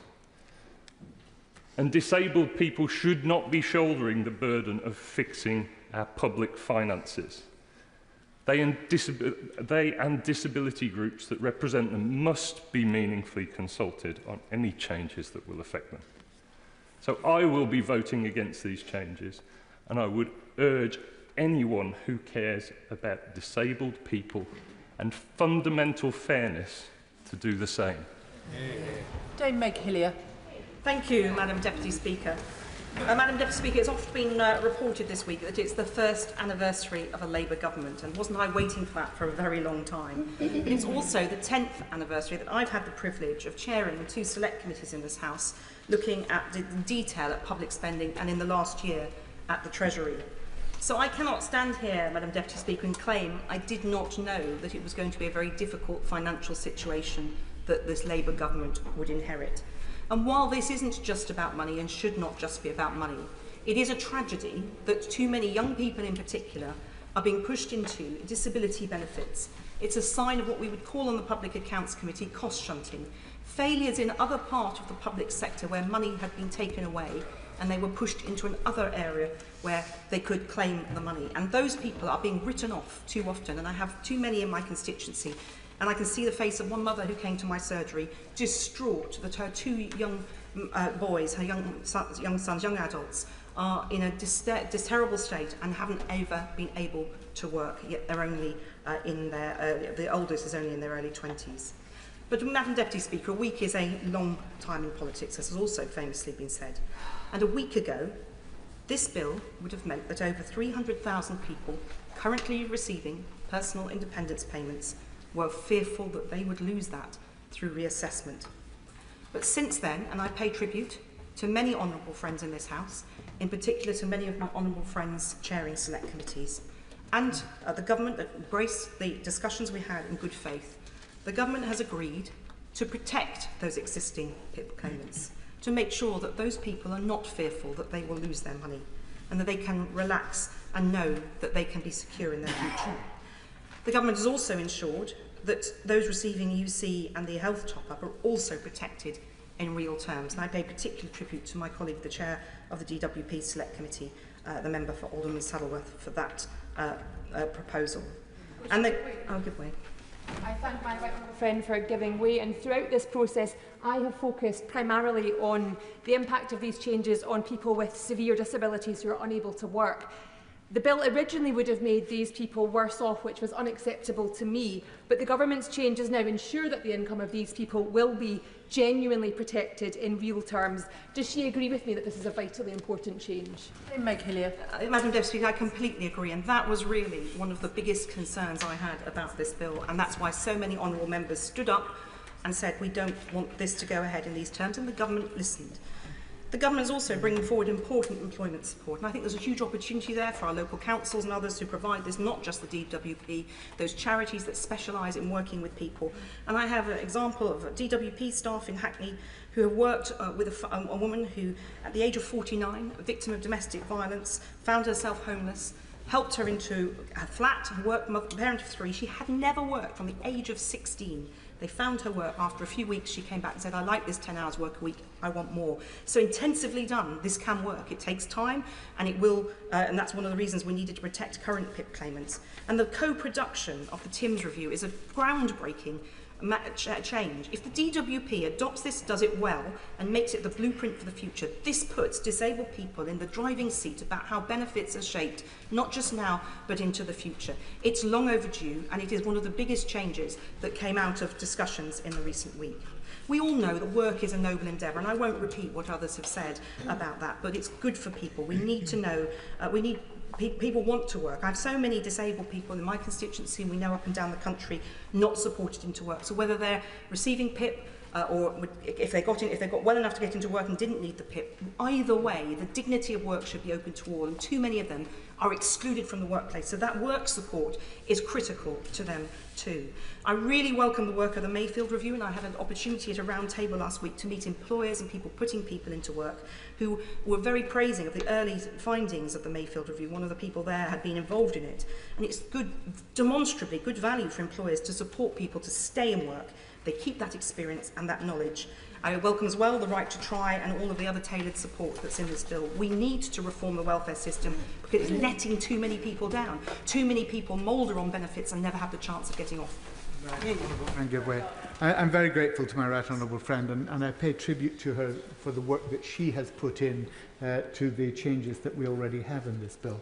But she spoke of cost shunting and the way in which cuts in one area had forced people to be claiming in others, and those costs have risen. Does she not therefore think that it's important that the government should address those areas where the cuts have been made that forced people out before we actually reduce the support for the new claimants that will be coming on? My friend raises an important point, and cost shunting can work both ways. It's vitally important that the Timms review really examines that. And if this government is serious about mission-led government and working cross departments, then it's vital that the Department of Health and others are very crucially involved. But look, Madam Deputy Speaker, we all know government is about hard choices. No one said to govern is easy. But it's not just, and I would say this to the government, about what the government does it, but how it does it. And I trust that over the last week the government has really learnt this. I am blown away by the talent, particularly of the new colleagues I've met since 2024. These benches, both sides of the House, have people who have huge talent and experience. We are not just message replicators. We are not just voting fodder. There is talent, knowledge and expertise in this House which government would do well to harness. It's easy to get into a bunker, and government's hard. I've been a government minister. It's, you get lots to do. You never have a minute to yourself, but listening and engaging is absolutely vital and makes better policy. The privilege of this place is that every centimetre of the United Kingdom is represented by a Member of Parliament. So we have reach that is a valuable tool to anybody taking seriously making policy. And Parliament too has a vital role, Madam Deputy Speaker. And government needs to engage, I think, better with this House, including in particular the committee corridor. And I pay tribute to my fellow chairs. We have a role to do, it's a constitutional role, to challenge and cajole government, but we also have a role to inform and shape policy. And in a world, and I say this to my colleagues more widely, in a world where we see leadership of some prominent countries by people that we would not have the same values as, the world is being taken in a direction that I don't want it to see. And that is a risk in this country. We saw, under the last government, how division rent the opposition asunder. I've spent more than half of my 31 years in elected office under governments led by Conservatives, and it's miserable, frankly, because we don't have the power to shape things in the way that we do when we're in power. And 14 of my 20 years, I give way to the Honourable The member giving way. The member talks about the previous government. Does the member agree that politics is about choices? And this government has too chosen cruelty. They came for the elderly, and then the children, and now the sick and disabled. Who's next? I did, Madam Deputy, I'm absolutely clear, as I said, that the government is about choices. And when you're governing, you have to make the choices to run the country. But 14 of my 20 years in this place, 14, have been under other governments. I've seen Conservative Prime Ministers pass through a revolving door. I would always rather see a Labour government. Divided parties don't hold power. Divided parties don't hold government. If we want to see our values played out in this country, I think we need to vote for this today. There is still a lot to do, a lot of discussion to be had, the Timms review to take place, but major changes were made last week that have significantly altered this bill in a short space of time. I think we bank that and continue to fight with the passion that members have demonstrated today for the rights of disabled people and for all of those who want a job, whether they're disabled or not, and need support to get into work. Peter Bedford. Thank you, Madam Deputy Speaker. So there we have it, a Prime Minister not in control, a Work and Pension Secretary with her hands tied behind her backs, and a Chancellor now scrambling to find ways to balance the books after months of reckless spending. This shoddy attempt at welfare reform has revealed something that the nation has learnt over the last year. They didn't plan for government. We all know the welfare bill is enormous. Over £150 billion being spent on benefits for working-age adults, with a staggering 1 in 4 claiming to have some form of disability. This is simply unsustainable. The government had the prime opportunity, their first year in office, their honeymoon period, to bring about long-term reforms. Yet this half-baked bill, which has already been hastily rewritten to appease the hard left on the benches behind her, does not even achieve the £5 billion of savings it was originally intended. And worse yet, it leaves us with a two-tier system from a two-tier Prime Minister. We all know why the Chancellor needs these savings. She'll go down as the Klarna Chancellor. Spend now, pay later. After all, she has blown taxpayers' money on 25 more pointless quangos. Billions of pounds, I'm not giving way. Billions of pounds on GB Energy. A project so vague that no one seems to know what it actually does, whilst handing out inflation-busting pay rises, to appease the unions. And now she can't even claw back £5 billion of savings to keep market confidence as the country's debt spirals out of control. That's right. When the Work and Pension Secretary tabled the bill, we on this side of the House gave her 3 reasonable asks. Firstly, we needed the government to commit to reducing welfare spending. Yet, as a screeching U-turn shows, they are incapable of tackling that problem. Indeed, the OBR forecasts an increase of £60 billion in annual welfare costs by the end of this Parliament. Secondly, we asked for a clear commitment to get people back to work. However, as highlighted by the Secretary of State yesterday, the spending on the Pathways to Work programme is not going to be fully funded until the end of this Parliament. So it'll arguably be inconsequential, weak and woefully underfunded. I'm not giving way. I'm going to make progress. Thank you. Thirdly, he can repay the paver sometime. Thirdly, we needed a guarantee that taxes wouldn't rise again in the upcoming budget. But let's be honest, Madam Deputy Speaker, the Chancellor only has one move left. She's going to raid the pockets of hard-working families, something they promised not to do. In fact, even today we've heard rumours in the media that she's coming after people's ISAs. Madam Deputy Speaker, it's painfully clear this government has lost its fiscal credibility, and I say to my constituents in Mid Leicestershire, I will always be there to support you. I will fight your corner when this government comes back again for more of your hard-earned income to cover its own incompetence. This embarrassing failure of leadership from a government that should be at the height of their power has led us on these benches to conclude that we cannot and will not support this bill. Marsha de Cordova. Thank you, Madam Deputy Speaker. The social security system should be there as a safety net for those most in need, those who are vulnerable, disabled or have ill health. But after 14 years of the government opposite, it has been left with gaping holes. And disabled people have been the ones that have suffered the most harm under the previous Conservative governments, as well as the coalition partners, the Liberal Democrats. Now, we all know that many disabled people suffered, and it was the DWP themselves that highlighted when they were doing their process reviews, they found that between the periods of 2014 and 2020, there were 69 of these reviews. And these reviews, for those who don't know, are of claimants where they have committed suicide. And the National Audit Office, in fact, found that that number was probably going to be higher. And it was only just a few weeks ago that the second coroner request that looked into the death of Jodie Whiting found that the failings by the DWP perpetuated her death. I set this up because I think it's important that we understand that disabled people's lives have not been valued and they have not been respected for the last 14 years. And then 5 years ago, when the pandemic hit, we all know that nearly 2/3 of those who lost their lives were either somebody with a long-term condition, disability or ill health. We also know that there were blanket applications of do not attempt resuscitations placed on many. Indeed, MenCat found when they gave evidence on this issue, that is what was happening to those with a learning disability. And when the government rightly was putting in place financial support, like the furlough scheme and like the £20 uplift to universal credit, it was again disabled people on legacy benefits who did not attract that support. So it is fair to say that disabled people have been hammered. In short, our lives were not valued. In 2009, under the last Labour government, we signed that UN Convention on the Rights of Disabled People. And for the government and the coalition government that came in 2010, rather than supporting and implementing it, no, they became the first nation state to be investigated for the way that they have treated disabled people due to their welfare reforms. And what was found? It was found that there were grave and systematic violations of the rights of disabled people. And just last year, when they did an update to that review, they said that there were no significant improvements.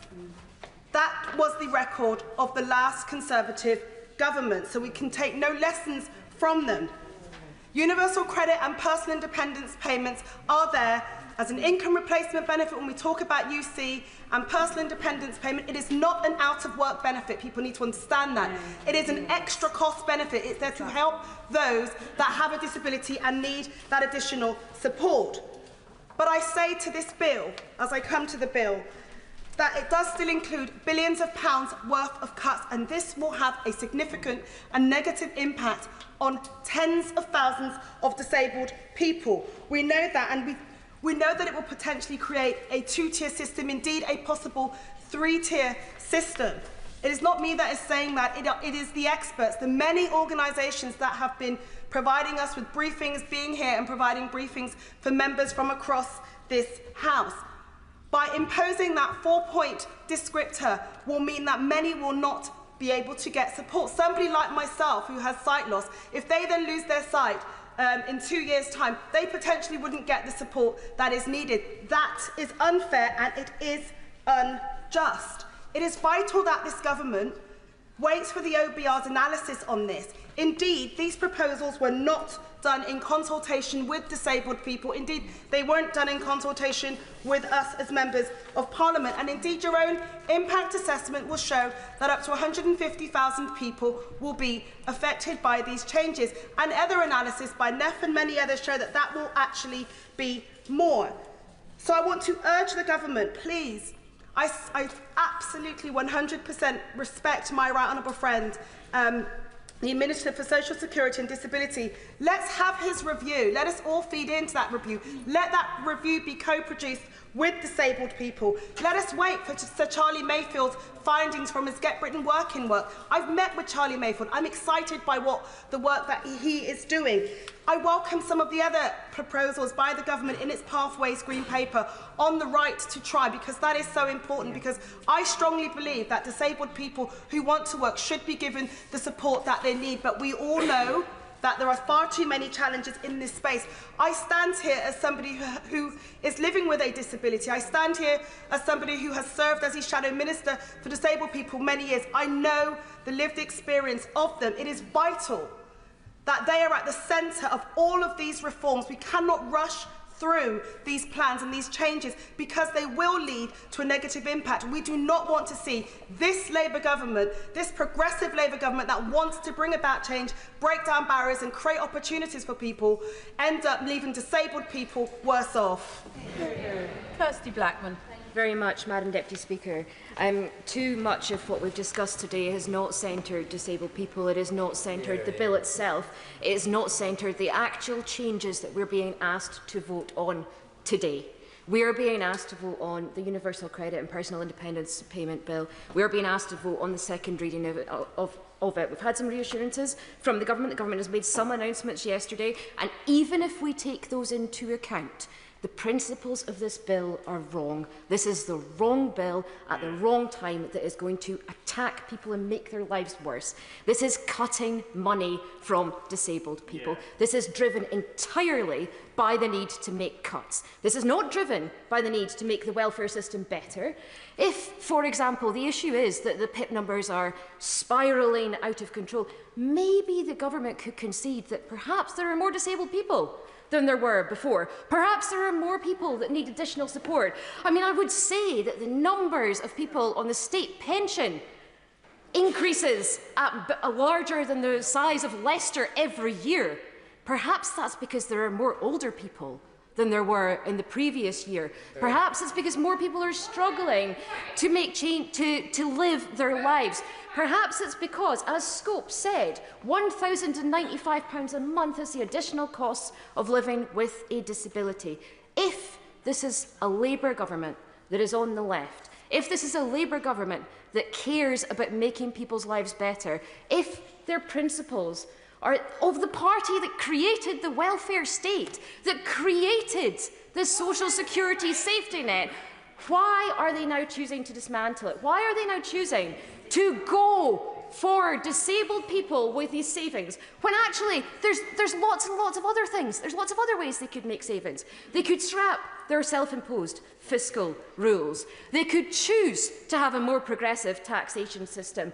They could choose to levy this £2 billion or £5 billion, however much it is today, of savings on someone other than those people who are already struggling, who are already living in a world that is made for neurotypical people, that is made for people who are healthy, who are already struggling with additional costs of having to heat their homes more, have to buy special food. That's what PIP is used for. PIP is used for people to be able to get to work, when actually they're struggling to get to work. They can't walk the 40-minute walk to work in the way that people who are able-bodied can. They can't sit at home and just put the heating off because they need a consistent level of temperature in order to manage their chronic pain.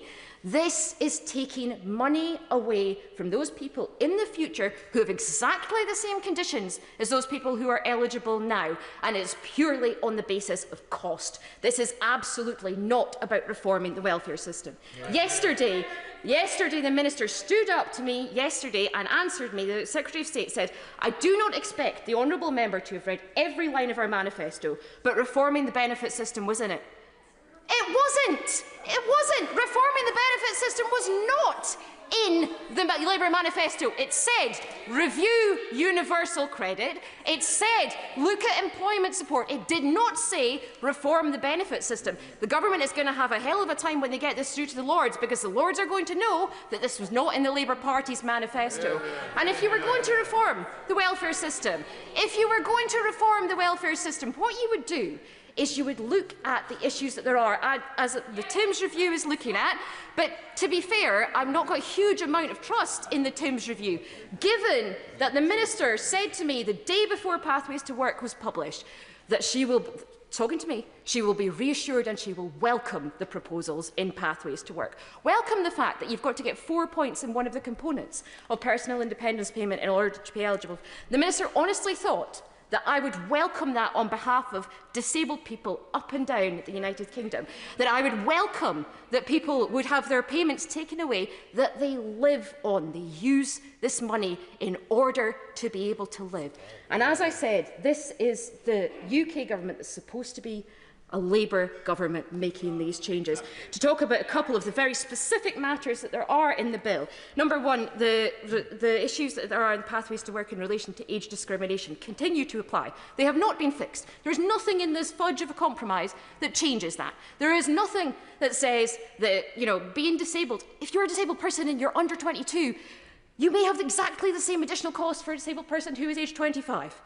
It is a two-tier system that is being put in place. If you look at the severe conditions in relation to the limited capability for work thing, specifically as the member from Northern Ireland who was talking earlier from Strangford said, there is major issues with this. It was very clear that the Cabinet Secretary does not know what it says in the bill. The bill says that the descriptor has to apply at all times in order for them to be classed as that severe conditions criteria. Has to apply at all times. If 95% of the time I cannot do something, 5% of the time I can, I will not be considered to have a severe condition.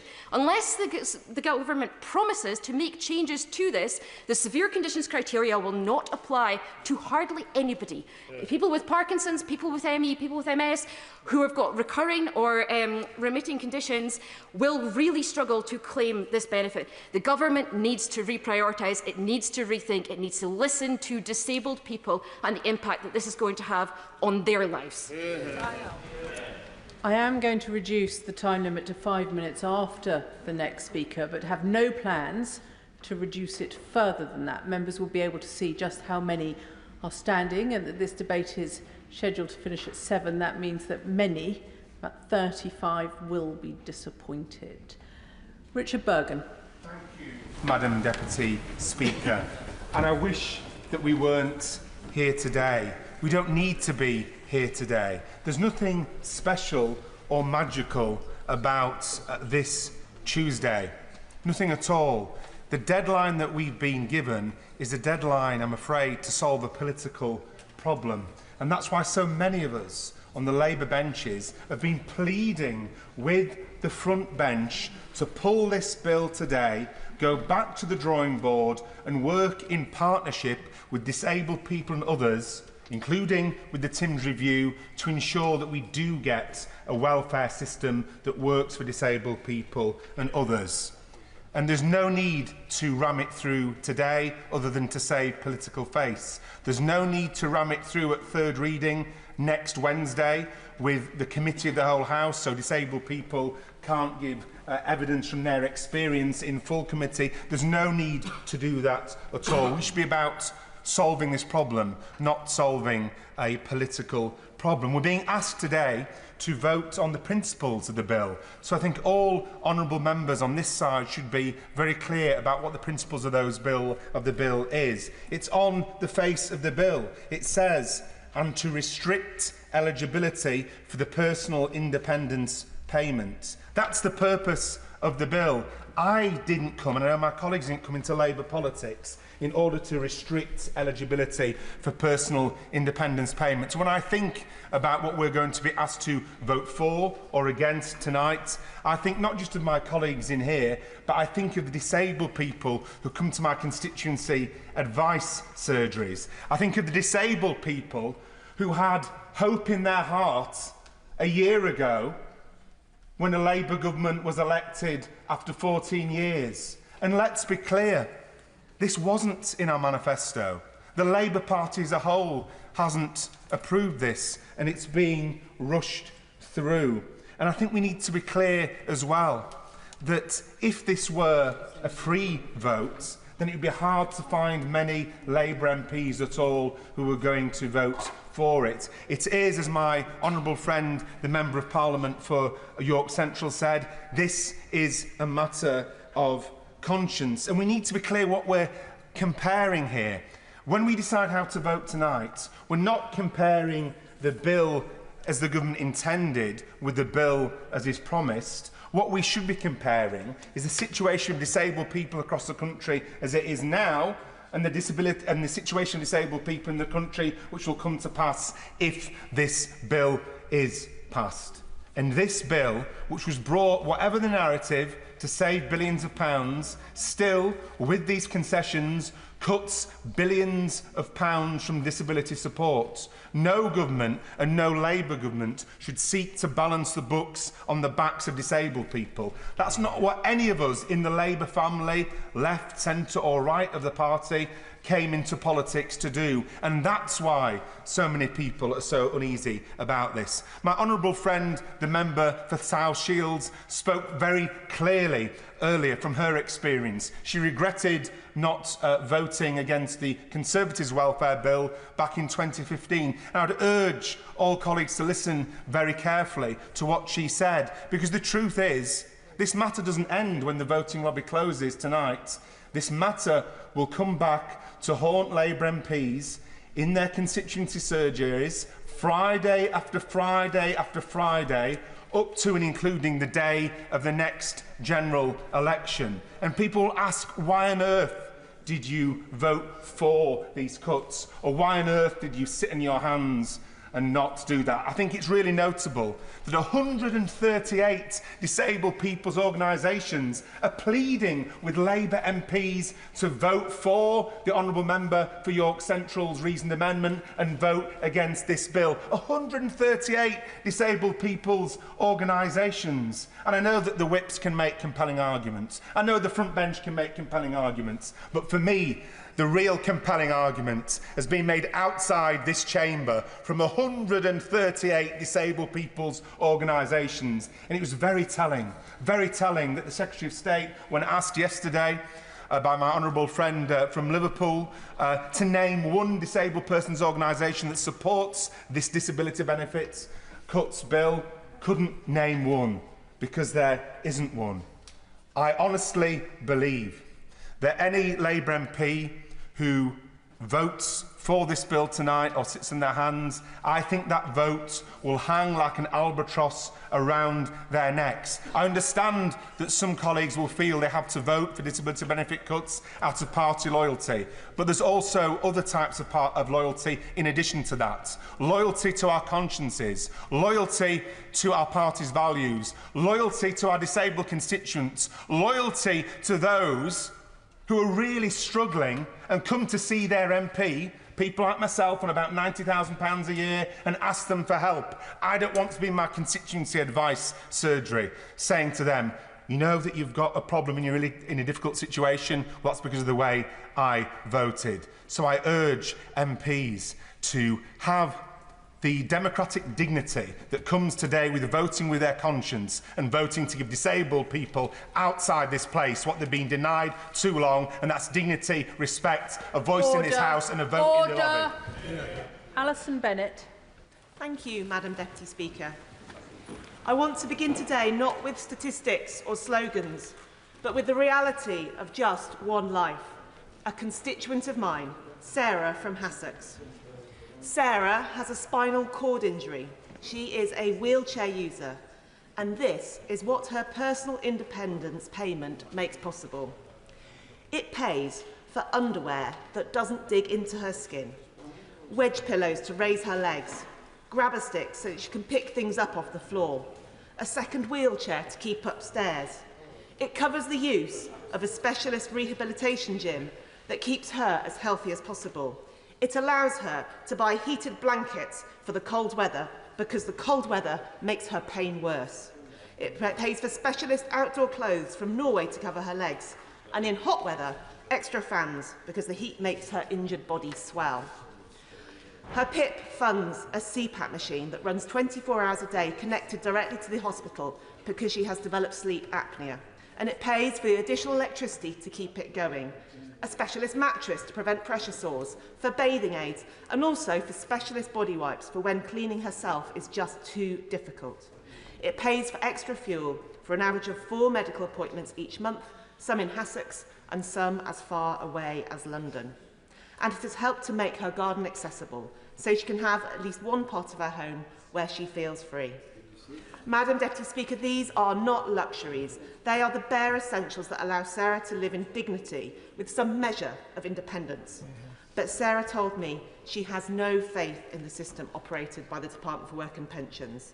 No trust that fair and just decisions will be reached, because in her experience, the DWP's overriding drive is not to understand, but simply to cut. The government's last-minute climb... I will give way. Deirdre Costigan. Member for giving way, and I wonder if she has told her constituent Sarah that under these proposals, nobody who is currently on PIP, like her constituent, will have a single penny of their income cut, and they will be protected for time immemorial. I thank the honourable member for her intervention. I didn't need to explain that to Sarah. Sarah fully understands that, and I'm about to address that point in my speech. The government's last-minute climb down has brought her no comfort because Sarah never imagined she would be in a wheelchair. She never thought her life would change forever in an instant. And she knows that for thousands of people, that change is still to come. Life can turn on a sixpence. A single diagnosis, a single accident, and suddenly you find yourself in a world you never imagined, up against barriers you never thought you would face. And when that happens, the welfare system should be there to support you, not to abandon you. Madam Deputy Speaker, it is not just disabled people themselves who will be harmed by this bill. It is also the millions of family carers, the unpaid carers, whose labour sustains our entire health and social care system. Will the honourable member give way? I will give way. Does the honourable member share my concern around the fate of unpaid carers, given that carers' allowance hinges on a disabled person receiving PIP? And with 1 in 5 people in my constituency of Tiverton and Minehead who are disabled, well above the national average, would the Secretary of State commit to delinking carers' allowance from PIP eligibility, or at minimum to providing automatic transitional payments during PIP reassessments so that devoted carers are not left destitute while assessments drag on? Thank my honourable friend for her intervention. She makes a very wise point. And in my constituency of Mid-Sussex, 1 in 4 carers are themselves disabled. Carers UK has warned in the clearest possible terms that this bill still risks a severe and lasting financial impact on future unpaid carers and disabled people, people already facing significant hardship. Even after the government's partial concessions, around 81,000 future carers stand to lose support by 2029-30. This is not a small technical change. It is a decision that will push families closer to poverty, create a 2-tier system of entitlements and deepen inequalities. Let us be clear, the government has produced no impact assessment No comprehensive evidence on what this will mean. No consultation with the carers themselves. Carers have been ignored by this government throughout this entire debacle, and their voice must now be heard loud and clear. The Liberal Democrats will continue to oppose this bill that risks stripping thousands of carers of vital assistance and leaving some of the most vulnerable people in Britain without support. Yes, we agree the welfare bill is too high, but if the government was serious about bringing it down, it would be serious about fixing health and, critically, social care at pace without tackling chronic ill health at its root, rather than punishing those who live with its consequences. Madam Deputy Speaker, Sarah told me that she wanted to speak up not for herself, but for that future community of disabled people. Because the truth is this: most able-bodied people think they understand disability, but until you are there, you cannot comprehend the world of barriers that are thrown up. And for many, that day will come after this government's reforms have been forced through. That is why I say to ministers today, pause this bill, go back to the drawing board, consult the people whose lives you're about to upend, show them the basic respect of listening before you legislate to take away their support. Because if we do not stand with disabled people and carers now, if we do not insist on compassion and fairness at the heart of our welfare system, we will all pay the price later, not just in higher costs to the NHS and social care, but in the erosion of the values that bind our communities together. Thank you. Cat Smith. Thank you, Madam Deputy Speaker. As Chair of the Procedure Committee, I'm often asked about how we legislate in this House. And many members, and indeed members of the public, have approached me about the speed at which this legislation is being pushed through. Exactly. By moving from second reading to third reading in 8 days, it does not give members of this House the time they deserve to scrutinise it. By denying the opportunity to have this bill in committee in this House, we're denying disabled people and their organisations time and space to give evidence to make sure that this legislation is the best legislation it can be. Because I think we'd all agree that the current system is broken. I've been a constituency MP for 10 years and I've lost count of the number of times I've sat in advice surgeries with constituents who've been failed by the current system. The need for reform is clear, but it's also clear that we need to do it in co-production with disabled people. And I come at this from a point of view of having met one of my closest friends, Zara, who's a disability rights activist now. In fact, she was when I met her when we were 18. And she taught me many things. She taught me that having a disability was no barrier to living a full and really quite exciting life. She taught me that never dance too close to someone on a dance floor of a nightclub who's in a wheelchair because you will lose a toenail. She taught me that nothing about us without us, and that is the thing she taught me that I value most, and that is the value that I approach the legislation that we have before us today. Because when we legislate for disabled people, without involving them, we make bad legislation and we make poor legislation. And I mean poor in many senses, because this bill will push 150,000 disabled people into poverty. And as a Labour MP and as someone who cares deeply about reducing poverty, that's not something that I can do.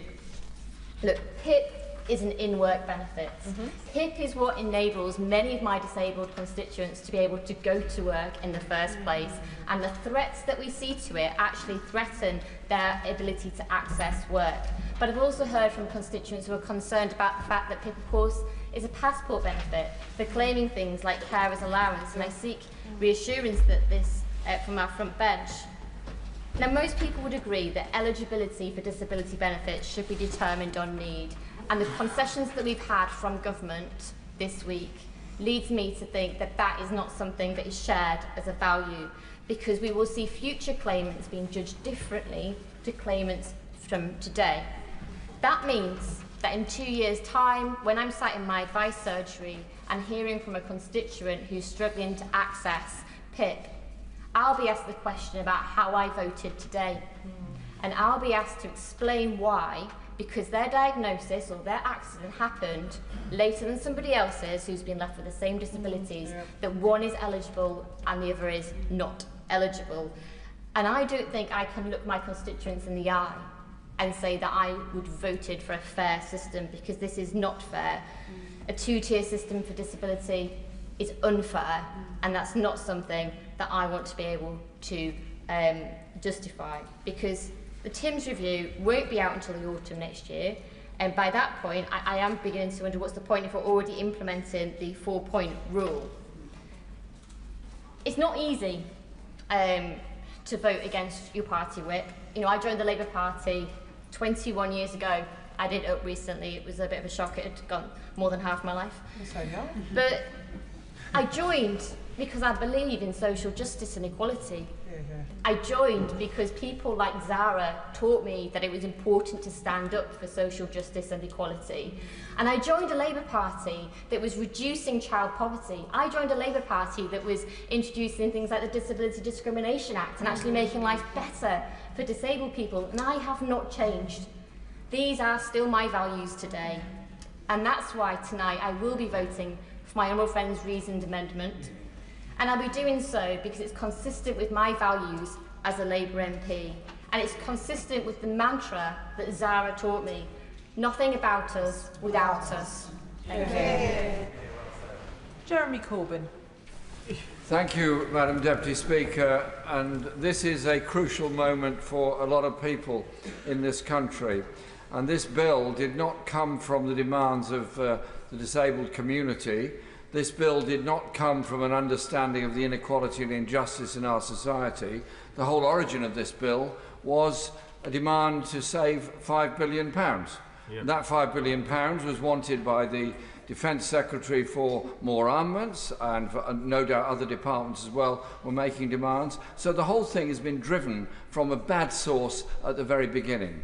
And it would be much more honest and much better if the government simply now withdrew this bill altogether and allowed the Undersecretary's review to take place and look at the issues of poverty facing people with disabilities, looked at the issues of the huge levels of stress that many others face, such as children with special needs in schools that are not met, such as housing overcrowding when there are children with autism or other special needs that cannot be located in decent-sized housing. There's a whole area of discrimination against people with all forms of disabilities that could and should be addressed. And as the member for Lancaster just pointed out, it was a previous Labour government that introduced the disability discrimination legislation that made such an enormous difference. Going back further, it was a Labour MP, Alf Morris, that introduced the Chronic Sick and Disabled Persons Act, which made a phenomenal difference to a lot of people's lives. What has happened that whole tradition seems to have been stood on its head, and we're now presented with a piece of legislation that was going to take the personal independence payments away from a very large number of people, and instead, after the failed rebellion by some Labour MPs, the bill was changed to say that it will only be future generations that will be denied access to this, to the payments that they absolutely deserve. And so you look to a situation in the future where there's going to be very serious levels of poverty, much worse than there are now, amongst every family where there is somebody with a level of disability. Yes, of course. He is, of course, entitled to his opinion regarding this proposed piece of legislation, but I wonder if he would concede that voting against this legislation also means voting against £725 extra in cash terms for those in universal credit, and voting against this legislation also means denying those people the ability to try work, and voting against this legislation also means not having £1 billion invested in the health and skills of people that wish to try work. Voting against this bill will be a very clear message to the entire community that we believe in the equality of needs of people, and we will bring in new legislation that will meet those. He knows full well that he will have to face people in his own advice bureau later on who are going to be saying, why can't I get personal independence payments, when literally my brother, my sister, my neighbour still gets it because they got it before the cut-off date. He knows full well the anomaly that he is voting for, presumably, this evening. Maybe he'd care to reflect on that and how to represent the people that have sent us here.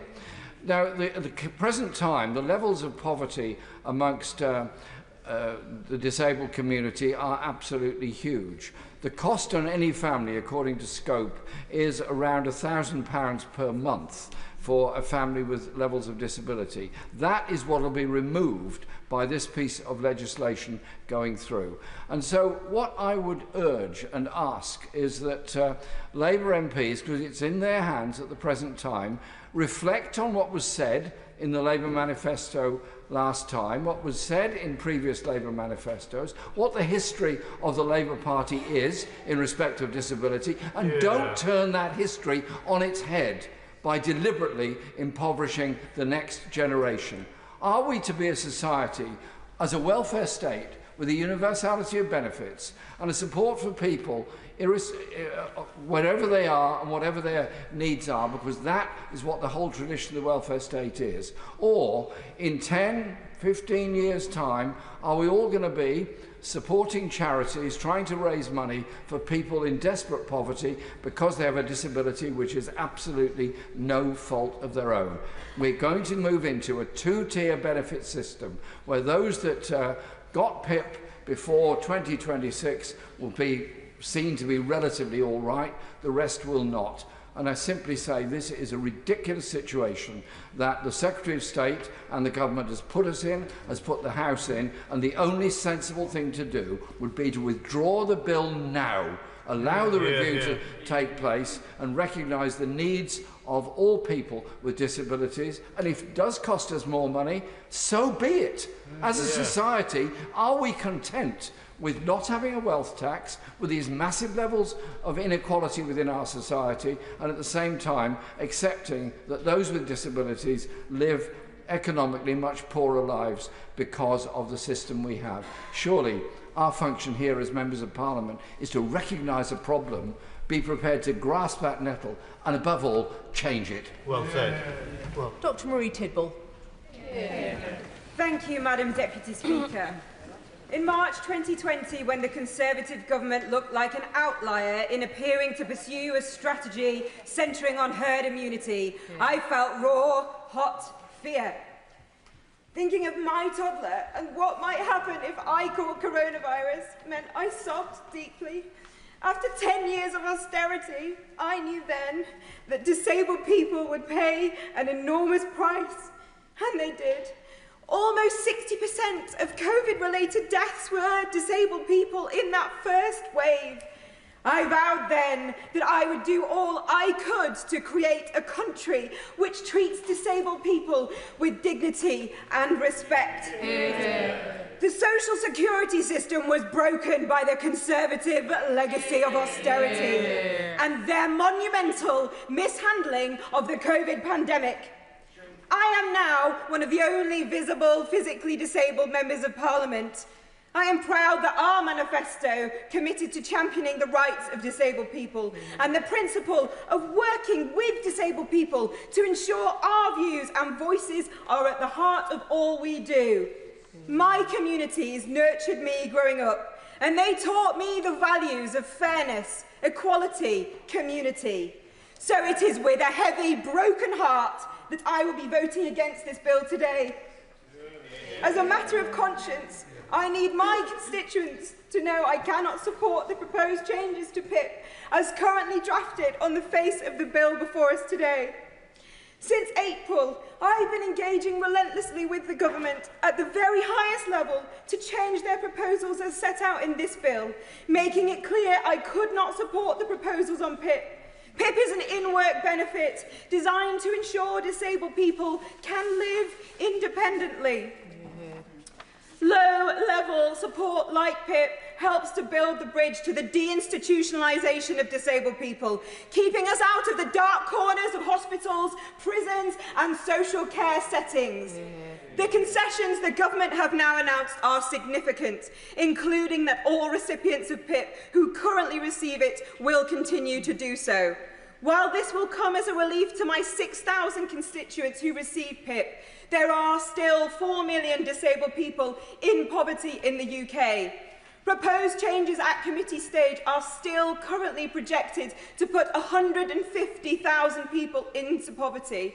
I cannot accept this, nor a proposed point system under current descriptors which would exclude eligibility for those who cannot put on their underwear, prosthetic limbs or shoes without support. Would I will anyway on that point.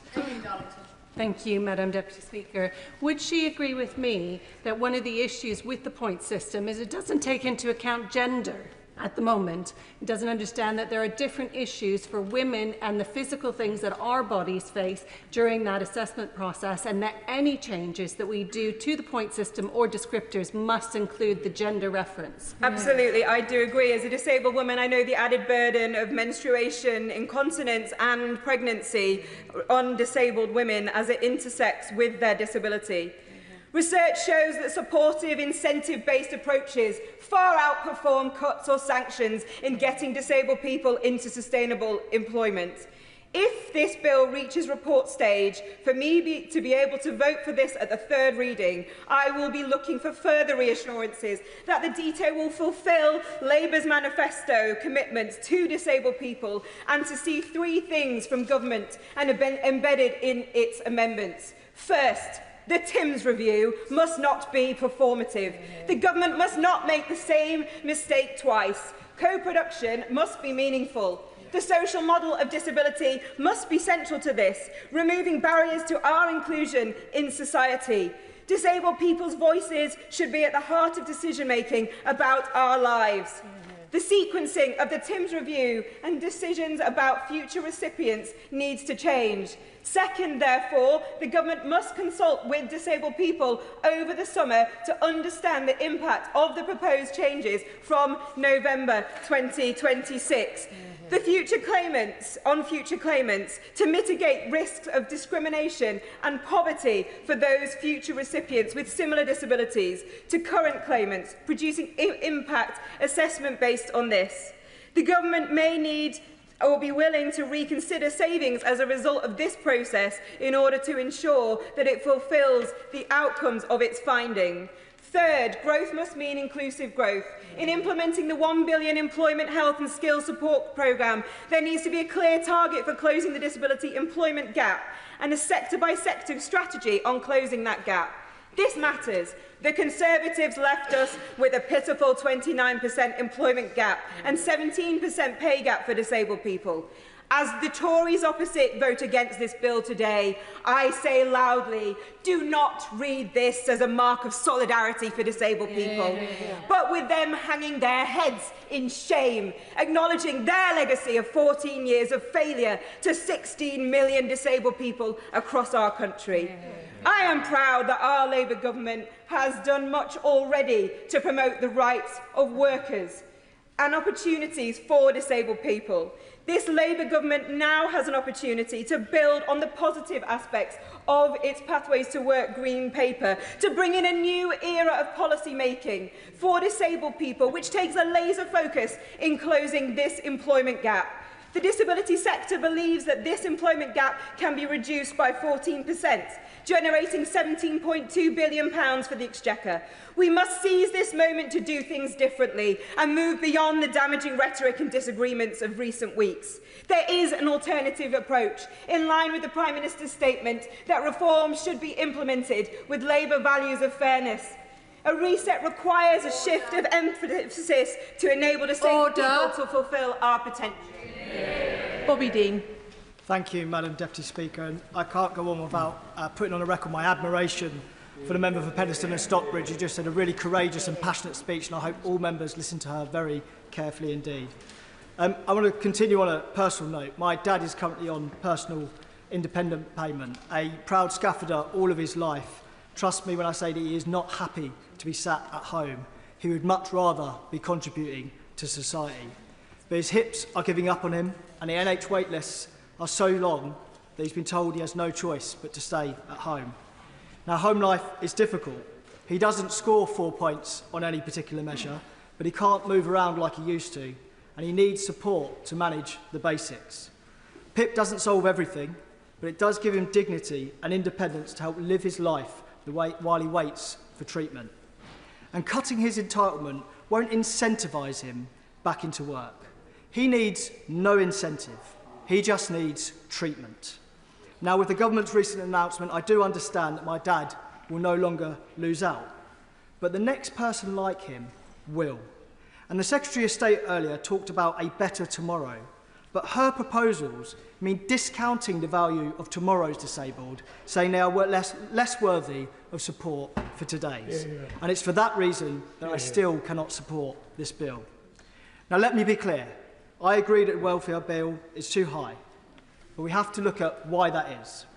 It is not because we have suddenly become a work-shy nation. It is because we have become less well. And if the government were serious about reducing the welfare bill, they would focus solely on fixing the root causes of chronic ill health, a broken social care system, and a mental health crisis among our young people. And while this bill does do good things, and I'm sure that the reviews to come will propose more good things to address the reasons why people are out of work, that is not its primary driver.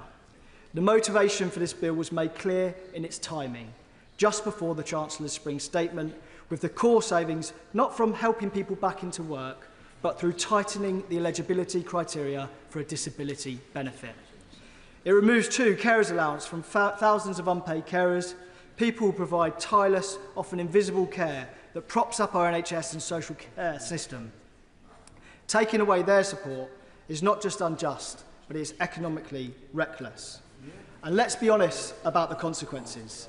The government's own impact assessment says that this bill will push hundreds of thousands of people into poverty by 2029.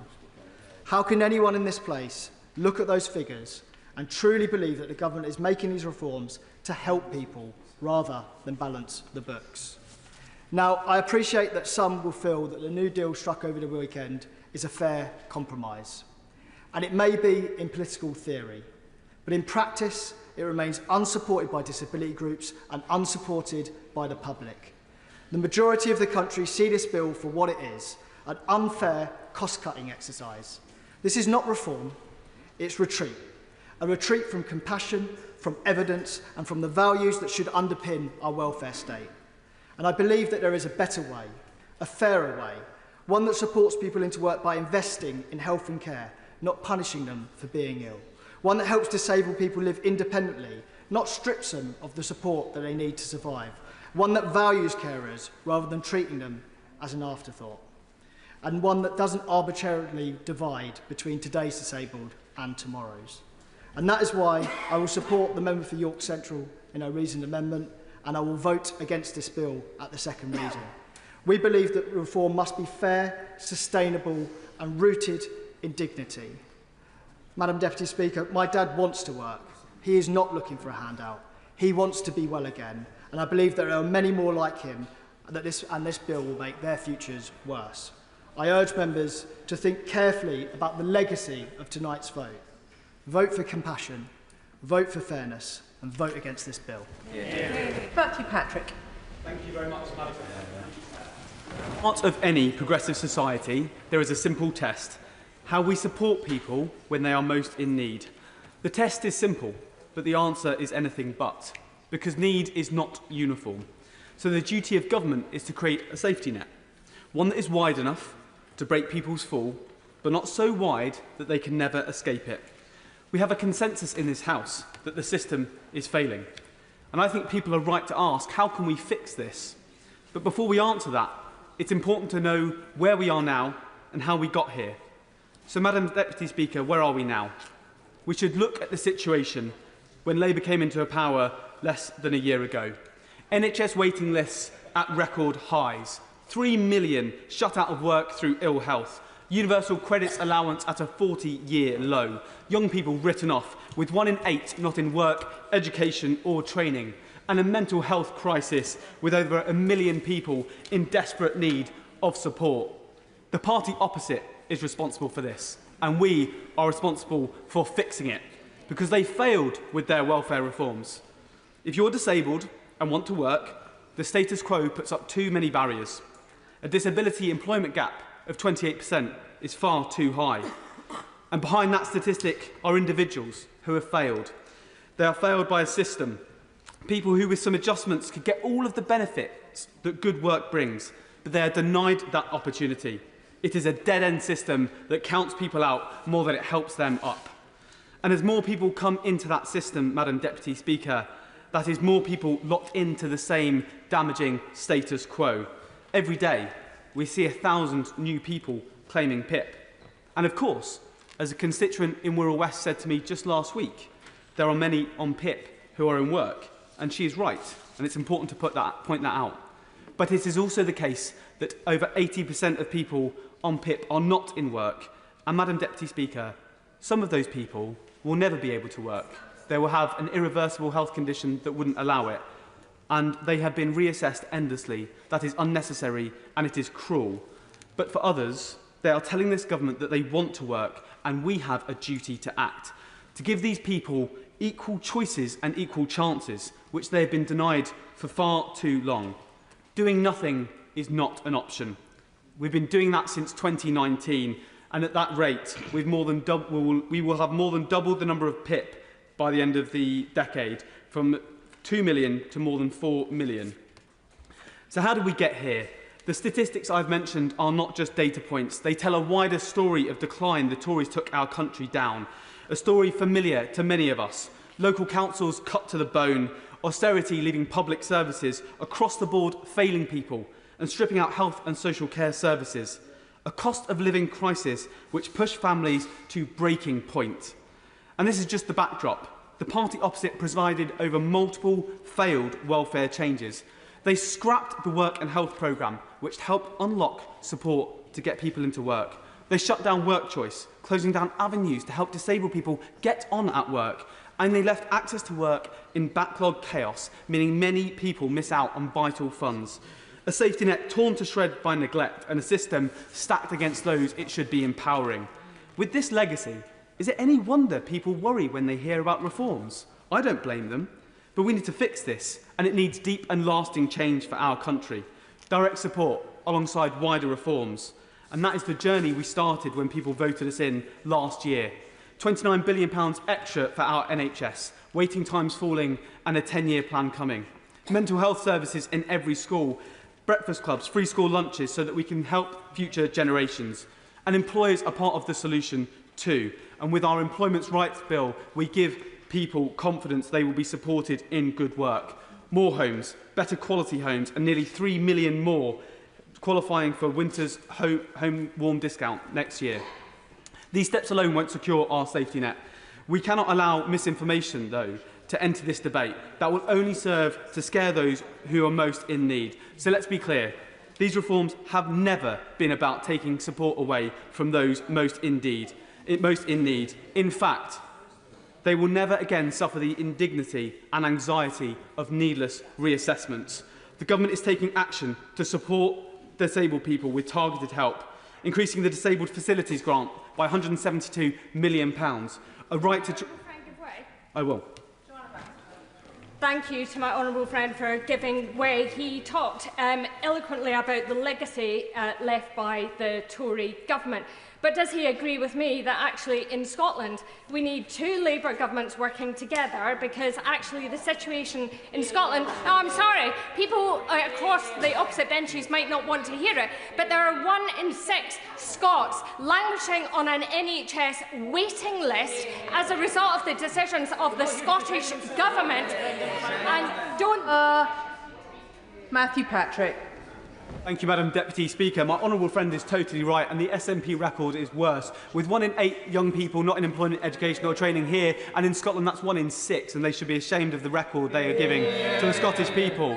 The change is we're introducing a right to try, so that people who receive support but have a job offer know that they can take that opportunity with both hands and no fear. Because if it doesn't work out, for whatever reason, the same support will be there for them. This removes an important barrier to many. And we're increasing the standard rate of universal credit, committed £1 billion to the Pathways to Work funding.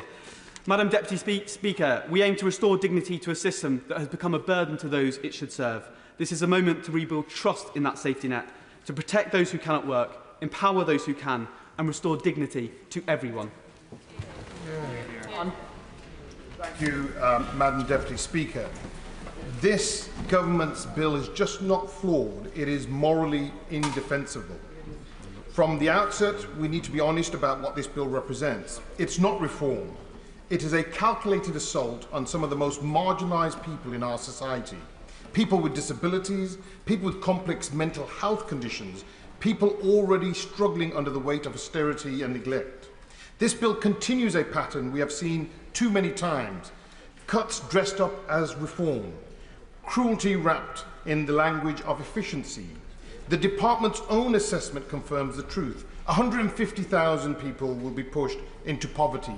Approximately 20,000 of them children if this bill passes. That's not a side effect. That's the outcome, and the government knows it.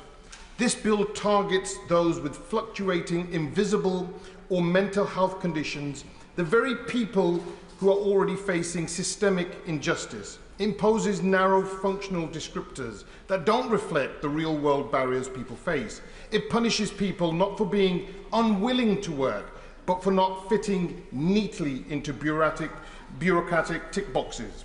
Worse still, there has been no meaningful consultation with disabled people or carers, no engagement with those who live this reality every single day. This government is making policy about disabled people without disabled people. That is not just neglect, it is offensive. The evidence is clear. This government is looking to make savings by depriving thousands of their means to live, while telling them that the plan changes will empower them. According to research by the Joseph Rowntree Foundation, 1 in 5 people in receipt of PIP are already in paid employment, working to the limits that their condition allows. Of those, 60% will lose their PIP. These people already in work. What more does this government want? And why is it punishing them? In my constituency of Birmingham Perry-Barr, 9,000 people rely on this vital payment, with nearly 4,000 set to lose out entirely. This includes 630 people currently in work. What does the government say to my constituents who will lose the income required to live with their condition? What does it say to the millions of families that will have to tighten their purse strings so they can pay for the basic needs of loved ones? Worse still, just a year ago, when this Labour government came to power, the people were promised change. The Prime Minister said on the campaign trail that those with the broadest shoulders should pay their fair share. And yet only 1 year in, we have seen this government strip income from the most in need, telling disabled people that they are not impaired enough to earn state support. This is nothing short of shameful, and if this bill passes, it will be a national disgrace. The welfare state was built on principles of solidarity, dignity and security. This bill tramples those values. It will strip away independence, force people into deeper hardship, and leave many with no safety net at all. And to the Order! Could I just make the point to the honourable member for Ealing that the honourable gentleman is clearly not going to give way. That's in his gift. Ayub Khan. Thank you, Deputy Madam Speaker. And to the ministers and MPs that claim these changes are needed to preserve the welfare state, I say this. The welfare state was built on the idea that everyone, no matter what, would receive state support for things that were out of their control. Passing this bill would not preserve the welfare state, it would dismantle it. And I urge every member of this House to reject this bill.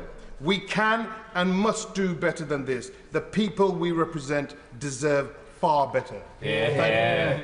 Vicky Foxcroft.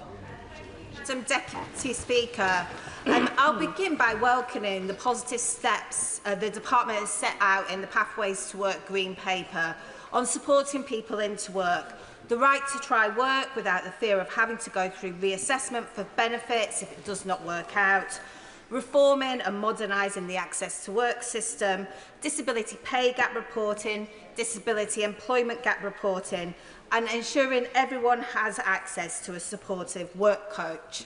And on the assessment process, ensuring that assessments are recorded as standard, something that I know people are desperately crying out for, and ensuring that people with long-term, lifelong conditions do not need to be reassessed when we know their condition is unlikely to ever improve.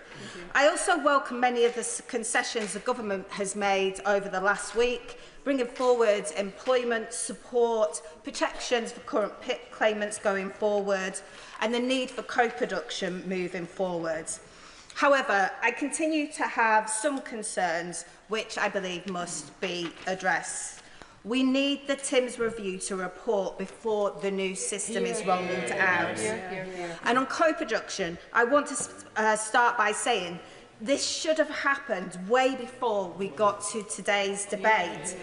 And I know from my time as Shadow Minister for Disabled People that when you work with disabled people and their organisations from the start, you produce better policy. There is so much talent out there. And like many of us in the Chamber, disabled people and their organisations want reform of the benefit system. But the reforms set out in this bill are not what they want or need. We should have been working with them on this right from the start.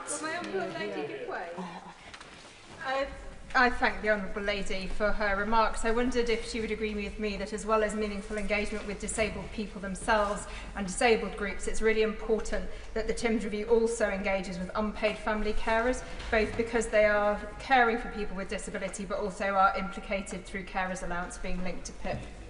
I thank my honourable friend for her intervention, and I absolutely agree. It needs to ensure that it has the right engagement and consultation with everybody, but it must be co-produced with the experts by experience.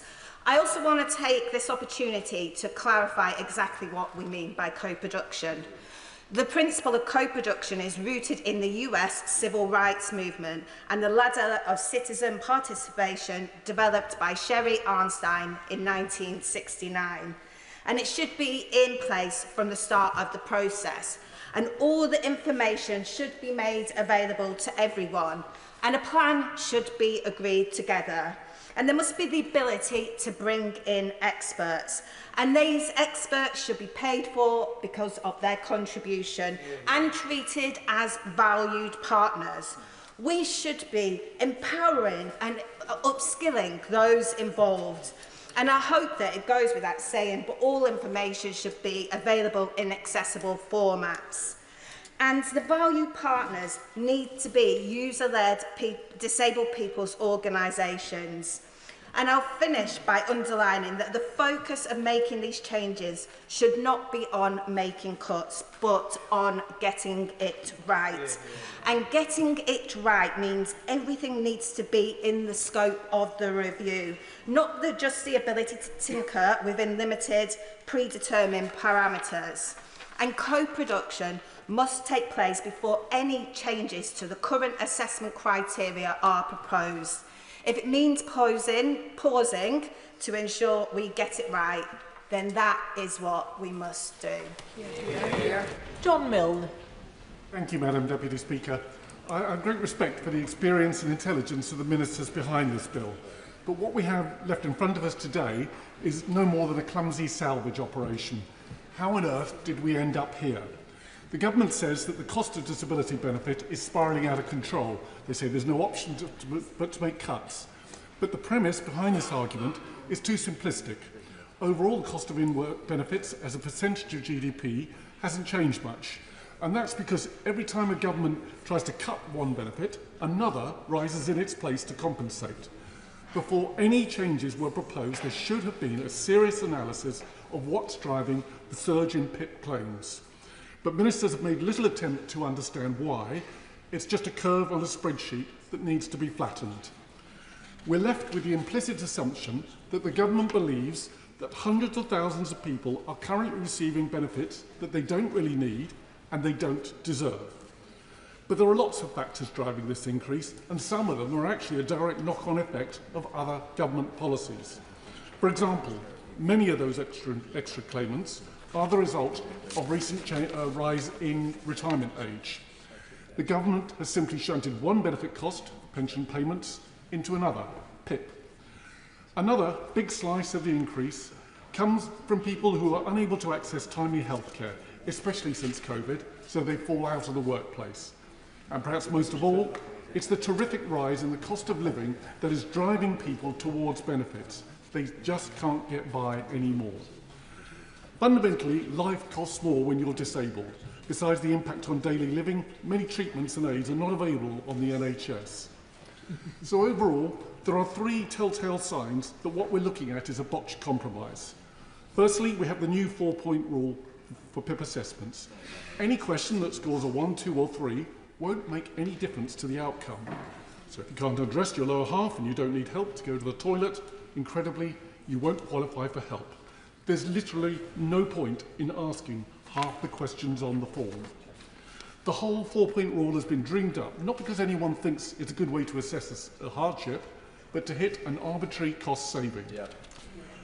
Secondly, we have the incomprehensible proposal to change PIP assessments next year without waiting for the outcome of the TIMS review. I quote from the Commission on Social Security, who have written to the DWP, and they say, "The circus around the proposed changes to PIP and universal credit are a classic example of what happens if policymakers do not work with those whose lives are profoundly affected by government policy." And thirdly is the decision to give higher benefits to existing claimants than new claimants, as if your needs were somehow less because you applied after 2026. I don't know how anyone can stand over this as a credible policy. Even on the most optimistic forecasts, only a relatively small minority of current claimants will be able to find jobs, and no account at all has been taken of regional employment black spots. For every disabled person who can be helped back into work, there will be others moving in the opposite direction. And that's because about a third of ME and MS sufferers who are currently in work will be unable to continue as a direct result of losing PIP support. But they don't figure in the government's back to work estimates. And of course, we have 150,000 people who will lose their carers allowance. This is likely to rebound on the health service and wipe out whatever savings the government had hoped to make. The Secretary of State has set high standards to be judged by, and I quote, "For me, this is a moral mission because I believe that there is a better future for people in so many parts of the country. It is absolutely not cruel." Well, it might have been a moral mission, but it's certainly not a moral outcome. This isn't a fairer and more compassionate, as the Secretary of State has claimed. It's harsher and more chaotic. This bill can no longer be considered a serious attempt at welfare reform. It's just a cobbled-together scheme to get us through the next 24 hours. And I urge all members to vote against it. Thank you, Madam Deputy Speaker. I never expected to be standing here opposing Labour government legislation that intends to impose changes on disability benefits that will put 150,000 people into poverty. The government's own poverty assessment states that these concessions may mean there will be a negligible impact on pensioner and child poverty.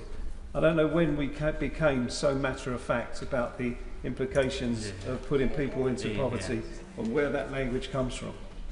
I would be expecting to move people in the opposite direction. We talk about choices and we hear a lot from the leadership about tough choices. Now, I don't consider cutting disabled people's benefits to be a tough choice for us politicians. But it will mean people on the receiving end will be forced to make tough choices about the way that they make ends meet. Too often, we make choices that adversely impact on those who can't fight back. We show deference to people with wealth and power when we know that they should be bearing a heavier amount of the burden. Absolutely. Those who have enormous wealth have done extremely well over the last 15 years.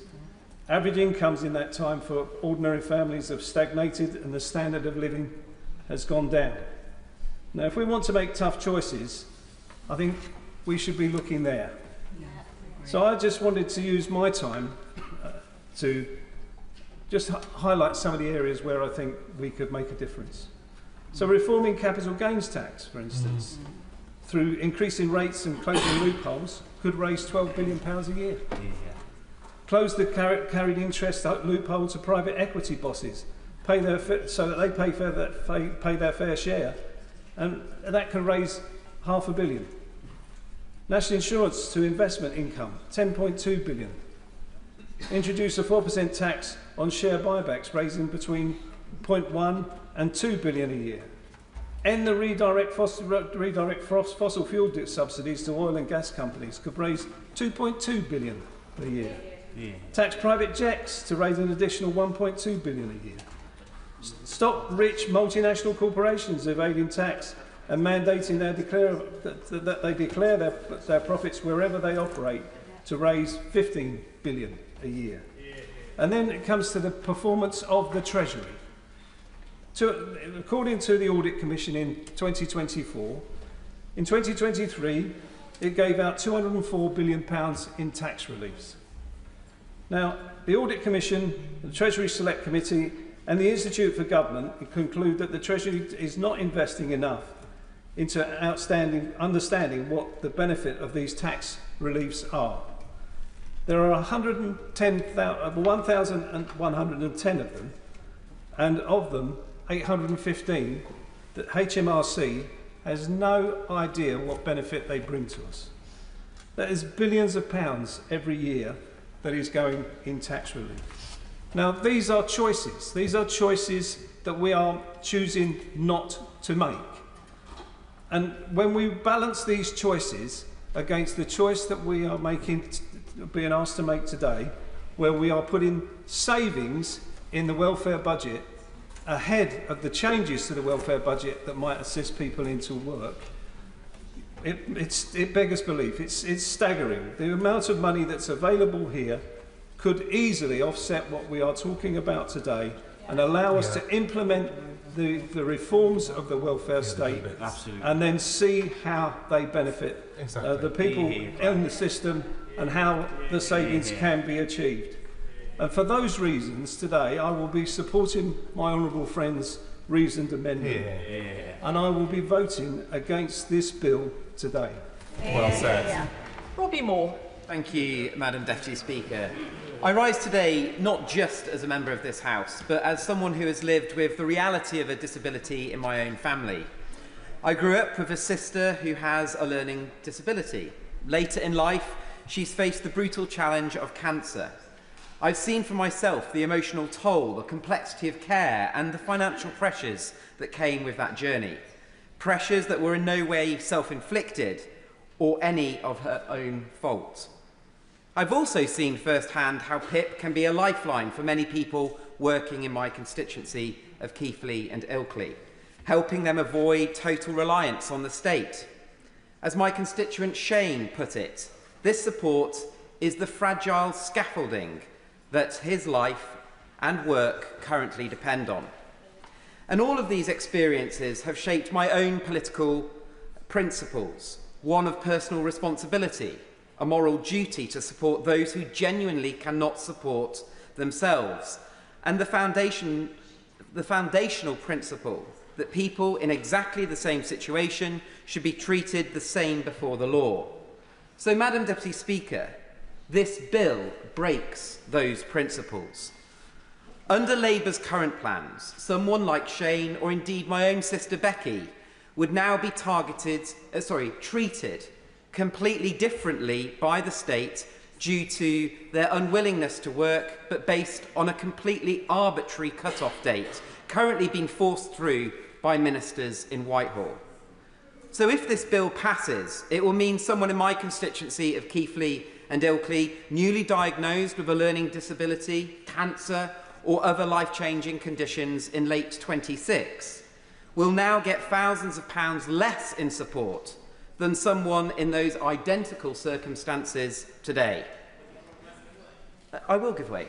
Thank the honourable member for giving way. He's giving a great speech, and he's highlighting the two-tier system where the government have said it's fine for existing claimants, but not fine for future claimants, setting out this ridiculous two-tier system, one that my constituents already face with the carers allowance, Dennis and Jill from Bude in my North Cornwall constituency don't qualify for the carers allowance because they're of pension wage, so there's already that two-tier system.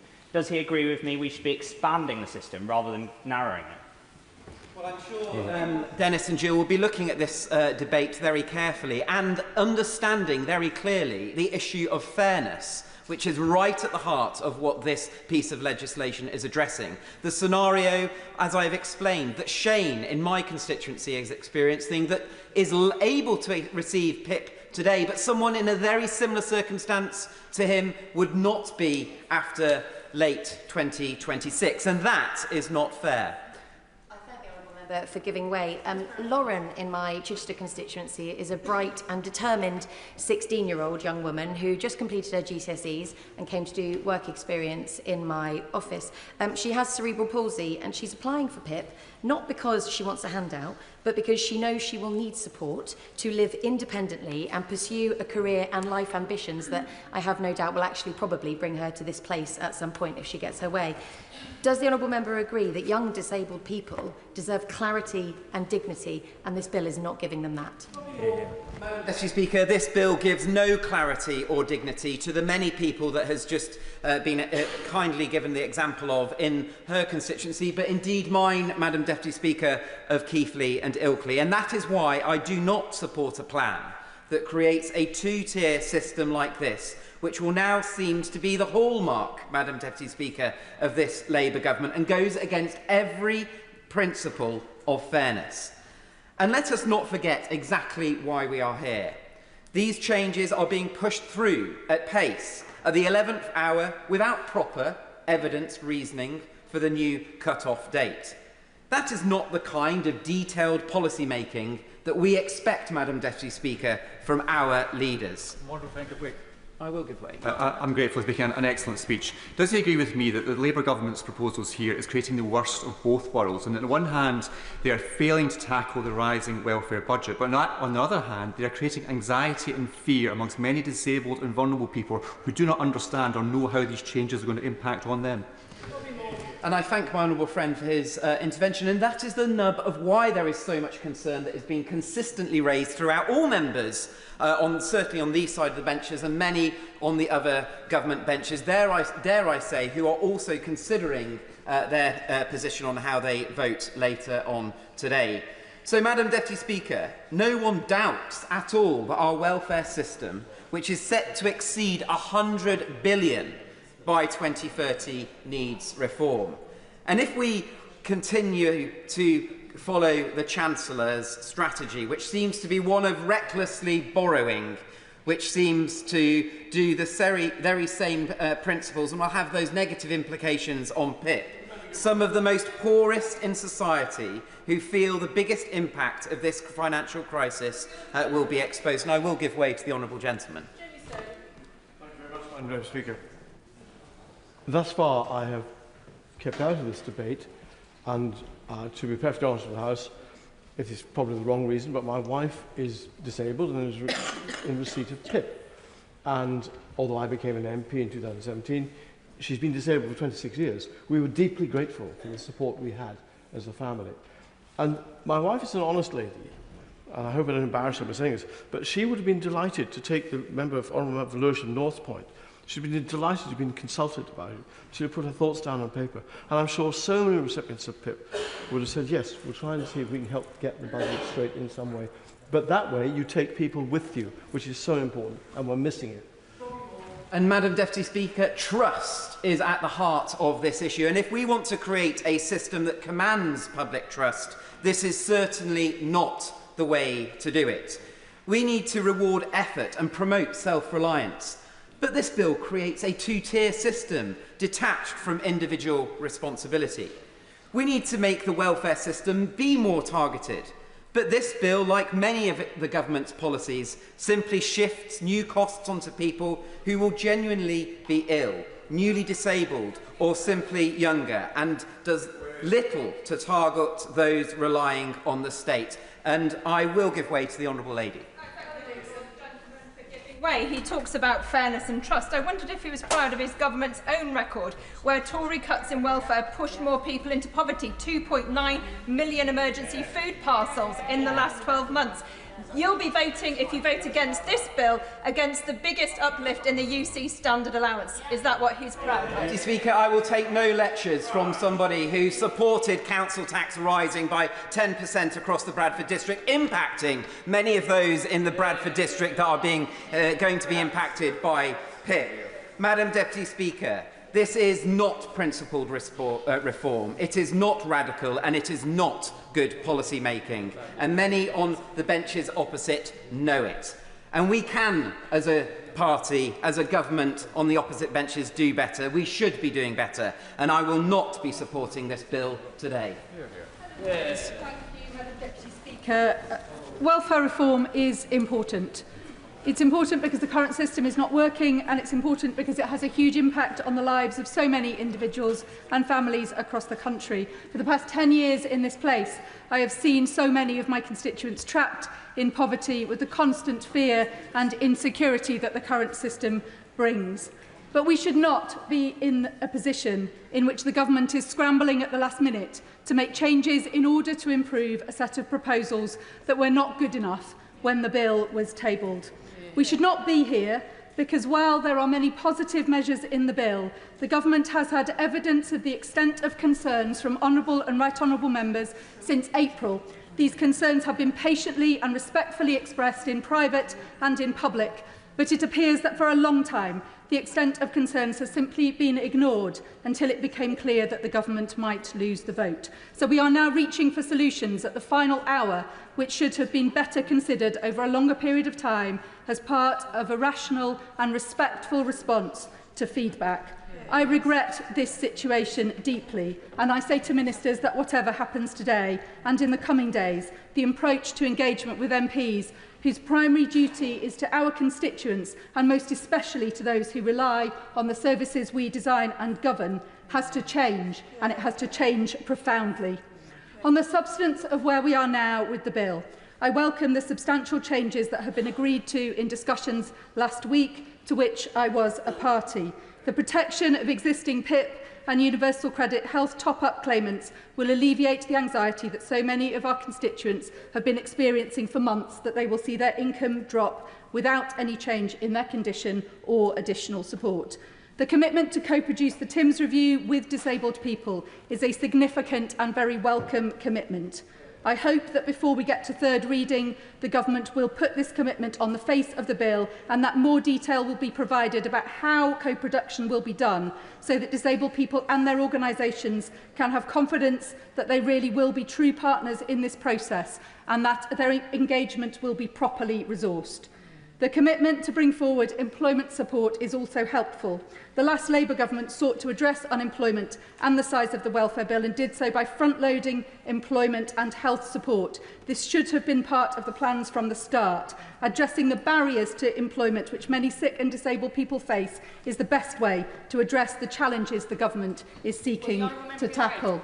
I thank the honourable member for giving way, and in relation to her point around employment support, I know many honourable members were concerned that that support would not be put in quickly enough. However, in my constituency of Ealing Southall, we already have £8 million funding from the government's Trailblazer Get Britain Working programme. Does she welcome now that these new proposals include £1.3 billion in investment in that programme, and that that help will be rolled out to every disabled person who wants a job in this country? I welcome the bringing forward of employment support, and I know how effective that support can and will be, but we have yet to see it bed in, and I have further concerns that have not yet been addressed. I am concerned about the impact of the bill on young people and care-experienced people in particular, and we need further detail on the support that will be provided for 16 to 22-year-olds, particularly with their mental health, to enable them to participate in the workplace. And there is one further concern that has not been addressed and on which I want to press the Minister today, and it is the lack of alignment between the conclusion and implementation of the TIMS review and the implementation in the raising of the threshold for PIP to 4 points. The Secretary of State, I believe, made some movement on this point in her speech in opening this debate. But so far, it is not clear that we are avoiding a situation in which there will be a category of new claimants, people who become disabled after November 2026, but before the implementation of the TIMS review, who will face an increased threshold without any of the mitigations that will come from a revised assessment process and descriptors, which are co-designed with disabled people. This would be unfair and unequitable, and I believe that it makes the policy incoherent, and it makes the putting of 4 points on the face of the bill incoherent. We must have a system that aligns the implementation of the new system with the review process co-designed with disabled people that defines it.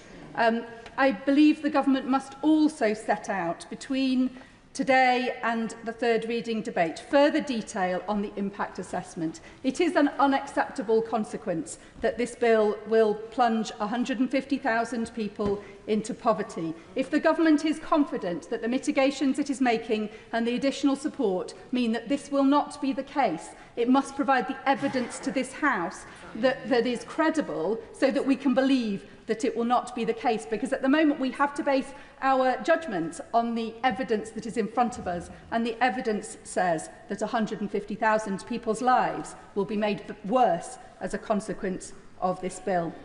It is one of the most regrettable aspects of this process that it has harmed the trust and confidence of disabled people. Full alignment of the TIMS review with the introduction of the new system is an essential requirement of beginning to rebuild that trust, and I will be listening very carefully to what the Minister says from the dispatch box in closing this debate. Sean Berry. Thank you, Madam Deputy Speaker.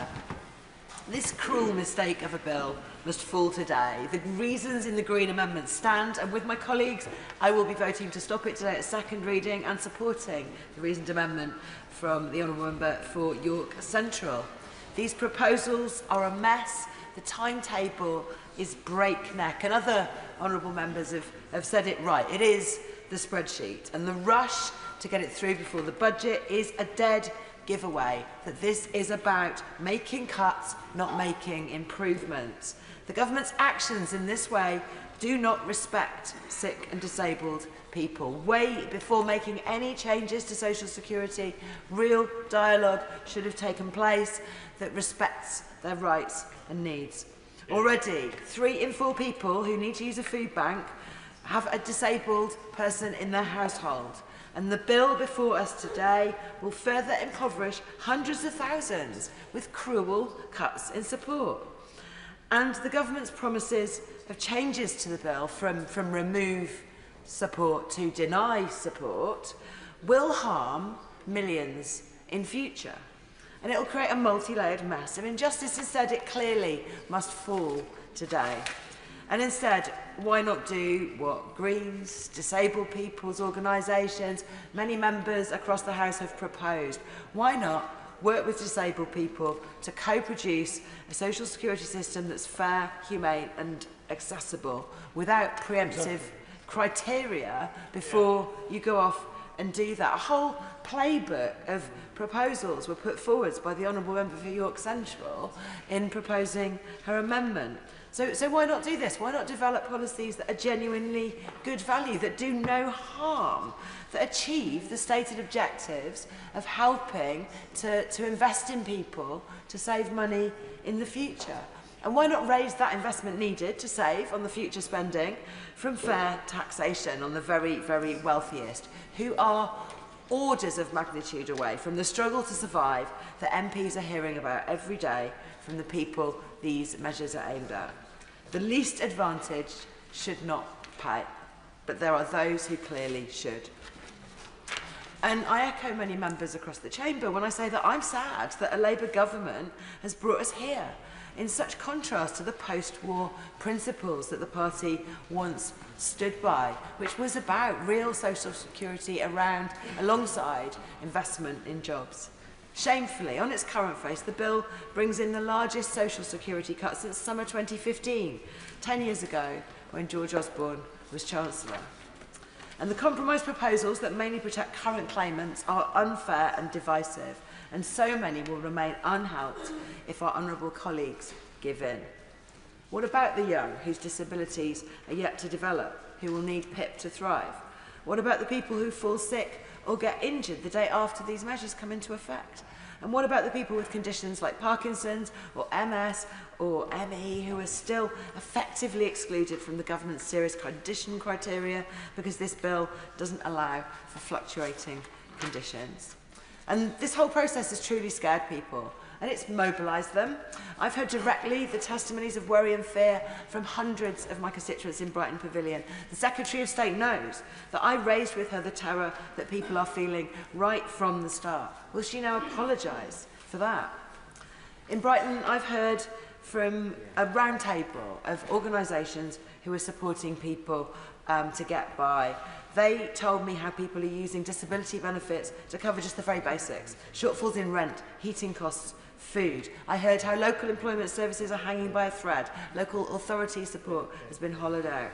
Brilliant organisations like Amaze, Money Advice Plus, St Luke's and Citizens Advice are already inundated with people concerned for their futures. They want structural barriers and inequalities removed first. They want investment in people as well. Today, Madam Deputy Speaker, we must vote down these proposals. This is so that the Secretary of State can listen and learn and go back and do better. Those who are sick, injured or disabled today and in the future need our solidarity.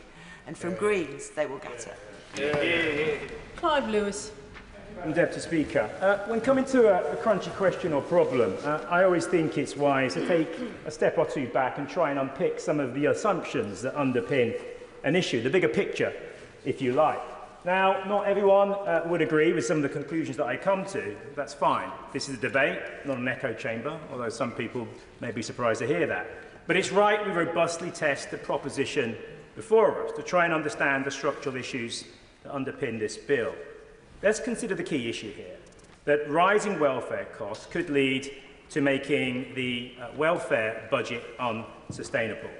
The assumption often made is that welfare costs rise because of individual failings, people being lazy, unwilling to work, or even dishonest, work shy, in other words.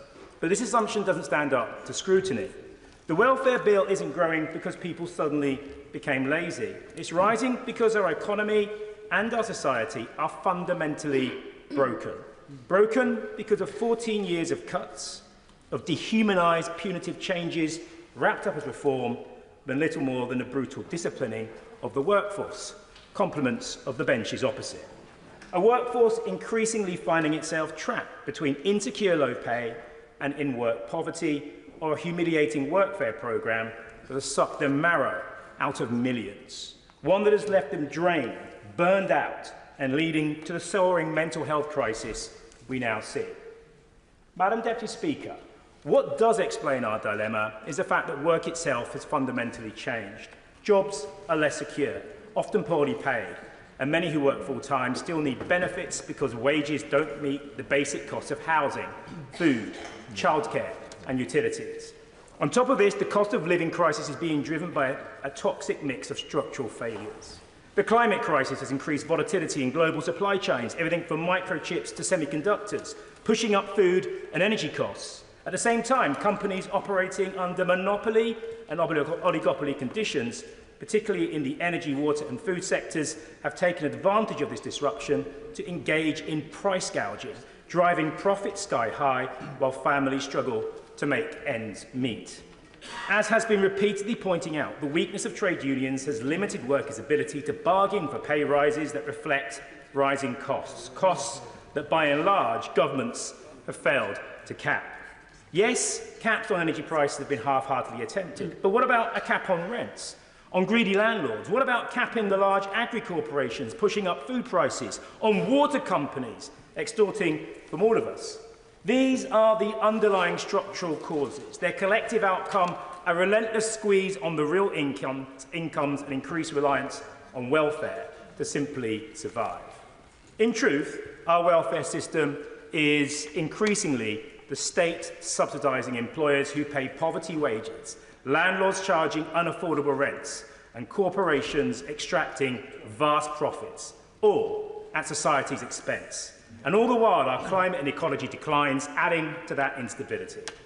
Today's bill at heart about balancing the books by tightening welfare eligibility and gatekeeping access, won't address these root causes. It still punishes victims rather than tackling the structural failures, and I cannot support it. That's why I'll be supporting the reasonable amendment of my honourable friend from York Central. Yes, the Labour government has made a start on many of those structural issues, the Trade Union Act, GB Energy, the Leasehold and Reform Act, but it must go further and faster if we are to make a real impact on who our economy works for and to ultimately bring down the welfare bill. Madam Deputy Speaker, welfare reform should deliver dignity and fairness, not austerity and exclusion. Until we face these deeper truths, we'll continue addressing symptoms rather than causes, perpetuating the very injustices we claim to want to solve and that so many of us came into this place to sort out. Robin Swan. Thank you very much.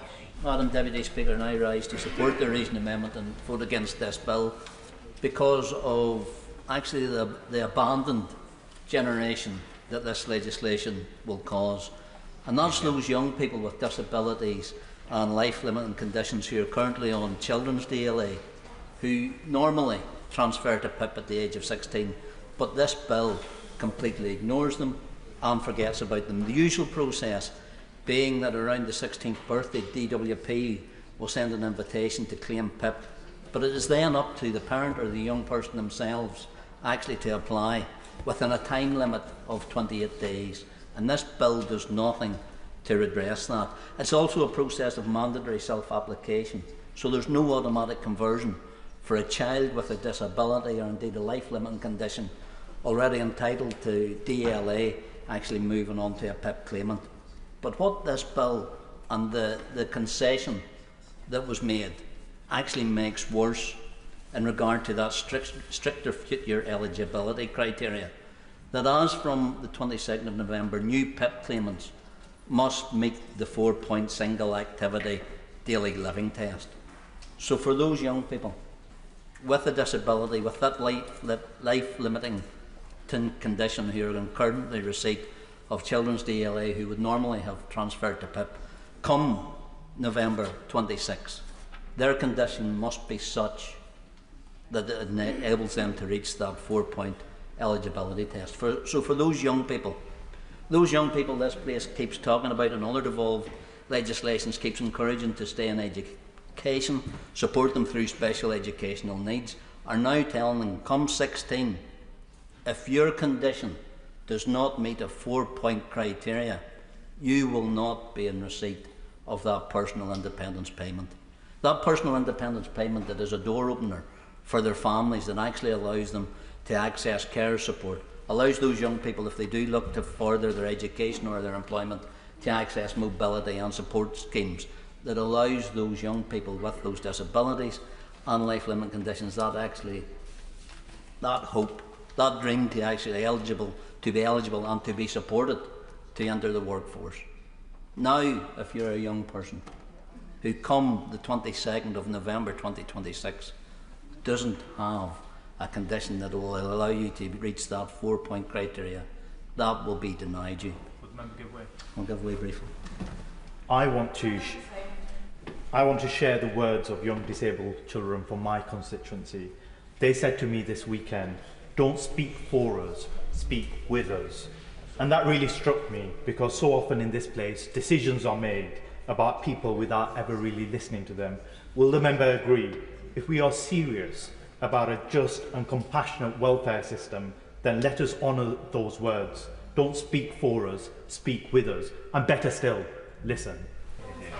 Thank the member for that intervention. And what I will say, Madam Deputy Speaker, I did meet with those young people, met with an organisation called Brave Hearts Northern Ireland, who represent a cohort of young people with congenital heart defects who are at that transitional stage.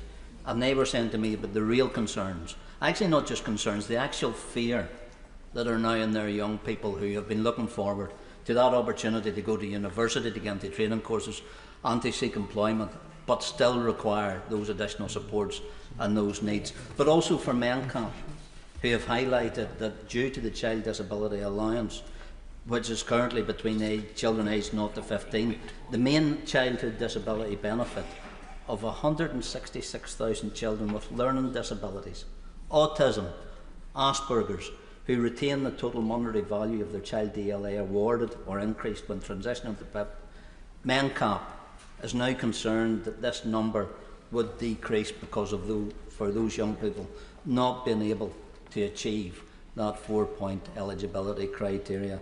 Madam Deputy Speaker, and for the sake of those young people, that we all come to this place to support, to give them a future, to give them hope, and our young people going through special educational needs with disabilities and with life learning disabilities. Madam Deputy Speaker, I implore the Government to withdraw this bill now, go back, engage and co-produce something that meets the needs of their country and of our young people. Andrew Pates.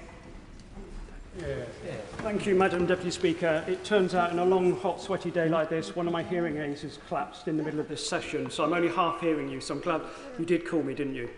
Thank you. It's an embarrassment. Firstly, Madam Deputy Speaker, that would be very audacious. It is a great privilege to speak in this debate alongside so many passionate advocates who want to get this reform right. I think all of us on this side, whether we may have a difference of opinion on a point of policy, came into this House to make a difference and fix the welfare system, to liberate and create opportunities for people. So I want to thank the Secretary of State for her statement yesterday and the welcome news of the PIP assessment review as moving us forward.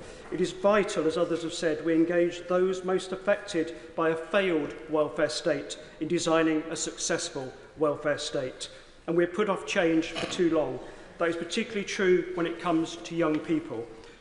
Madam Deputy Speaker, if politics is about choices, then condemning nearly 1 million young people to the scrap heap of unemployment was the choice of the party opposite. So I want to focus my main contribution on how these changes can affect young people and their life chances.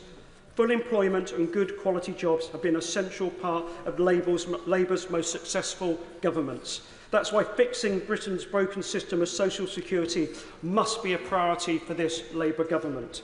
There is no dignity in denying young people the opportunity to learn, earn or making a better life for themselves. And I'm reminded as we approach the 80th anniversary of the 1945 Labour landslide, we must remember previous governments that have dealt with such big challenges. Work was essential to that great 1945 Labour government. William Beveridge's landmark report in 1942 laid the foundation for Labour's post-war welfare state and NHS, free education for all and full employment. The vision of Labour's leaders like Attlee, Morrison and Bevin was that every citizen would live a life free from want, squalor, disease or poverty with meaningful help when times were tough. But in return, every citizen was expected to play a full part in the social and economic life of the nation. But looking at the high level of people not in education, employment or training, NEETs in that terrible phrase, in my constituency, I can see an economy that is still letting people down. I can see a mental health system that is letting young people down, and I can see an NHS system that is trapping too many young people on a life of benefits. So can I ask my right honourable friend, when we come to bringing the debate together later, can they confirm in her response that we will deliver the employment support young people need, and that we will simplify the way benefits work and the way job centres work so that young people get the support they deserve? And will she work with the Secretary of State for Health and Social Care to fix our broken mental health system so that young people have a hand up rather than being pushed down? And of course, our values should be about compassion, and our social security system should be about dignity for those unable to work or who need support. That's why I welcome the protections for those people already on PIP that have been announced. And I've also listened a lot to a common theme in this debate, and I'd like to ask the front bench about this, which is we've heard lots of people raising concern, not that the TIMS review will happen, because that begins to embed co-production, as the front bench and many people in this House have said. But there are questions, I think, legitimately to ask about timing and delivery about that in terms of the legislation. Oh, yes, I thank the honourable gentleman for giving way, and I'm very pleased that he could hear my desire to come and intervene.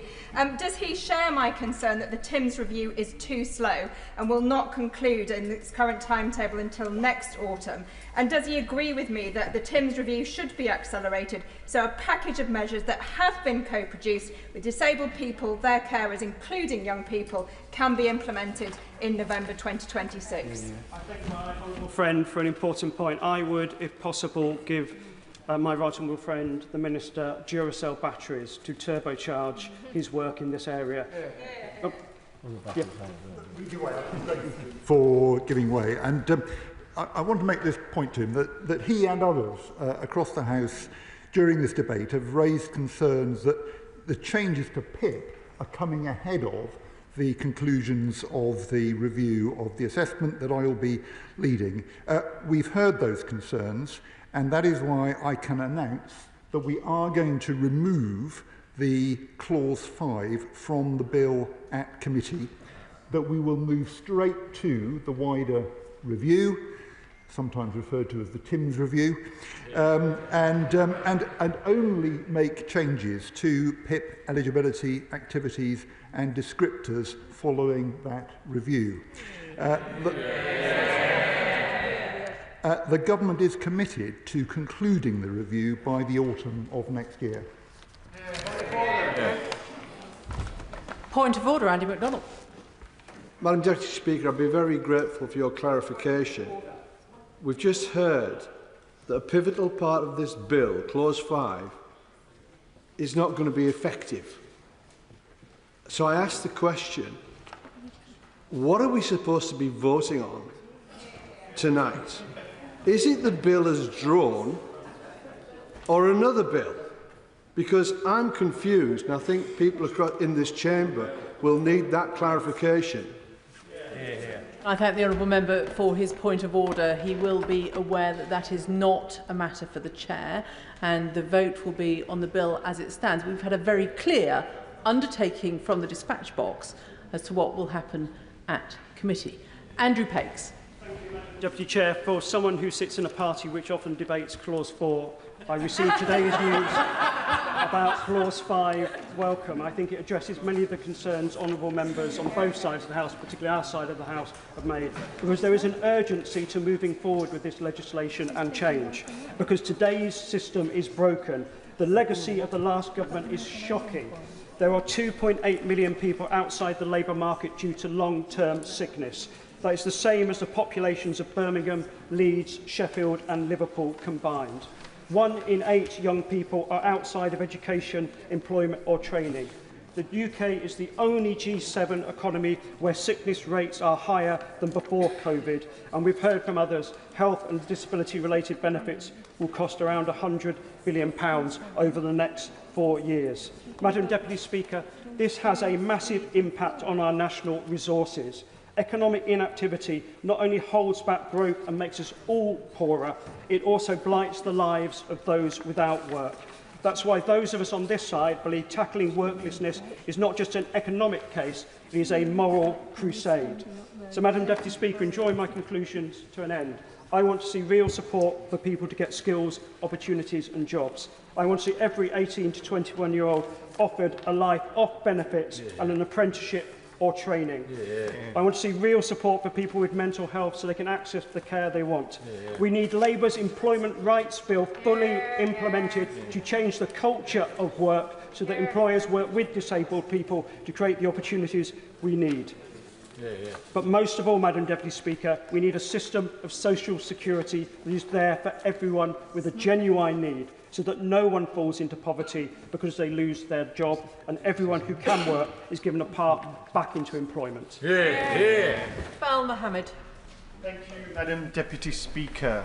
I rise today not just with grave concern, but with absolute conviction, and I will speak in support of the reason amendment from my honourable friend, the member for York Central, and with a plea for the government to pause, think, reflect and bring back something that will work for the betterment of disabled people. Disabled people, this whole debate, I'm afraid to say, and I've been saddened to hear, has shed, not all members, people have been presented in a negative light. Disabled people are not a burden on society. They are part of society, and they make an invaluable contribution to our society as it stands. And the support that they receive allows them to make that invaluable contribution. If this bill is passed, it will do unconscionable damage to disabled people, their carers and families who are already on the brink of in this cost of living crisis. It will deepen poverty, increase hardship and undo decades of progress in social security. And I urge the government to withdraw now and come back when it is fit for purpose. Myself and my Independent Alliance colleagues have been clear and consistent. We are acutely aware of the devastation this bill would cause. We have fought and will fight it every step of the way until a fit-for-purpose bill is before us. Yet today we are being asked to sign off on billions in cuts without any credible data. And we have a moving target where elements of the bill that are published will no longer apply when it comes back to this place. The department's analysis, we've heard 150,000 people would be pushed into poverty, maybe more than 20,000 children. And despite the talk of concessions, which were rushed out and tweaks made, they do not change the core injustice. This government wants to create a two-tier welfare system where today's disabled people get help, but tomorrow's they are discarded. New PIP claimants will have to pass a cruel new threshold to qualify for PIP compared to existing claimants. My question to the Secretary of State is, please can you explain to my constituents in Dewsbury and Backley who designed this four-point system and who defined the criteria by which somebody would qualify and not qualify? Would the member give way? I will give way. Would the member agree that now is the time that the government actually needs to confirm what we're voting on? U-turn after U-turn, I believe members are confused. I thank the honourable friend for his intervention. I will accept a government who listens and adapts and changes their approach in light of new evidence that is put before them. So I would congratulate the government for improving on the proposals. And I don't question the core intentions. I really don't. The waste and the unmanageable and welfare state and how it has been mismanaged for 14 years to lead us to this point absolutely must be assessed and improved. But it can't be at the expense of support to the most vulnerable in our society. The bill is moving on to carers, so it's not just disabled people that this bill will impact, but carers. It slashes 500 million from the carers allowance, the largest real terms cut since the benefit was introduced in 1976. Carers save this country tens of billions of pounds in unpaid labour. Nearly half of them already live in poverty. Is this really the thanks that they deserve? And it gets worse. If an existing claimant loses their PIP on reassessment, which happens all too frequently due to assessor errors, they will be treated as a new claimant and subject to the stricter rules. This includes anyone moving from DLA to PIP. It is punitive, it is regressive, and it will erode trust in the entire system. We are told there will be consultation, but what consultation happens when a bill is pushed through in a single week without adequate scrutiny or engagement with those most affected? The principle of nothing without us has been flagrantly ignored. We've heard, according to Scope, that the extra cost of living with a disability is already nearly £1,100 a month. That is not covered by PIP. By 2029, this is expected to top £1,200. Yet under this bill, those same people will be expected to survive without the support that they rely on. The government expects disabled people to shoulder £15,000 a year in extra cost and offers them less and less. The public sees through this. Only 27% support these reforms. Nearly half of those surveyed believe they will worsen the health of disabled people, and over half expect more pressure on the NHS. These cuts will make people sicker, more isolated and more dependent on an already overstretched service. The politics of this is damning. This cannot be about politics. This must be about the people that we are here to serve. So please, please, please, go back and wait for the consultation to be completed and integrate the learnings and the feedback from the people affected so that this bill and this legislation can actually make a positive contribution to our society and not a negative one. Thank you. Imran Hussain. Madam Deputy Speaker. And Madam Deputy Speaker, let me begin by saying there's no denying the ideological austerity we've seen by the previous government for the last 14 years has led to absolute decimation of our services, devastation of our communities, and extreme poverty as well as an economic mess. So I get that this government has to make some extremely difficult decisions. But the central point in this debate is this. We cannot balance the books on the backs of some of the most vulnerable in our society. It's not the fair thing to do, it's not the right thing to do, and simply put, it is not the Labour thing to do. Madam Deputy Speaker, again today, many of us in good conscience, and let me say this, Madam Deputy Speaker, we do not, on these benches, who oppose this, do not come from the same place as members opposite. We come from a place of sincerity. Members opposite on the Tory benches come from, again, political game playing. And we continue to come from that place of sincerity. But what is disrespectful, and continues to be disrespectful, to backbenchers in particular and members on this side, is the way we are piecemeal fed things. Even at this late stage, whilst I welcome the previous concessions and I welcome the concession today. But the reality is this. For months we have been talking about this, for months. And we could have been engaged in that process. We approached it with good faith.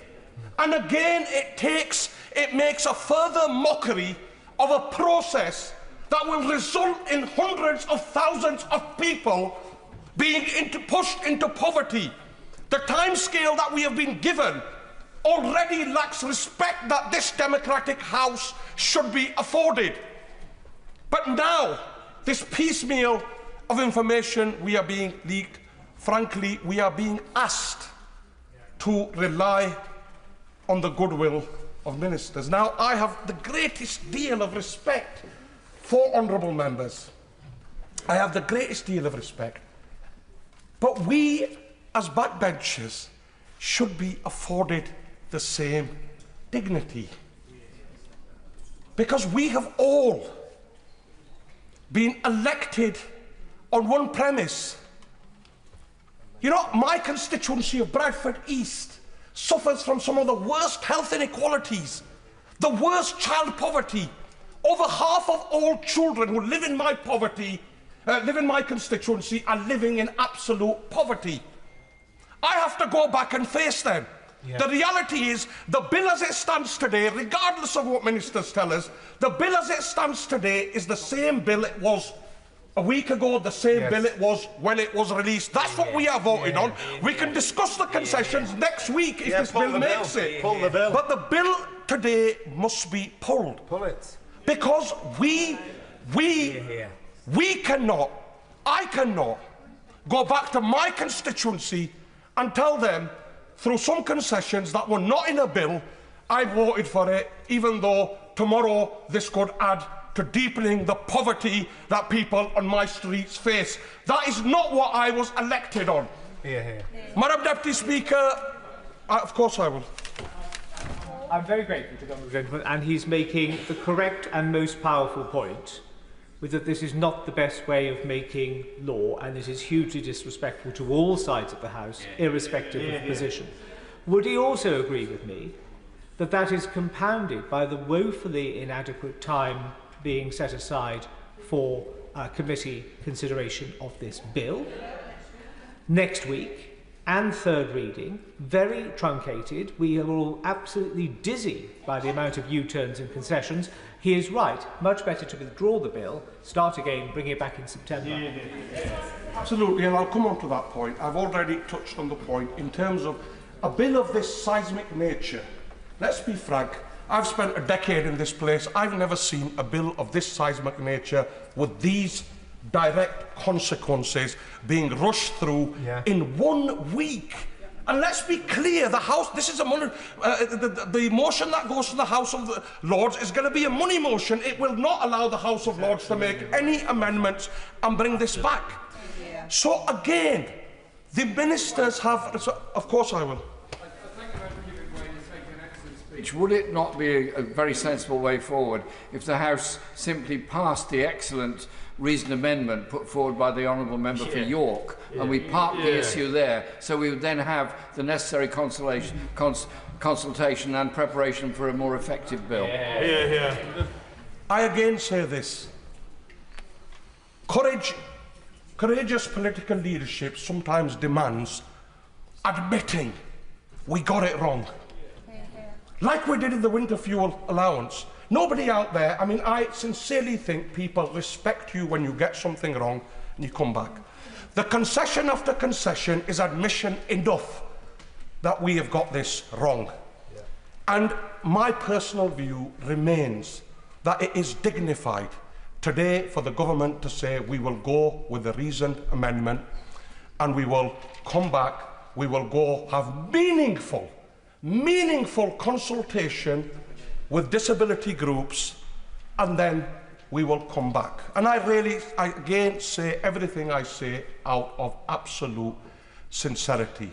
And I want to finish by saying this, a point that's been made by honourable members on both sides of the House, because many are acting in good faith for the collective good of the people we represent. And the point is this: all of us will have to go back to our constituencies and justify the decision we make today.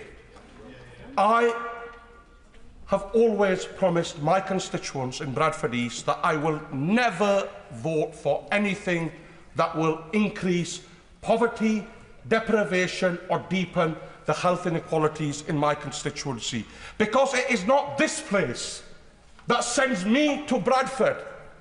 It is the people of Bradford that sends me to this place, and I will remain true to them, and I will remain counted for them, and I will make sure that their voice is heard. I will be voting for the amendment, and I will be voting against the bill today. David Chadwick. Thank you, Madam Deputy Speaker, and may I say what an excellent and powerful speech to follow.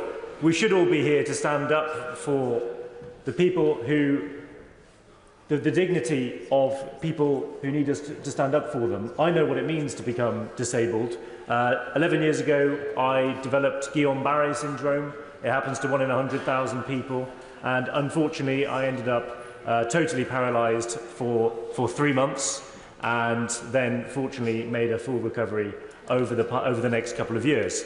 And that was an insight into what it's like to become disabled. I went from full health to total dependence overnight and lost the ability to move for 3 months. Fortunately, I was lucky and I recovered. But I remember those early days very vividly, and what it was like to suddenly learn to live with a disability. I remember, for example, having to have some clicking contraption, a hook, to be able to grab my socks and get dressed in the morning. And that's one of those examples that's already been highlighted today of the extra costs and challenges that people living with disabilities face. Personal independence payments are a lifeline, and they enable people with disabilities and long-term health conditions to live independently, participate in society, and, crucially, stay in work if they can. Wales, Madam Deputy Speaker, will be hit hard by this proposal. In Wales, we have higher rates of long-term illness and disability. In rural areas, the cost of living with a condition is even higher. And these changes will hit hardest where communities and people are struggling to cope as it is. The government's so-called climb down does not fix this. Delaying the stricter criteria until 2026 does not make the policy fairer. It just creates a two-tier system.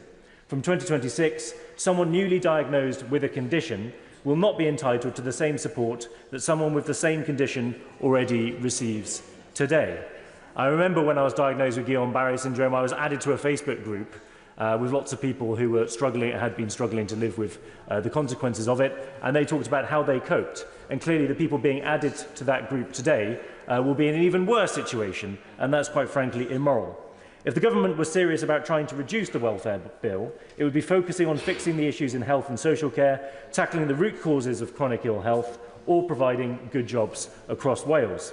In Wales, Labour have been running the healthcare service for over 25 years.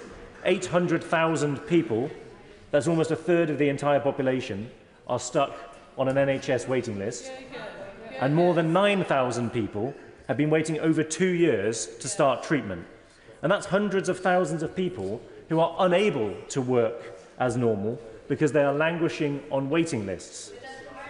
There are so many people we know in Wales who are not getting the health care they need. And our welfare system as a whole was built by Welsh politicians, by Nye Bevan, David Lloyd George. In Wales, we know how to fight for each other, and we don't forget our roots, right? But they have.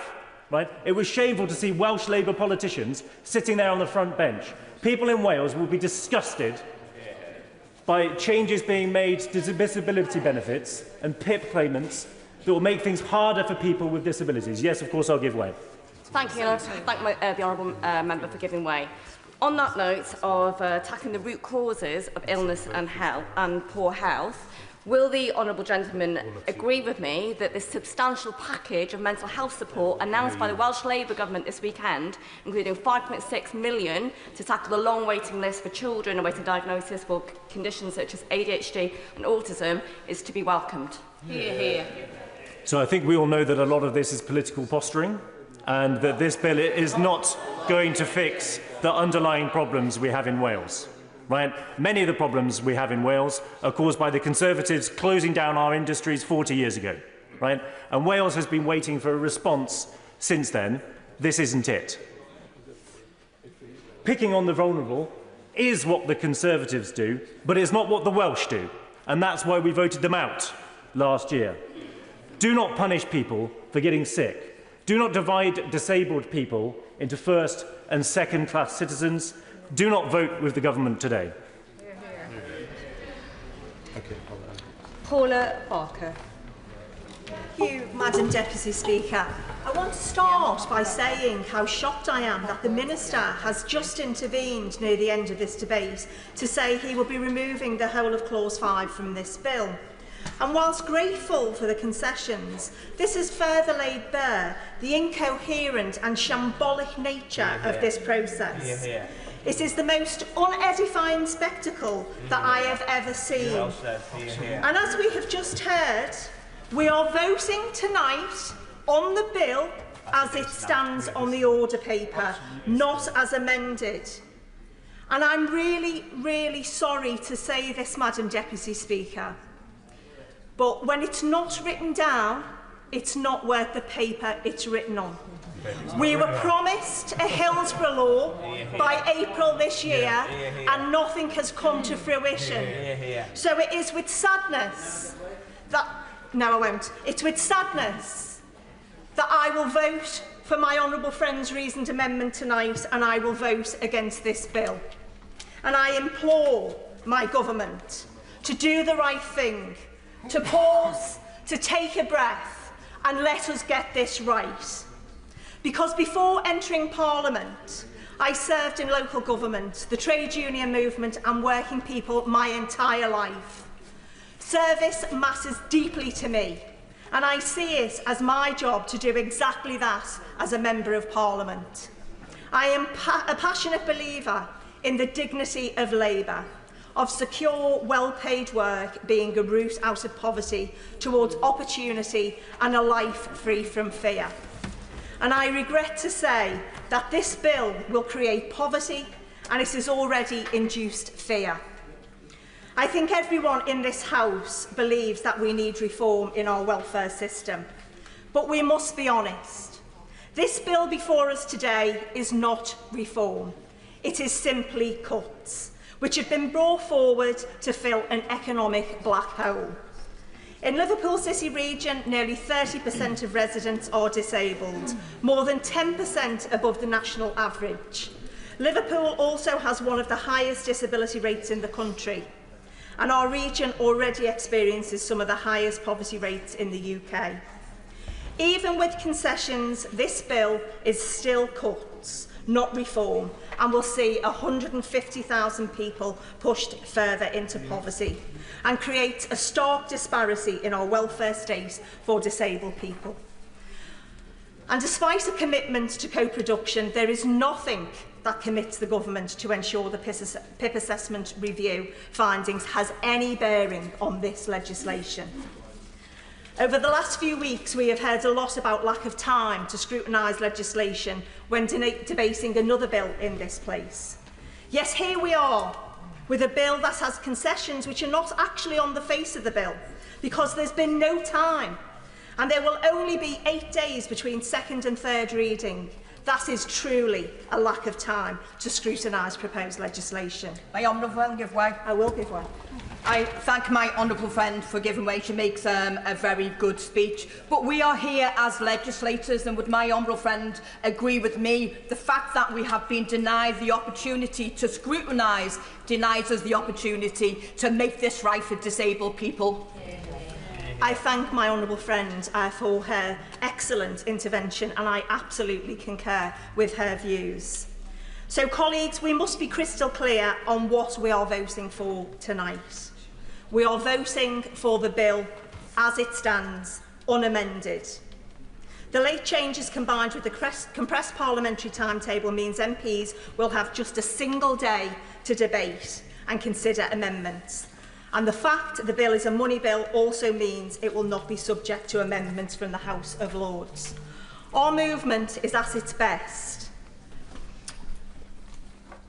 Our movement at its best is the rising tide that lifts all boats. Not some, but all. I cannot, in good faith, look at my constituents of Liverpool Wavertree in the eye and tell them this bill would improve their lot, because quite frankly, it won't. Anne Davies. Madam Dirprwy Llefarydd. I've heard so much in this chamber today, some really passionate personal speeches, and I thank all honourable members for their testament and contribution. But the Universal Credit and Personal Independent Payment Bill is a direct attack on the ill and disabled people, and just to cut costs. The arbitrary restricting eligibility for PIP and cutting the health element on universal credit will have a devastating, lasting consequences. Whatever this Labour government claims, there is neither fairness nor compassion in its approach towards welfare. And it certainly isn't fair or compassionate for the people of Wales, who will be disproportionately impacted by these measures. And let me thank organisations, including Policy and Practice and the Bevan Foundation, for their vital work in filling absence of data for Wales, which this UK government has all but refused to provide. 4 out of 10 local UK authorities worst hit by these welfare cuts are in Wales, so 4 out of the 10. Impacting 6.1% of the Welsh population at a cost of £470 million for our communities. And in Carmarthenshire alone, the economic impact will be nearly £17.5 million. And too many people will suffer. My constituents will suffer. People like... By all means, yes. And I thank the member Gavin Way. And there's just a point of clarification. She mentions her constituents suffering. The government has withdrawn Clause 5. But Clause 6 leaves all this legislation eligible to Northern Ireland. So is the government going to put a barrier down the Irish Sea in regards to PIP payment now? Thank you. I'll allow the Minister to answer that in the closing statement. I couldn't possibly comment. But I will comment on Claire. She has several disabilities, including arthritis. She currently receives PIP, which has helped her build on her master's degree in equality and diversity in work, and allowed additional support, like the ability to have a carer accompany her when necessary. Ms Jacks does not have 4 points in any one part of the daily living component. Versus Arthritis has calculated that 79% of people that claim PIP in Wales for arthritis alone score fewer than 4 points, and that's nearly 17,000 people. And it's not just claimants. MENCAP, which has already been mentioned here, has estimated that over 13,000 carers may lose their carers allowance in Wales due to caring for people with fewer than 4 points. And the government's justification for this suffering is completely flawed. Joseph Rowntree Foundation finds that 60% of recipients scoring 4 or fewer points are already in employment in England and Wales, rising to 63% in my constituency of Caerfyrddin. The UK government claims its amendments to this bill will lessen the blow, but we'll have to wait until after the second reading to see them. But the government seems set to penalise people who become disabled after the arbitrary cut-off date of November 26. So can I ask the government what data has informed these concessions? Specifically, what evidence suggests that people can pick and choose when they become sick or become disabled? Because that, to me, looks like discrimination. Legal experts for the Equity Union agree that it could be unlawful on the grounds of arbitrariness. And arbitrariness looks half-baked in considering PIP assessment review, which will only be published in autumn 26. The UK government's amendments to this bill do not address the fundamental injustice at the heart of these measures, and is plunging 150,000 people into poverty rather than the 250,000 really a marker of success? Is it only punishing people who will get ill or disabled in future, or those who turn 18 later, really a sign of a fair and compassionate welfare reform? I call on honourable friends across the House, particularly my friends opposite, to vote against this cruel bill tonight. The Labour UK government must abandon these damaging plans entirely and instead create a welfare system founded on dignity, on equity, on compassion, that is developed with disabled people and representative organisations. Plaid Cymru will be voting for the reasoned amendment this evening submitted by my honourable friend from York Central and against the second reading of this bill. John. Diane Abbott. Millions of disabled people will listen, view or read about this debate and its consequences and feel fear. Because for some members of the House, this is just an afternoon's political cut and thrust. But for the disabled, it is the rest of their lives. Members will have heard earlier that we should be concerned about the rising trajectory of welfare spending in this country. Ministers say this all the time. But what about the rising trajectory of tax avoidance or the rising trajectory of salaries in the City of London? Why must people on welfare bear all the opprobrium and have the money taken out of their pockets? We are the Labour Party, and we have historically stood up against injustice. Why are we stepping away from this today?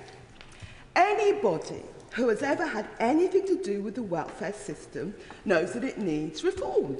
I deal month after month with dozens of people who are struggling with the welfare system.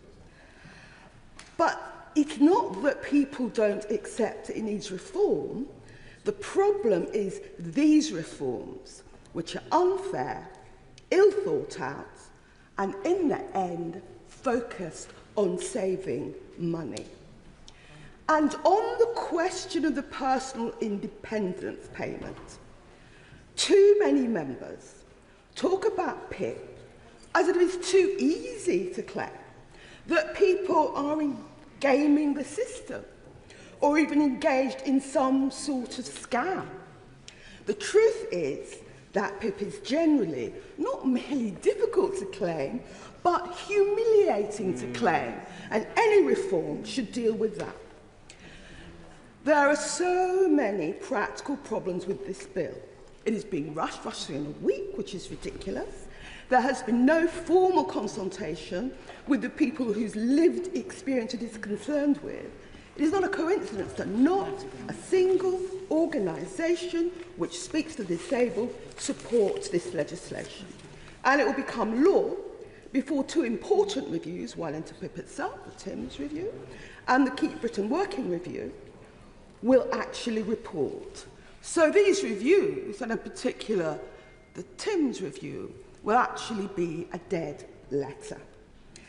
And because it is too late to change the face of the bill, members are being asked to vote purely on the basis of verbal assurances from ministers. None of us would come to an important arrangement with our council on the word of councillors.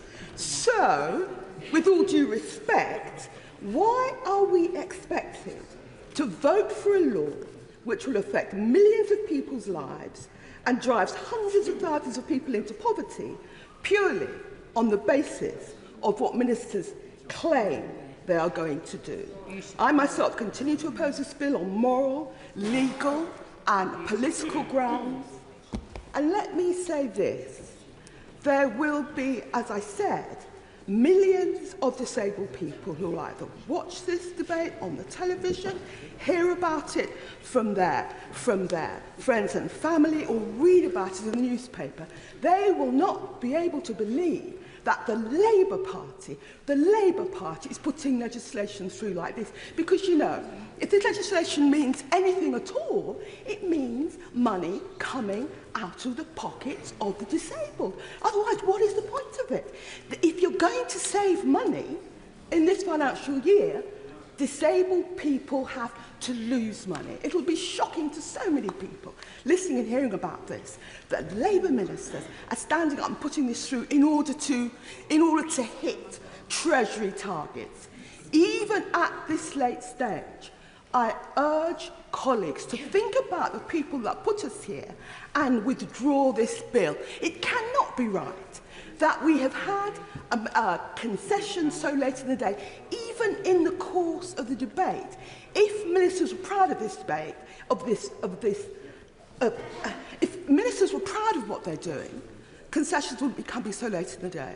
So, as I say, we should, even at this late stage, withdraw this bill. Thank you, Madam Deputy Speaker. I've been sitting here for about over 5 hours, I think, and there's been so many changes and concessions. So many changes and concessions, I really don't know what we'll be voting for at the moment. And this is no way to bring such an important bill into this chamber for, when it's so important to people's lives. The Independent Alliance stand firmly against this bill because both it is unfair and unworkable, and no member of this House should, in any good conscience, vote for it. Of course, abuse of the welfare system is unacceptable, but we all agree on that. But this bill does not target fraud. What it does target is the most vulnerable and the most needy in our communities. Welfare. There's been some excellent contributions today, and very powerful contributions. And like everybody else here, I have constituents who have shared their story. Mine is of Joe, a constituent of mine in Leicester South. Joe is actively suicidal. All sharp objects and medications have been removed from his home. The only reason Joe is not in hospital is that there are no beds available. Yet Joe has been told she is not ill enough to qualify for personal independence payment under this system. Is this the kind of society we want to build? This bill is not just unfair, it is also unworkable.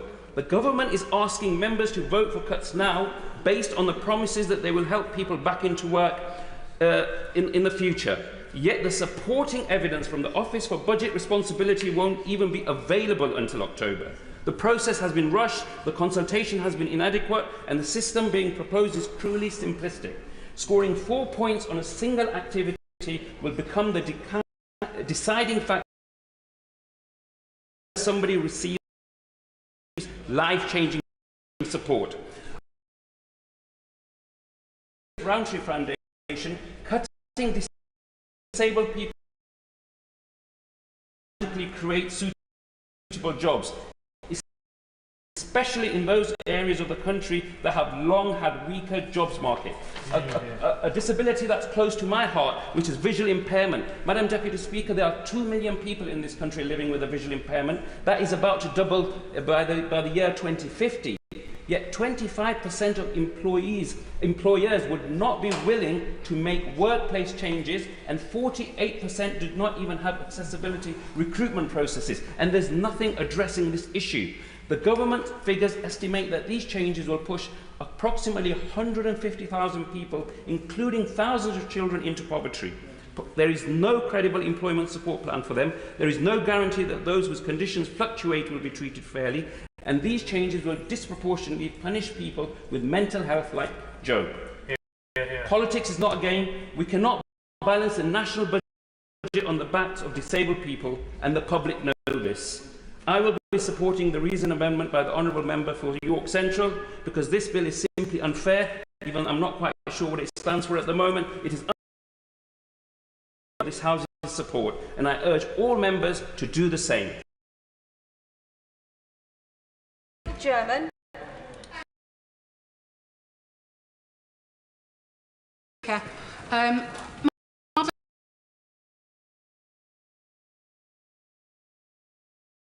That the topic of today's debate has been my overriding focus in recent months, and I want to thank my constituents and all organisations for their input, as well as the Secretary of State and the wider DWP team for listening to concerns and indeed acting on them with recent amendments. This bill will raise the Universal Credit Standard allowance by the largest increase since the 1970s. It will help gain of £265 a year.